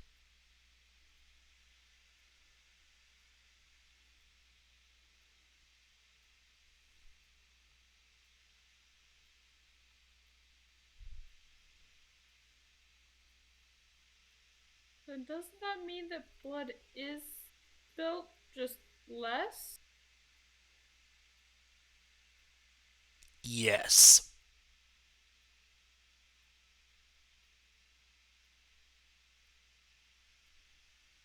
Okay, just clarify.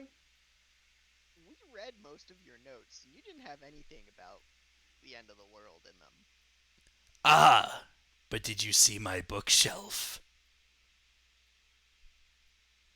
Think of all of what was on there. Books of pantheons and religions, gods and their deaths. At this moment, can I Yes, take we were very intrigued about that book on whale's milk. can I take out my book and just of like the jokes and then flip to like the 25th page and just read the one off the top? Sure, so long as you can think of it.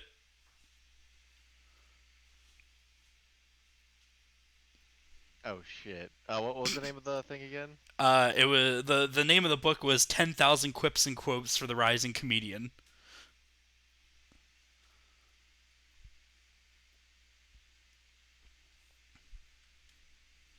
Um, how many wizards does it take to screw in a light bulb?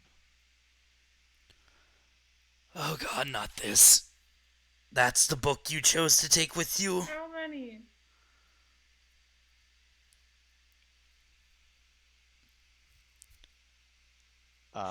It's two. One to screw in the light bulb, and the other one to heal the wizard who got down by the minor electrical shock that he got while screwing in the light bulb.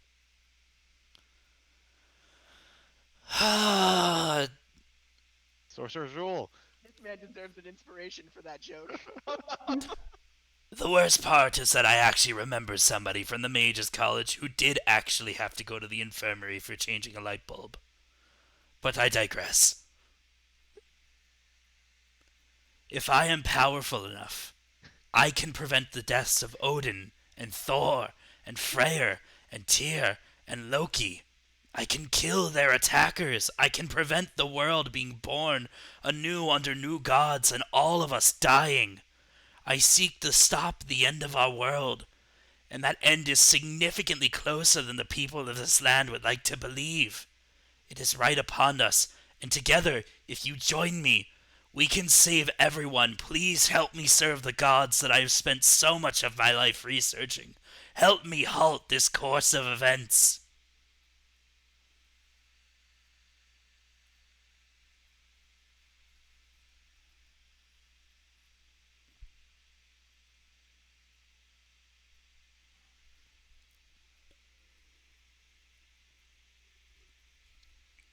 No thanks. Can I shoot an arrow? Uh, yes, I will let you roll an attack. It still applies under normal rules, so like, gotta hit above the AC and stuff. And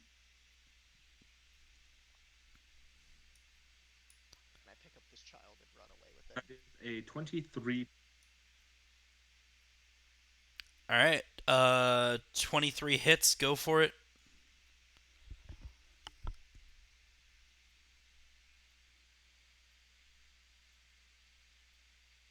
Nine damage. 9 damage. Okay.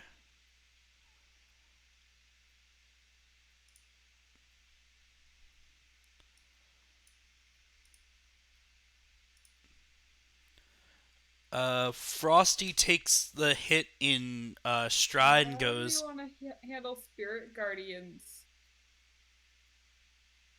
the talking at this point was happening at the end of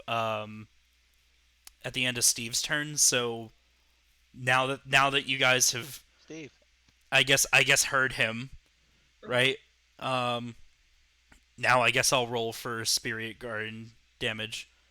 So it's another Wisdom save, or he takes 3d8, right? Yeah, I guess it happens at the beginning of their turn. Yeah. So I guess this will be the Yes. beginning of his turn. It's a Wisdom save, you said.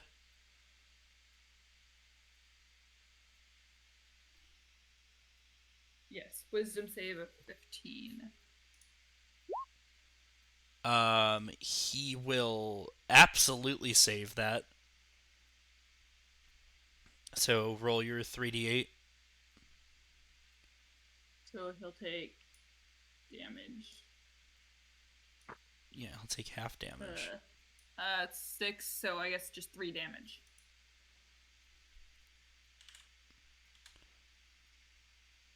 All right.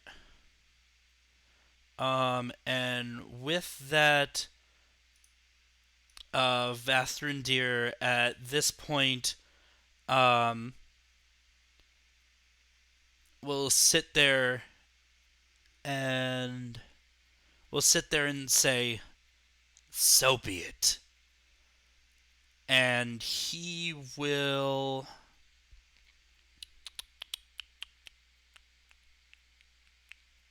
Give me a second. I have to actually. Do, do, do, do, do.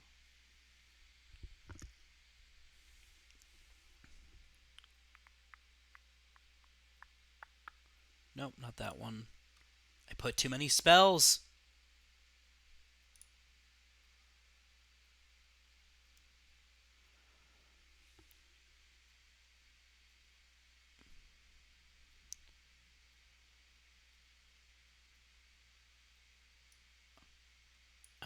Do do do do do do do do do do do.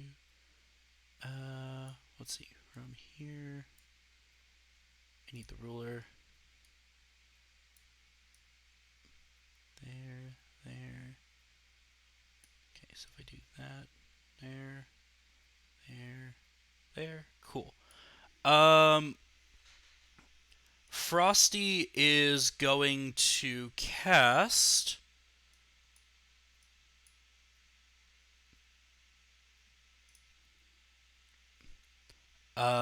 Ice Storm at the 4th level.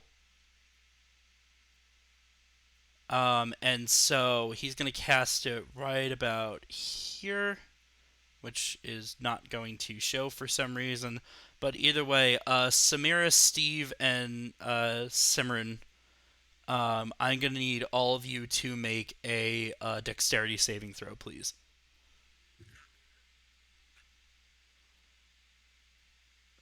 This is fine. Oh shit, it was fine. That was a nat 20. I got a dirty 20. Alright, so 22. all of you are taking half damage. And that is half of 2d8 plus 4d6. So 2d8, 4d6. So each of you are taking 7 damage.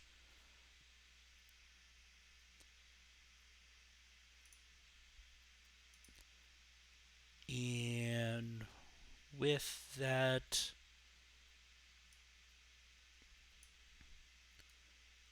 Frosty is going to. Oops, wrong thing.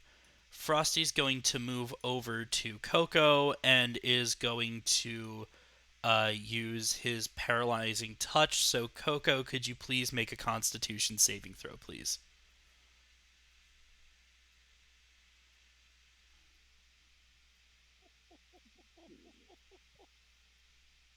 That doesn't sound good. What's my con save? That's an 11. Oh. You are paralyzed for 1 minute, which is 6 rounds. You can repeat the saving throw at the end of your turn, not at the beginning. And you will take 5 damage.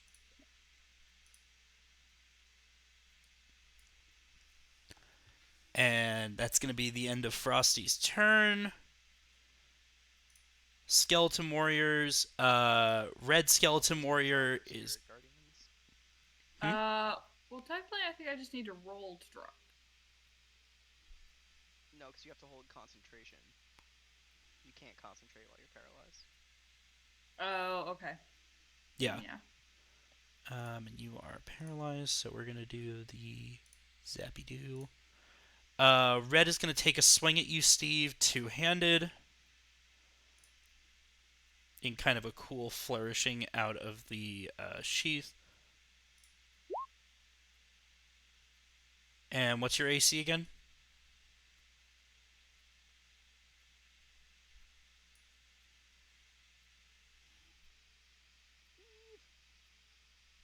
Oh, I'm sorry. What's your AC? 16. All right, that will miss. Um, Green is going to shoot the longbow at shoot its longbow at Smirin. So, Tea Leaf, what is your AC?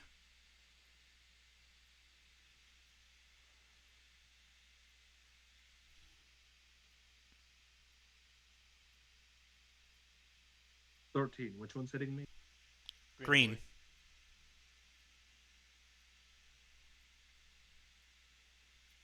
Uh, that is going to miss. All right, and the gaggle up above here are all gonna do the general are all going to. I have taken the dodge action in those 30 seconds that we were talking. No. If you had said it then, I would have been fine with it, but you didn't say it until I now. did ask if I could take a child and run away with them, but you didn't hear me, so this is fine. You didn't say it loud enough. It's fine. Let's party. Let's go. So all three of them are going to attempt to attack two-handed. So what's your AC again? 17. All right. That is a heavy fucking. Oh. Wait, what? How did that do that much? Oh, that hit for max damage. Oh, that's why. Two of them are gonna hit you. One of them got max damage, so you are gonna take 30. Okay. Okay. That hurt. And 1, 2, 3, 4, 5. Uh, Go tank. yeah. So that is the end of the Skeleton Warrior's turn. Samrin, it is your turn.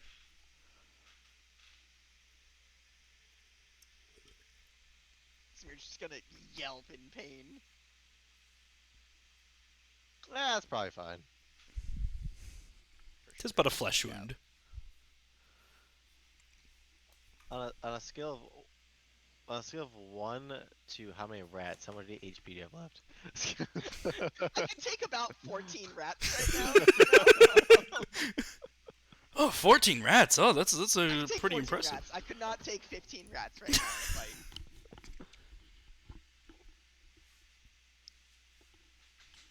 14 rats seems so specific of a number. I love that. That is because it is. It is specifically 14. I mean, You're up, Samron.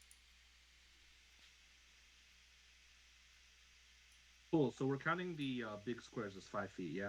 yes. Yeah. If you draw a thing, just divide it by 2. Cool, noted.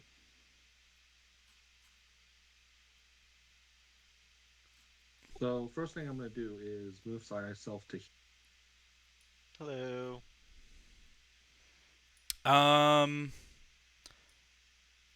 Does that? I don't think that triggers an attack of op. So go for it.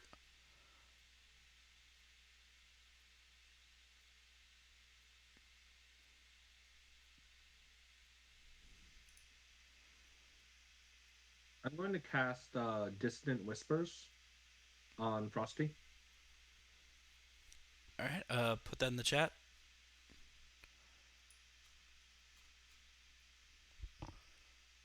Oh, for fuck's sake.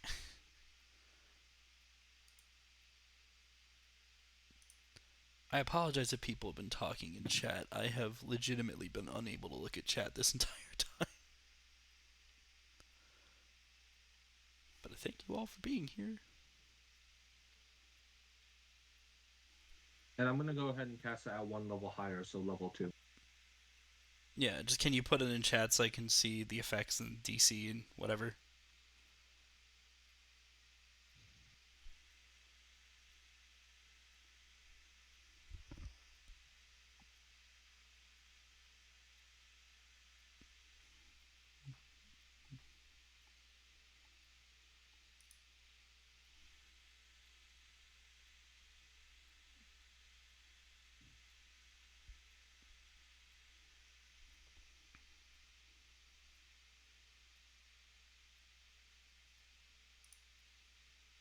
spell save 13.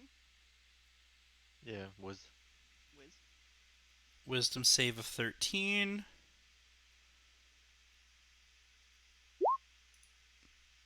That was the loudest that has ever been right in my ears. Jesus. uh.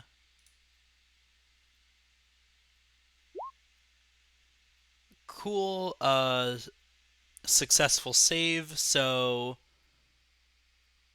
What You'll take happens? half damage and take 6 damage, 6 psychic damage.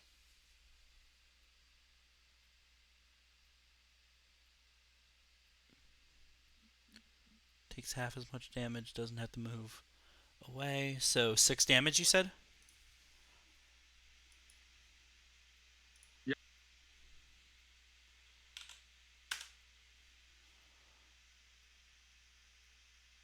All right.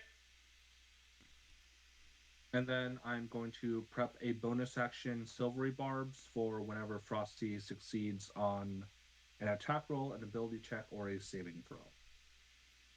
Do spells count as attack rolls in this case? Yeah. Okay. Anything else you can do? Nope, just that. And there's the spell in chat if you want to refer to. Ah, yes, that would be great. Thank you. You magically distract here. You must re-roll the d20 and use the lower roll. You can then choose a different creature you see within range. The chosen creature has advantage on the next roll. Okay, cool. Samira! Welcome back to the Bone Party. What would you like to do? There's literally no way I can out heal 30 damage. Even with the potions that I have.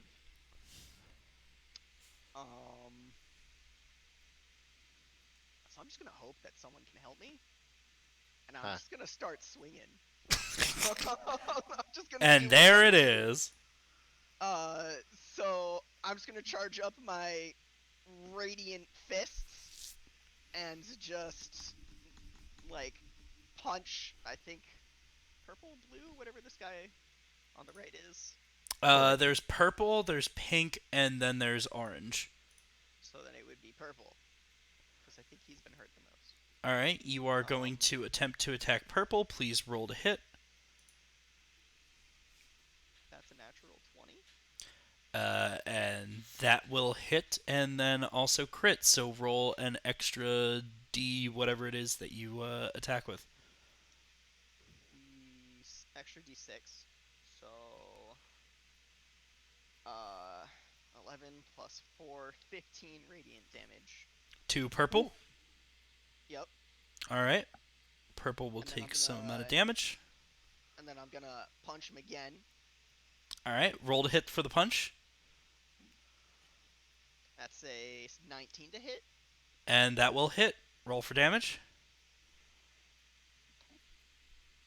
8 radiant damage. And purple will go down. Nice. I'm gonna flurry of blows. Yay! Pink Which or... of the other two skeletons looks the most hurt? Does anyone of them have like some damage on them? Like Orange looks They're dead. the orange's armor looks particularly more scuffed.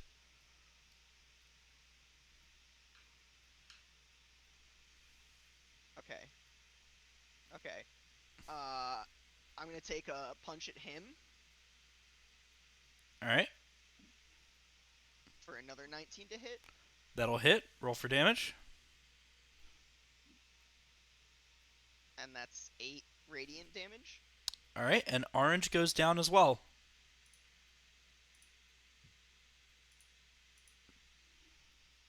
Nice. And then, because I'm really pissed that this guy keeps shooting my wizard friend, I'm gonna punch. Wait, am I actually far enough?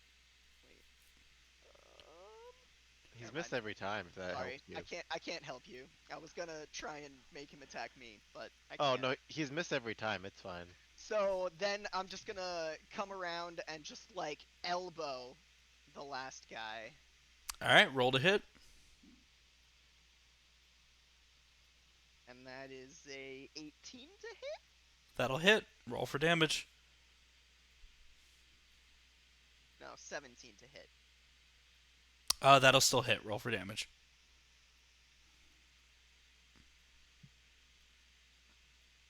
Okay, 9 points of radiant damage. All right. Pink is still standing.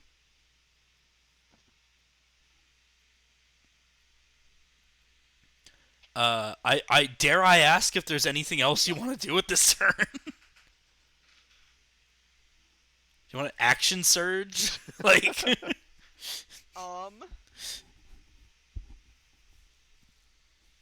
Nah, unfortunately I don't have that. cool. No, I'm not gonna take the opportunity attack. I'm just gonna...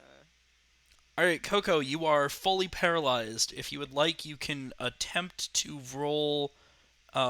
This would be the end of your turn, and you need to make a DC 15 Constitution saving throw.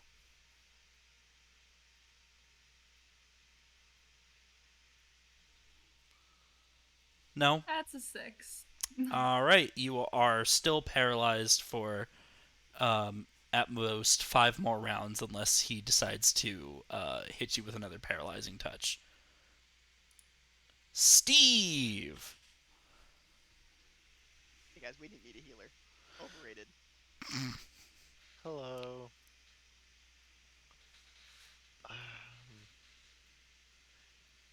You know what? There's a child there. Yeah, that's fine. I think I can cast Shatter right about where the skeleton is and kind of get that range around here. I'll throw it in chat for now.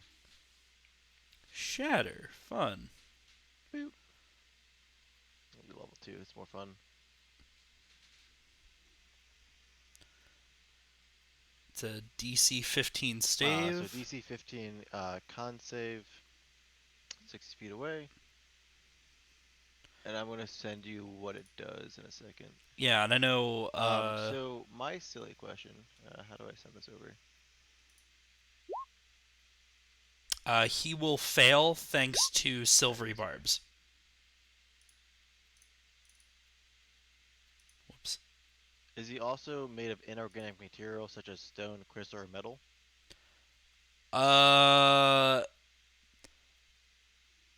It is kind of living snow at this point.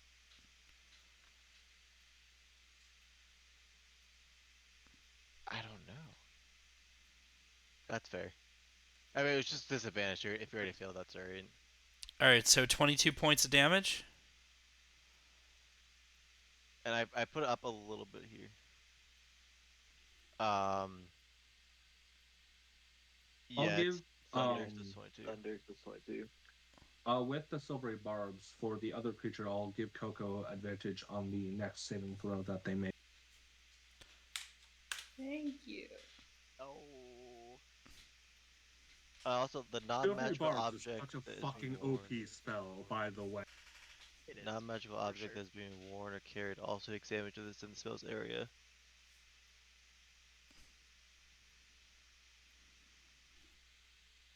Um, That's all I got. yeah, no, I think that only would affect the like the sword. That's congratulations, you've destroyed the sword that was in the skeleton's hand.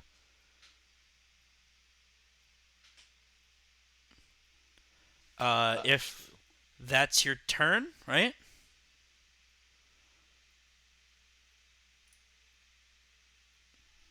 Right? Yeah.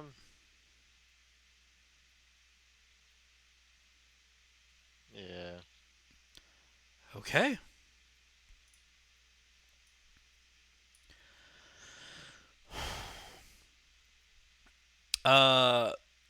Frosty sits there and says, "Well, if you won't listen to reason, you listen to force."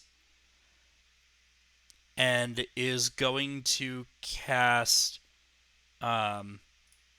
Investiture of Ice.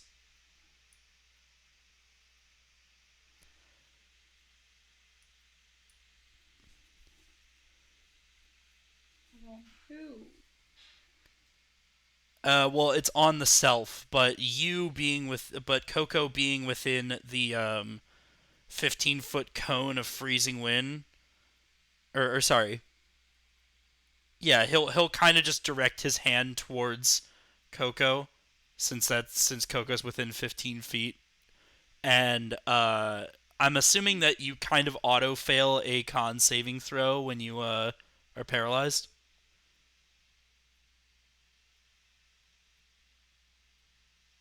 You auto save every saving throw when you're paralyzed, I think. All right, so then that would be 4d6 cold damage.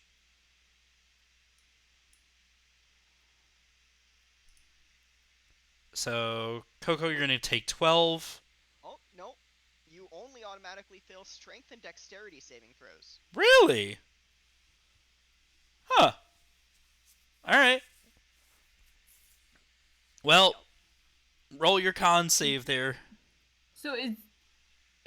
I don't have advantage on this one, right? No, you do have advantage on this one. You have advantage on the next attack roll, ability check, or saving throw. So this would be the next save. Yeah, and you need to make a 14.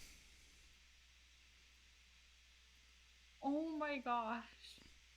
I didn't. I rolled a 2 and a 4. All right, so you are going to take 12 points of damage.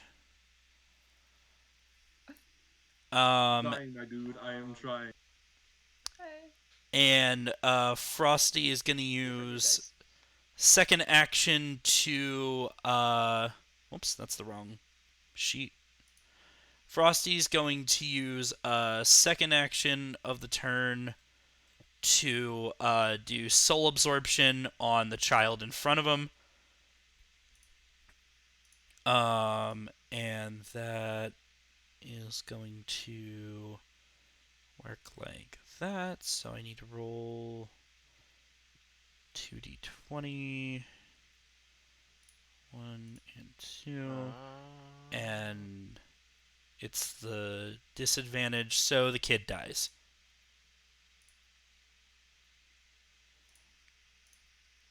Oh, hold on. I'm trying to see if I want to do something. I can't do something.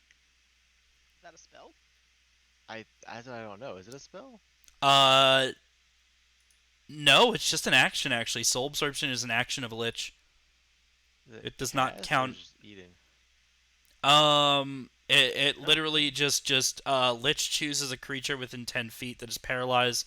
Target must make a DC 15 con saving throw. If they are charmed by the Lich, they have disadvantage. On a failure, they die and the soul is absorbed into the phylactery.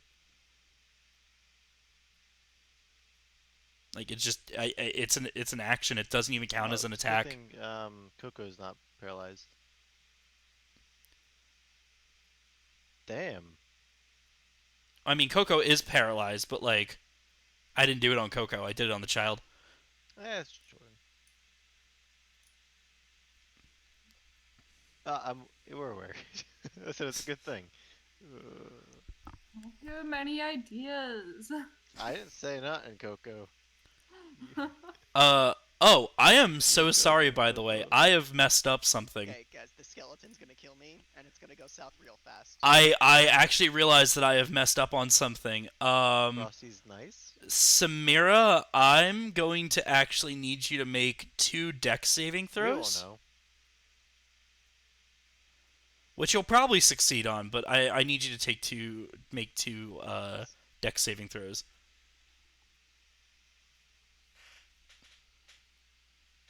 How about a 25 and a 22? You will succeed on both of them, and you are still going to take Are half those as the much dice you damage. just took back? Yep. Let's see. It's going to be...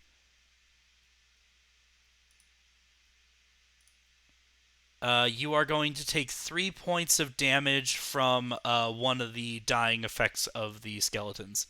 Because you're within 5 feet of them, so you're still going to take 3 points of damage. Yeah, they have a thing where they explode when you destroy them. And if you're within 5 feet, you gotta make a dex check.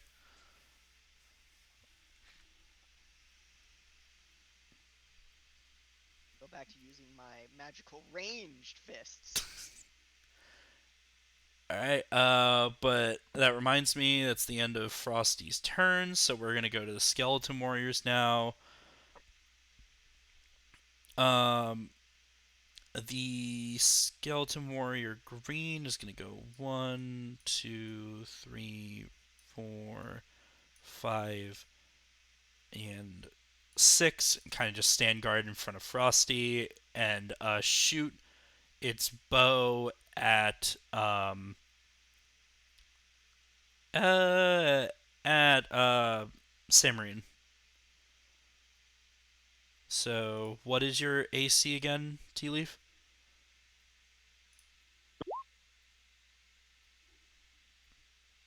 Never mind. I know it's higher than that. It misses. And Pink is going to take a nice two-handed smackaroonie at you, Samira. And your AC is what, 17?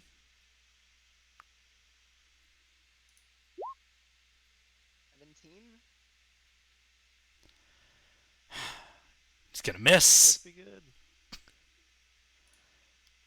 And Red down here is going to make a full 180-degree turn. So he's not actually moving. He's just kind of pivoting in place and is going to try and smack at Simrine.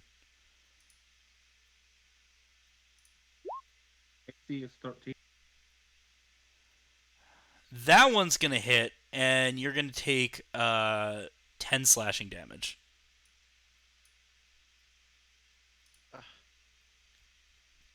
And This entire that's time he hasn't hit me once. What are you doing? This entire time. and the Skeleton Warrior is also a mage, and as a bonus action, is going to cast Power Word Kill. Nah. But that is the end of the He doesn't know my name.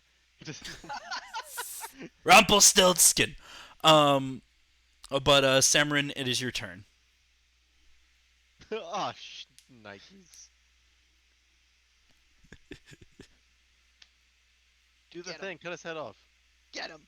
Get him! Break out your own power word kill. Wait, we know his name. Ah.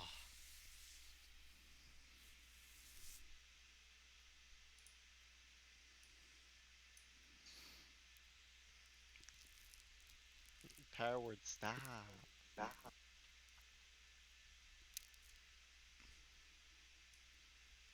What did we decide using a potion was? Is that a bonus action? Using a potion is a full action.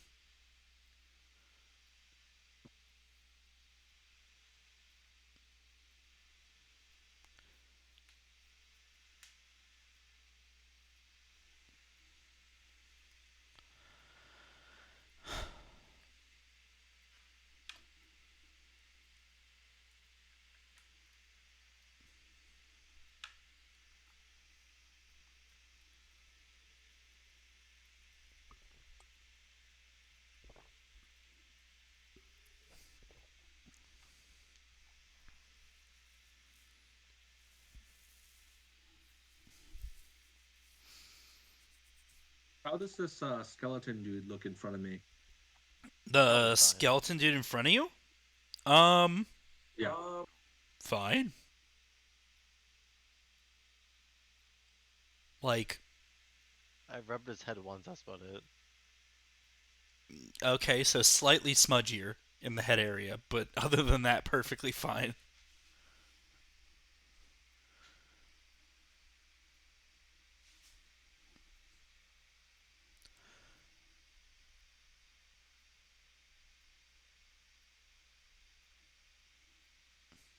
Cast Dissonant Whispers on it again on the skeleton.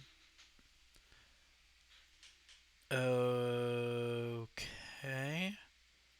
DC 13 Wisdom.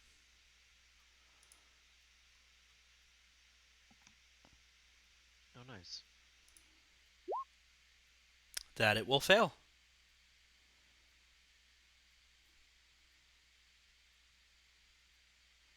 Oh, nice. That takes his reaction too. So I'll use three. It'll take 3d6 damage, and then it will have to move as far away from me as possible immediately. Yep. So roll your damage. 1, 2, 3, 4, 5, 6.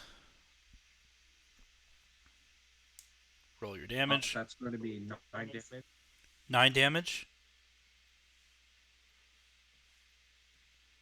All right.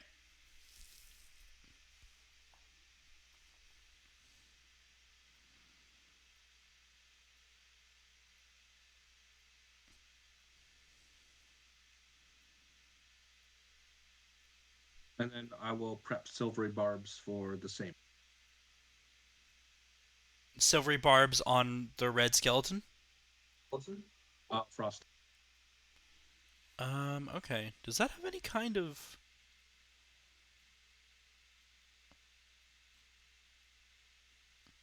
I swear to God, roll 20. Or my computer. I genuinely don't know which.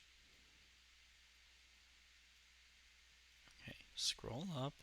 Probably both. Silvery barbs. Silver Yeah. Barbs is a reaction that he can cast. Yeah, no, I was just looking to see if there's anything that'll just, like, not have to deal with that.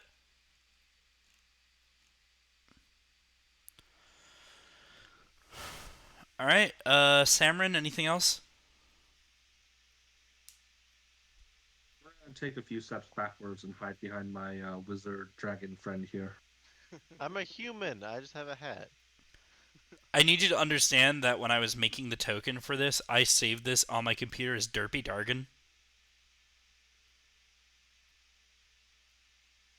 Just I thought you might like I to know love that. him. He's so cute. He's my favorite.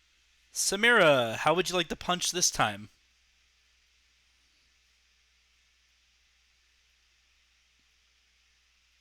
I'm gonna kick this guy, because I'm pissed that he is still alive.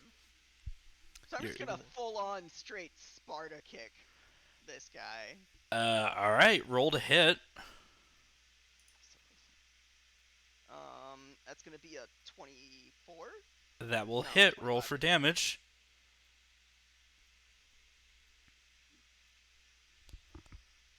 Seven points of radiant damage. Alright. That is going to do some amount of damage to Pink.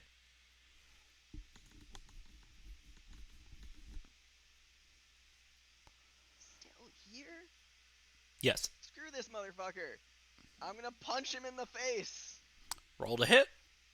for 17 to hit. Just barely hits. Roll for damage.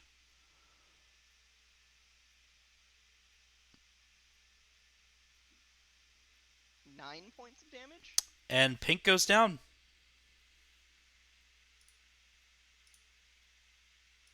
Yay! Let's go. Okay. Because I haven't moved, I get to double my movement speed because I'm a tabaxi. Meow meow. Ooh, woo, cat girl communism. Insert Nyan Cat theme song. Meow meow meow meow meow meow. And I'm gonna meow, run meow, this meow, way, meow, and meow, as meow, I run meow. that way, I'm gonna fade away, throw a punch at red from range. Prepare your crossbow. Sure. It's not aimed at anyone anymore, unfortunately. You can do that. Roll to hit.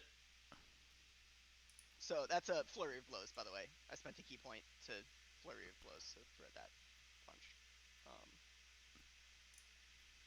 So that's gonna be another 17 to hit.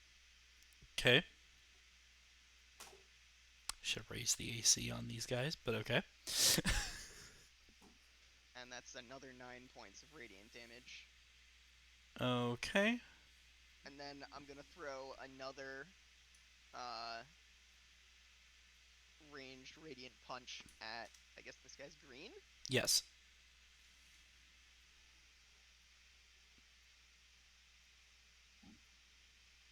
Okay, and that's a dirty 20 to hit. Sure. What the hell is your modifier that you just you have not rolled below a 17? That's only 5 points of damage though. Plus 7. I haven't rolled below a 10 since we started this fight. Fair enough. Is there anything else you want to do, oh great monk of the West? And then I'm gonna run over here behind this pillar. Yep. Yeah. How? I want See, to run this over is how here. I feel with all of Draborn's ridiculous shenanigans. We have a Dragonborn monk in our other campaign, and it basically does the exact same bullshit. Yeah. No, it's great. I love mugs. Yeah, I'm gonna punch, and then Sure. I'm gonna run away because you can't touch me now.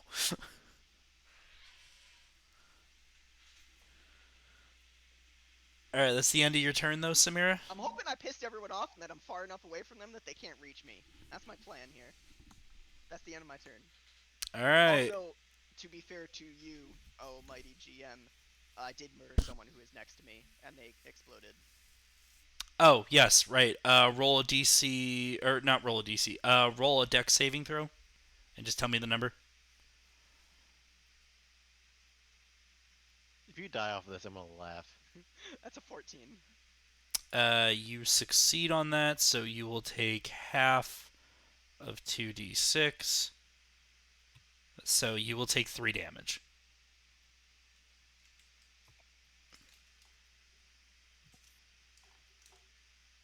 Hey, it's getting spicy over here in the corner.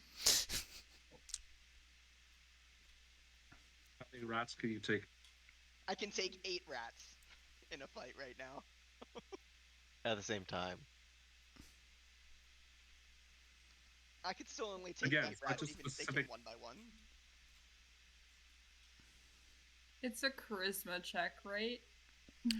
Constitution. For the paralyze.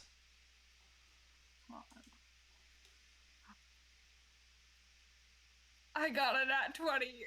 Hey, you Hooray! are You no did longer something. paralyzed. However, that is still the end of your turn. Oh, whoops, wrong thing. My bad. I keep thinking, oh, cool, little red X. That's how I X out, right? But no, because you can only take that roll at the end of your turn, so that is your whole turn getting out of it. But you are no longer paralyzed. Steve from Minecraft. Second verse, same as the first. Ba-da-da-da-da-da. Oh, that's so much shittier than my other one. What the hell? I believe I can get all 3 of these skeletons and Frosty. 20 foot if I center it here.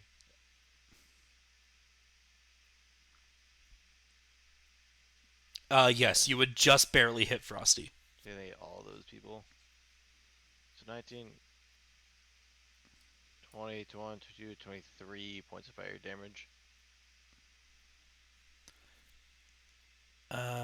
Give me a second, because I need to roll, what is it, Dex saves? And DC 15.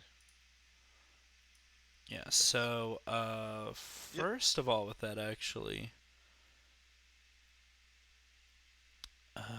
resistance. Actually, I'm gonna take a step back like this way. I think I might be in my blast radius. I'm just gonna Alright, so, Dex save, go. 1, 2, 3. Okay, so you are going to you kill both skeletons.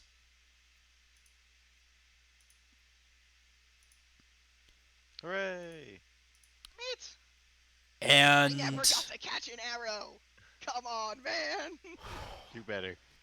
and barely, just barely, the fires of the fireball penetrate through the investiture of ice, and Frosty himself becomes nothing more than a puddle.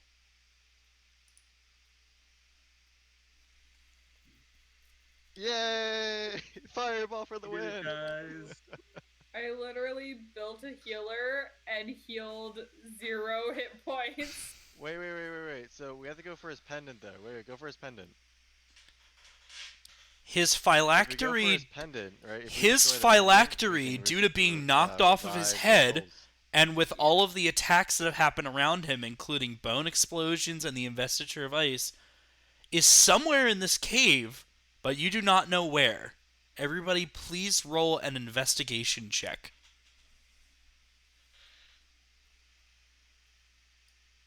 Someone use locate object. Someone use. Oh no, that would be another smart thing that I would have brought. Oh, Killian. Wait, don't you have guidance? Use guidance. Guide yourself.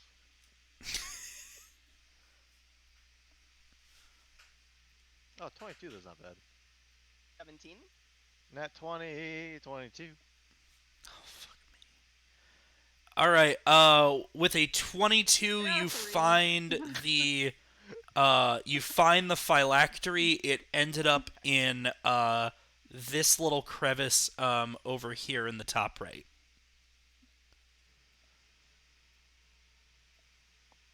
Oh, I would look there first anyway, so. Can I have two? So can I retrieve my flask of holy water that I never got to use the crossbow? Chug it, Sure, chug it, chug it, And you then- can get that. Pour it over the phylactery. Does that actually destroy the phylactery?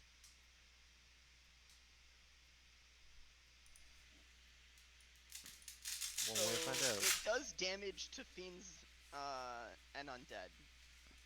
Very specifically.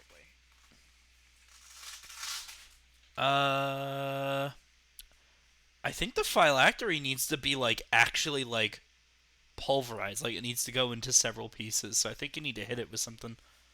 It's got legitimately, it doesn't take that much. I think it has legitimately 5 hit points left or something after that arrow. I'll cast guiding bolt on it. Coco, away! All right, and with Something the I can do here, with right? the guiding bolt being cast, the phylactery is destroyed. A puff of wind comes out of the phylactery, and you hear a voice that seems to shout out, "You fools! You've doomed us all." And the children all We haven't really First time. doomed Suspicious him. He's mockery already on the dead. floating soul. the children all come back to life now that since their souls exit out of the phylactery. The person that was charming and paralyzing them Keep them. is no longer relevant, so they are no longer charmed or paralyzed. The children all run over to all of you and hug all of you and, express their joy and their love and appreciation. Don't stab us, don't stab us. What do you do Oh, now? we did it. Hooray. Except for me, because I terrified at least 3 of them. We become the lich ourselves. Take the I put on the kids hat. home. I put on the hat. All right. If you as you take the kids home, you bring the children back to town, and the mayor thanks you for your service, and each of you receive 50 gold pieces. He also says that he's very much willing to pay you in food, and says however much you can eat within the next 24 hours is part of your payment. And he looks at all of you and says, "Yes, as much as you want. Thank you so much for the service that you've given." But as night falls over the town, the winds pick up and bringing with them a foul blizzard, the likes of which you have never I actually have a seen. request. Yeah? I would like the recipe to everything that we eat. The mayor, as the blizzard is picking up, to the point where, everybody roll perception, actually.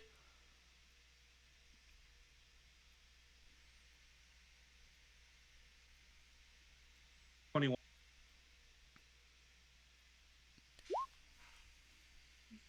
20.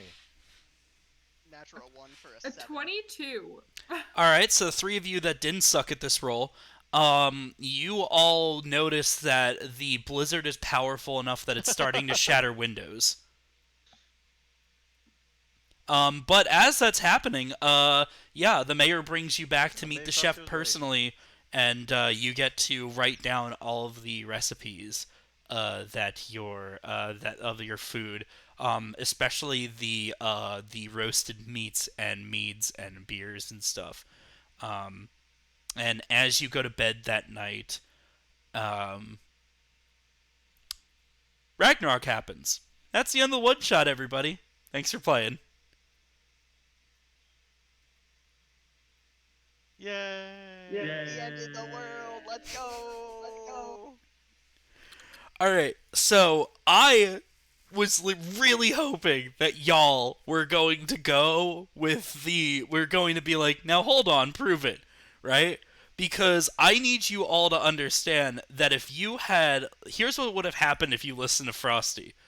If you would have listened to Frosty, or if you'd pressed him about the children, would have found a little bit more backstory and stuff like that about Frosty. But if you choose to side with Frosty, he would have instantly healed you. He would have began discussing his plans to fight the Nidhogg, right, which is the serpent that's eating the world tree. And he would have magically powered you all up so that way you gained a level. And then you would have received 4 potions of superior healing, potions of acid and fire resistance, potions of maximum power, potions of speed, potions of vitality, because all of you would have had to deal with this battle. You would have gone to fight the Nidhogg that I had a full character sheet set up Sure, for would have been fine. with No, such wonderful In our attacks. defense, Frosty didn't do a good job. With such wonderful attacks as if it'll give me a second, because Roll20 is taking for fucking ever to do its most basic functions. Da-da-da-da-da. With such wonderful attacks, like for example, its tail attack, which does 76 plus 10 bludgeoning damage. It has a few innate spells like Cloud Kill and Meteor Swarm, and it has. Does this show the whole thing? Yeah, this wing attack here. And legitimately has 400 hit points, which, by the way, yeah, I this nerfed. guy literally round 1 fighting I that. nerfed the Nidhogg to Insane. get to this. I nerfed the Nidhogg to get to this. Yeah. Oh. Oh, and one more thing: the What potion that you is picked this? up that you couldn't figure out what it was. Potion of temporary immortality. You drink it and you automatically succeed on your next 3 death saves. Oh. I was wondering. Oh, that's cool. Yeah, I had a bunch of cool stuff for if you guys happen to roll high on things, but just yeah, you would have gone with Frosty, and you would have fought the Nidhogg, and Frosty had so many things to use against him. Like he had Ice Storm and Death Ward and Wall of Force and Cone of Cold and the Investiture of Ice and Snillock's Snowball Storm, which I'm really upset that I didn't use, But see, if Mm, and some magical Really? items that he Yeah. would have put on if specifically it wasn't for the eating Nidhogg children, fight. sure. If you did like villagers, I'd be like, It's basically all right, fine. Actual backstory that I created. So, if you press him about the children, Right. like if you had sat there and just been like, "Hey, come on, kids, really?" He would have said, "I too lament the loss of these children, but they're the only ones that I could find in a reasonable amount of time.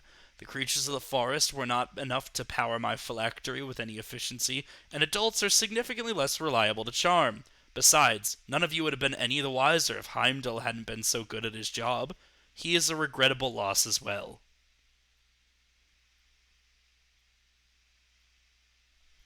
And then, if you had rolled insight there and gotten a decently high roll, you would have found out that he's not being entirely truthful, specifically about the children in Heimdall. He's totally telling the truth about.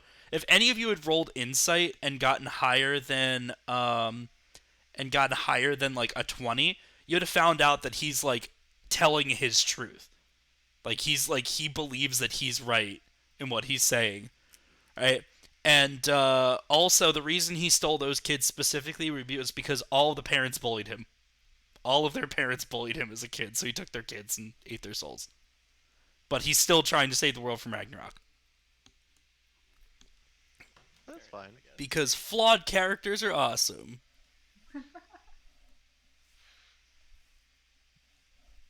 I do love the Fair Norse enough. mythology when it comes to Ragnarok. You like the what? This was a lot of fun. This dice is amazing, by great. the way.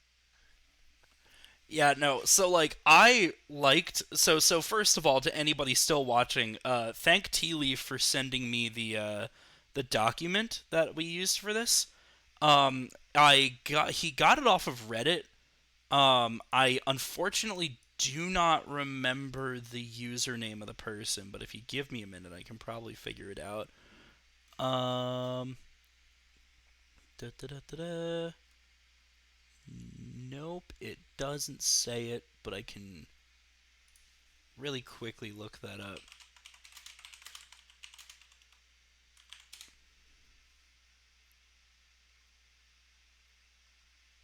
Do, do, do, do. So this is from 4 years ago, and it is by Reddit user from Brad to Worse. That's awesome. That's an awesome username. I'm sorry. From Brad to Worse. That's awesome, actually. And this was a one shot that I had to really fucking affect, because this one shot legitimately was made for like, you know, 5 or 6 like level 2 characters. And so I'm like, fuck that. I want them to fight the Nidhogg. All of you could be level 6. Like and it was just really really fun to adapt. I spent most of the holiday season actually just working through it. It was a lot of fun. Um and y'all like it? Yeah, it was pretty interesting. I had a great time. It was good. It was solid. Yeah. Also, I will 100% honestly say I felt so bad picking on Coco in the fighting part, but I'm just like, you're closest to Frosty. He's not just gonna be like, I'm ignoring the cleric and just go and like attack them. I'm just like sitting there. I'm just like, Coco is such a sweet innocent soul that just wants to eat hallucinogenic flowers. Why? I don't want to hit Coco. I want to be Coco. And then I'm just like, why can't the monk be close to Frosty? Why can't I hit the monk? The monk's not precious. Like,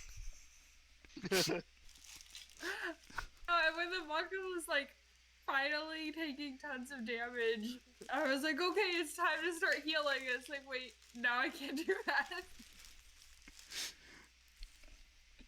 oh my goodness, no, but that was y'all threw me the Coco's living her curveballs. best life. Yeah, for whatever is left because y'all trigger Ragnarok. Or y'all let Ragnarok happen, I suppose. No, I'm gonna be honest. I tried to. We had fun while doing it.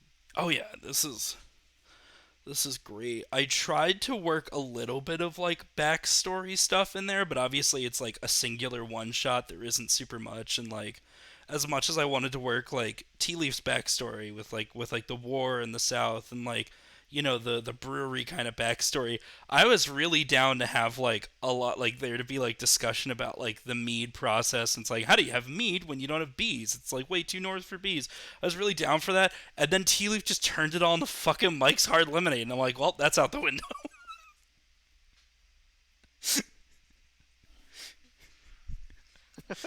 Yeah, no, I absolutely love Samrin's backstory. I really wanted to be the assassin that murdered Samrin's lover. That would have, I think, been hilarious. Oh, that would have been I'm so kinda good. sad I didn't. There We was. can flesh these out in like a real campaign or something because we're still around. We can talk in our group and see if we want to extend this or do more with. Oh yeah, because I had Ragnarok happened, we're all dead. see, I'd actually thought of that because originally I was planning. I'm like, what if they do fail to stop Ragnarok? What do I do then? And I had put down as like a little note somewhere, but I didn't flesh it out. It was kind of gonna be like I wanted to do something better than the Dorothy thing of just and you were there and you were there. It was all this crazy dream. Whoa! Like I wanted to do something at least better than that, but I couldn't think of anything in time. So I might just future trunks it. That's what retcons are for. This is Yeah, like we can figure it out later. Or the next time we're actually under a spell by Frosty, and then we actually join him to kill the Nidhib. I mean, yeah, maybe this happens at like a later level or something like that, where it's just like where we're like, you know, you guys meet him on the outside of town instead of the children or something like that, and he's just like, "Hey, want to come see my cave? It's pretty cool. Got some cool rugs." I don't That or just like, This is all during the talking portion where he's like, "Oh, this is what's gonna happen." I mean, that or we just treat this like a movie, like a movie that's like adjacent to the TV show. It's like, oh yeah, you've met all the characters. Now watch them in like this weird, like crazy thing that's totally not canon, and like we're gonna introduce some abilities that totally can't happen, right? Like that's not real. Goten can't use the Kamehameha. He never learned from Master Roshi. Like just stupid shit. Like. No, but this is great. We're here for it. This is great. If y'all do want to do shit in the future with this kind of party, I am so very down to run this campaign. I would love to continue to DM like the wonderful RP that I get out of your characters. I love it so much. However, I am gonna have to go to bed now. It is almost 3 a.m. where I am. so so with Yeah, that, it's pretty late for you guys. We should probably head out. Pretty late. yeah. Have So. a great night. With that stream, it's been wonderful having you here. Thank you to everybody who watched, and thank you to the three lovely people here who have followed me tonight. Just keep in mind, we are now 25 followers away from that 100 follower special, where I will make a military ration and eat it on stream, which I have right back there. It is creamy fettuccine MREs. So I'll do that on stream and give my honest opinion on how good or bad these things are. Um, I oh god, I really hope I'm not streaming this morning. Well, if I am, you'll see me then, and if not, D&D tomorrow night, right? Yeah, Sunday if you guys are free.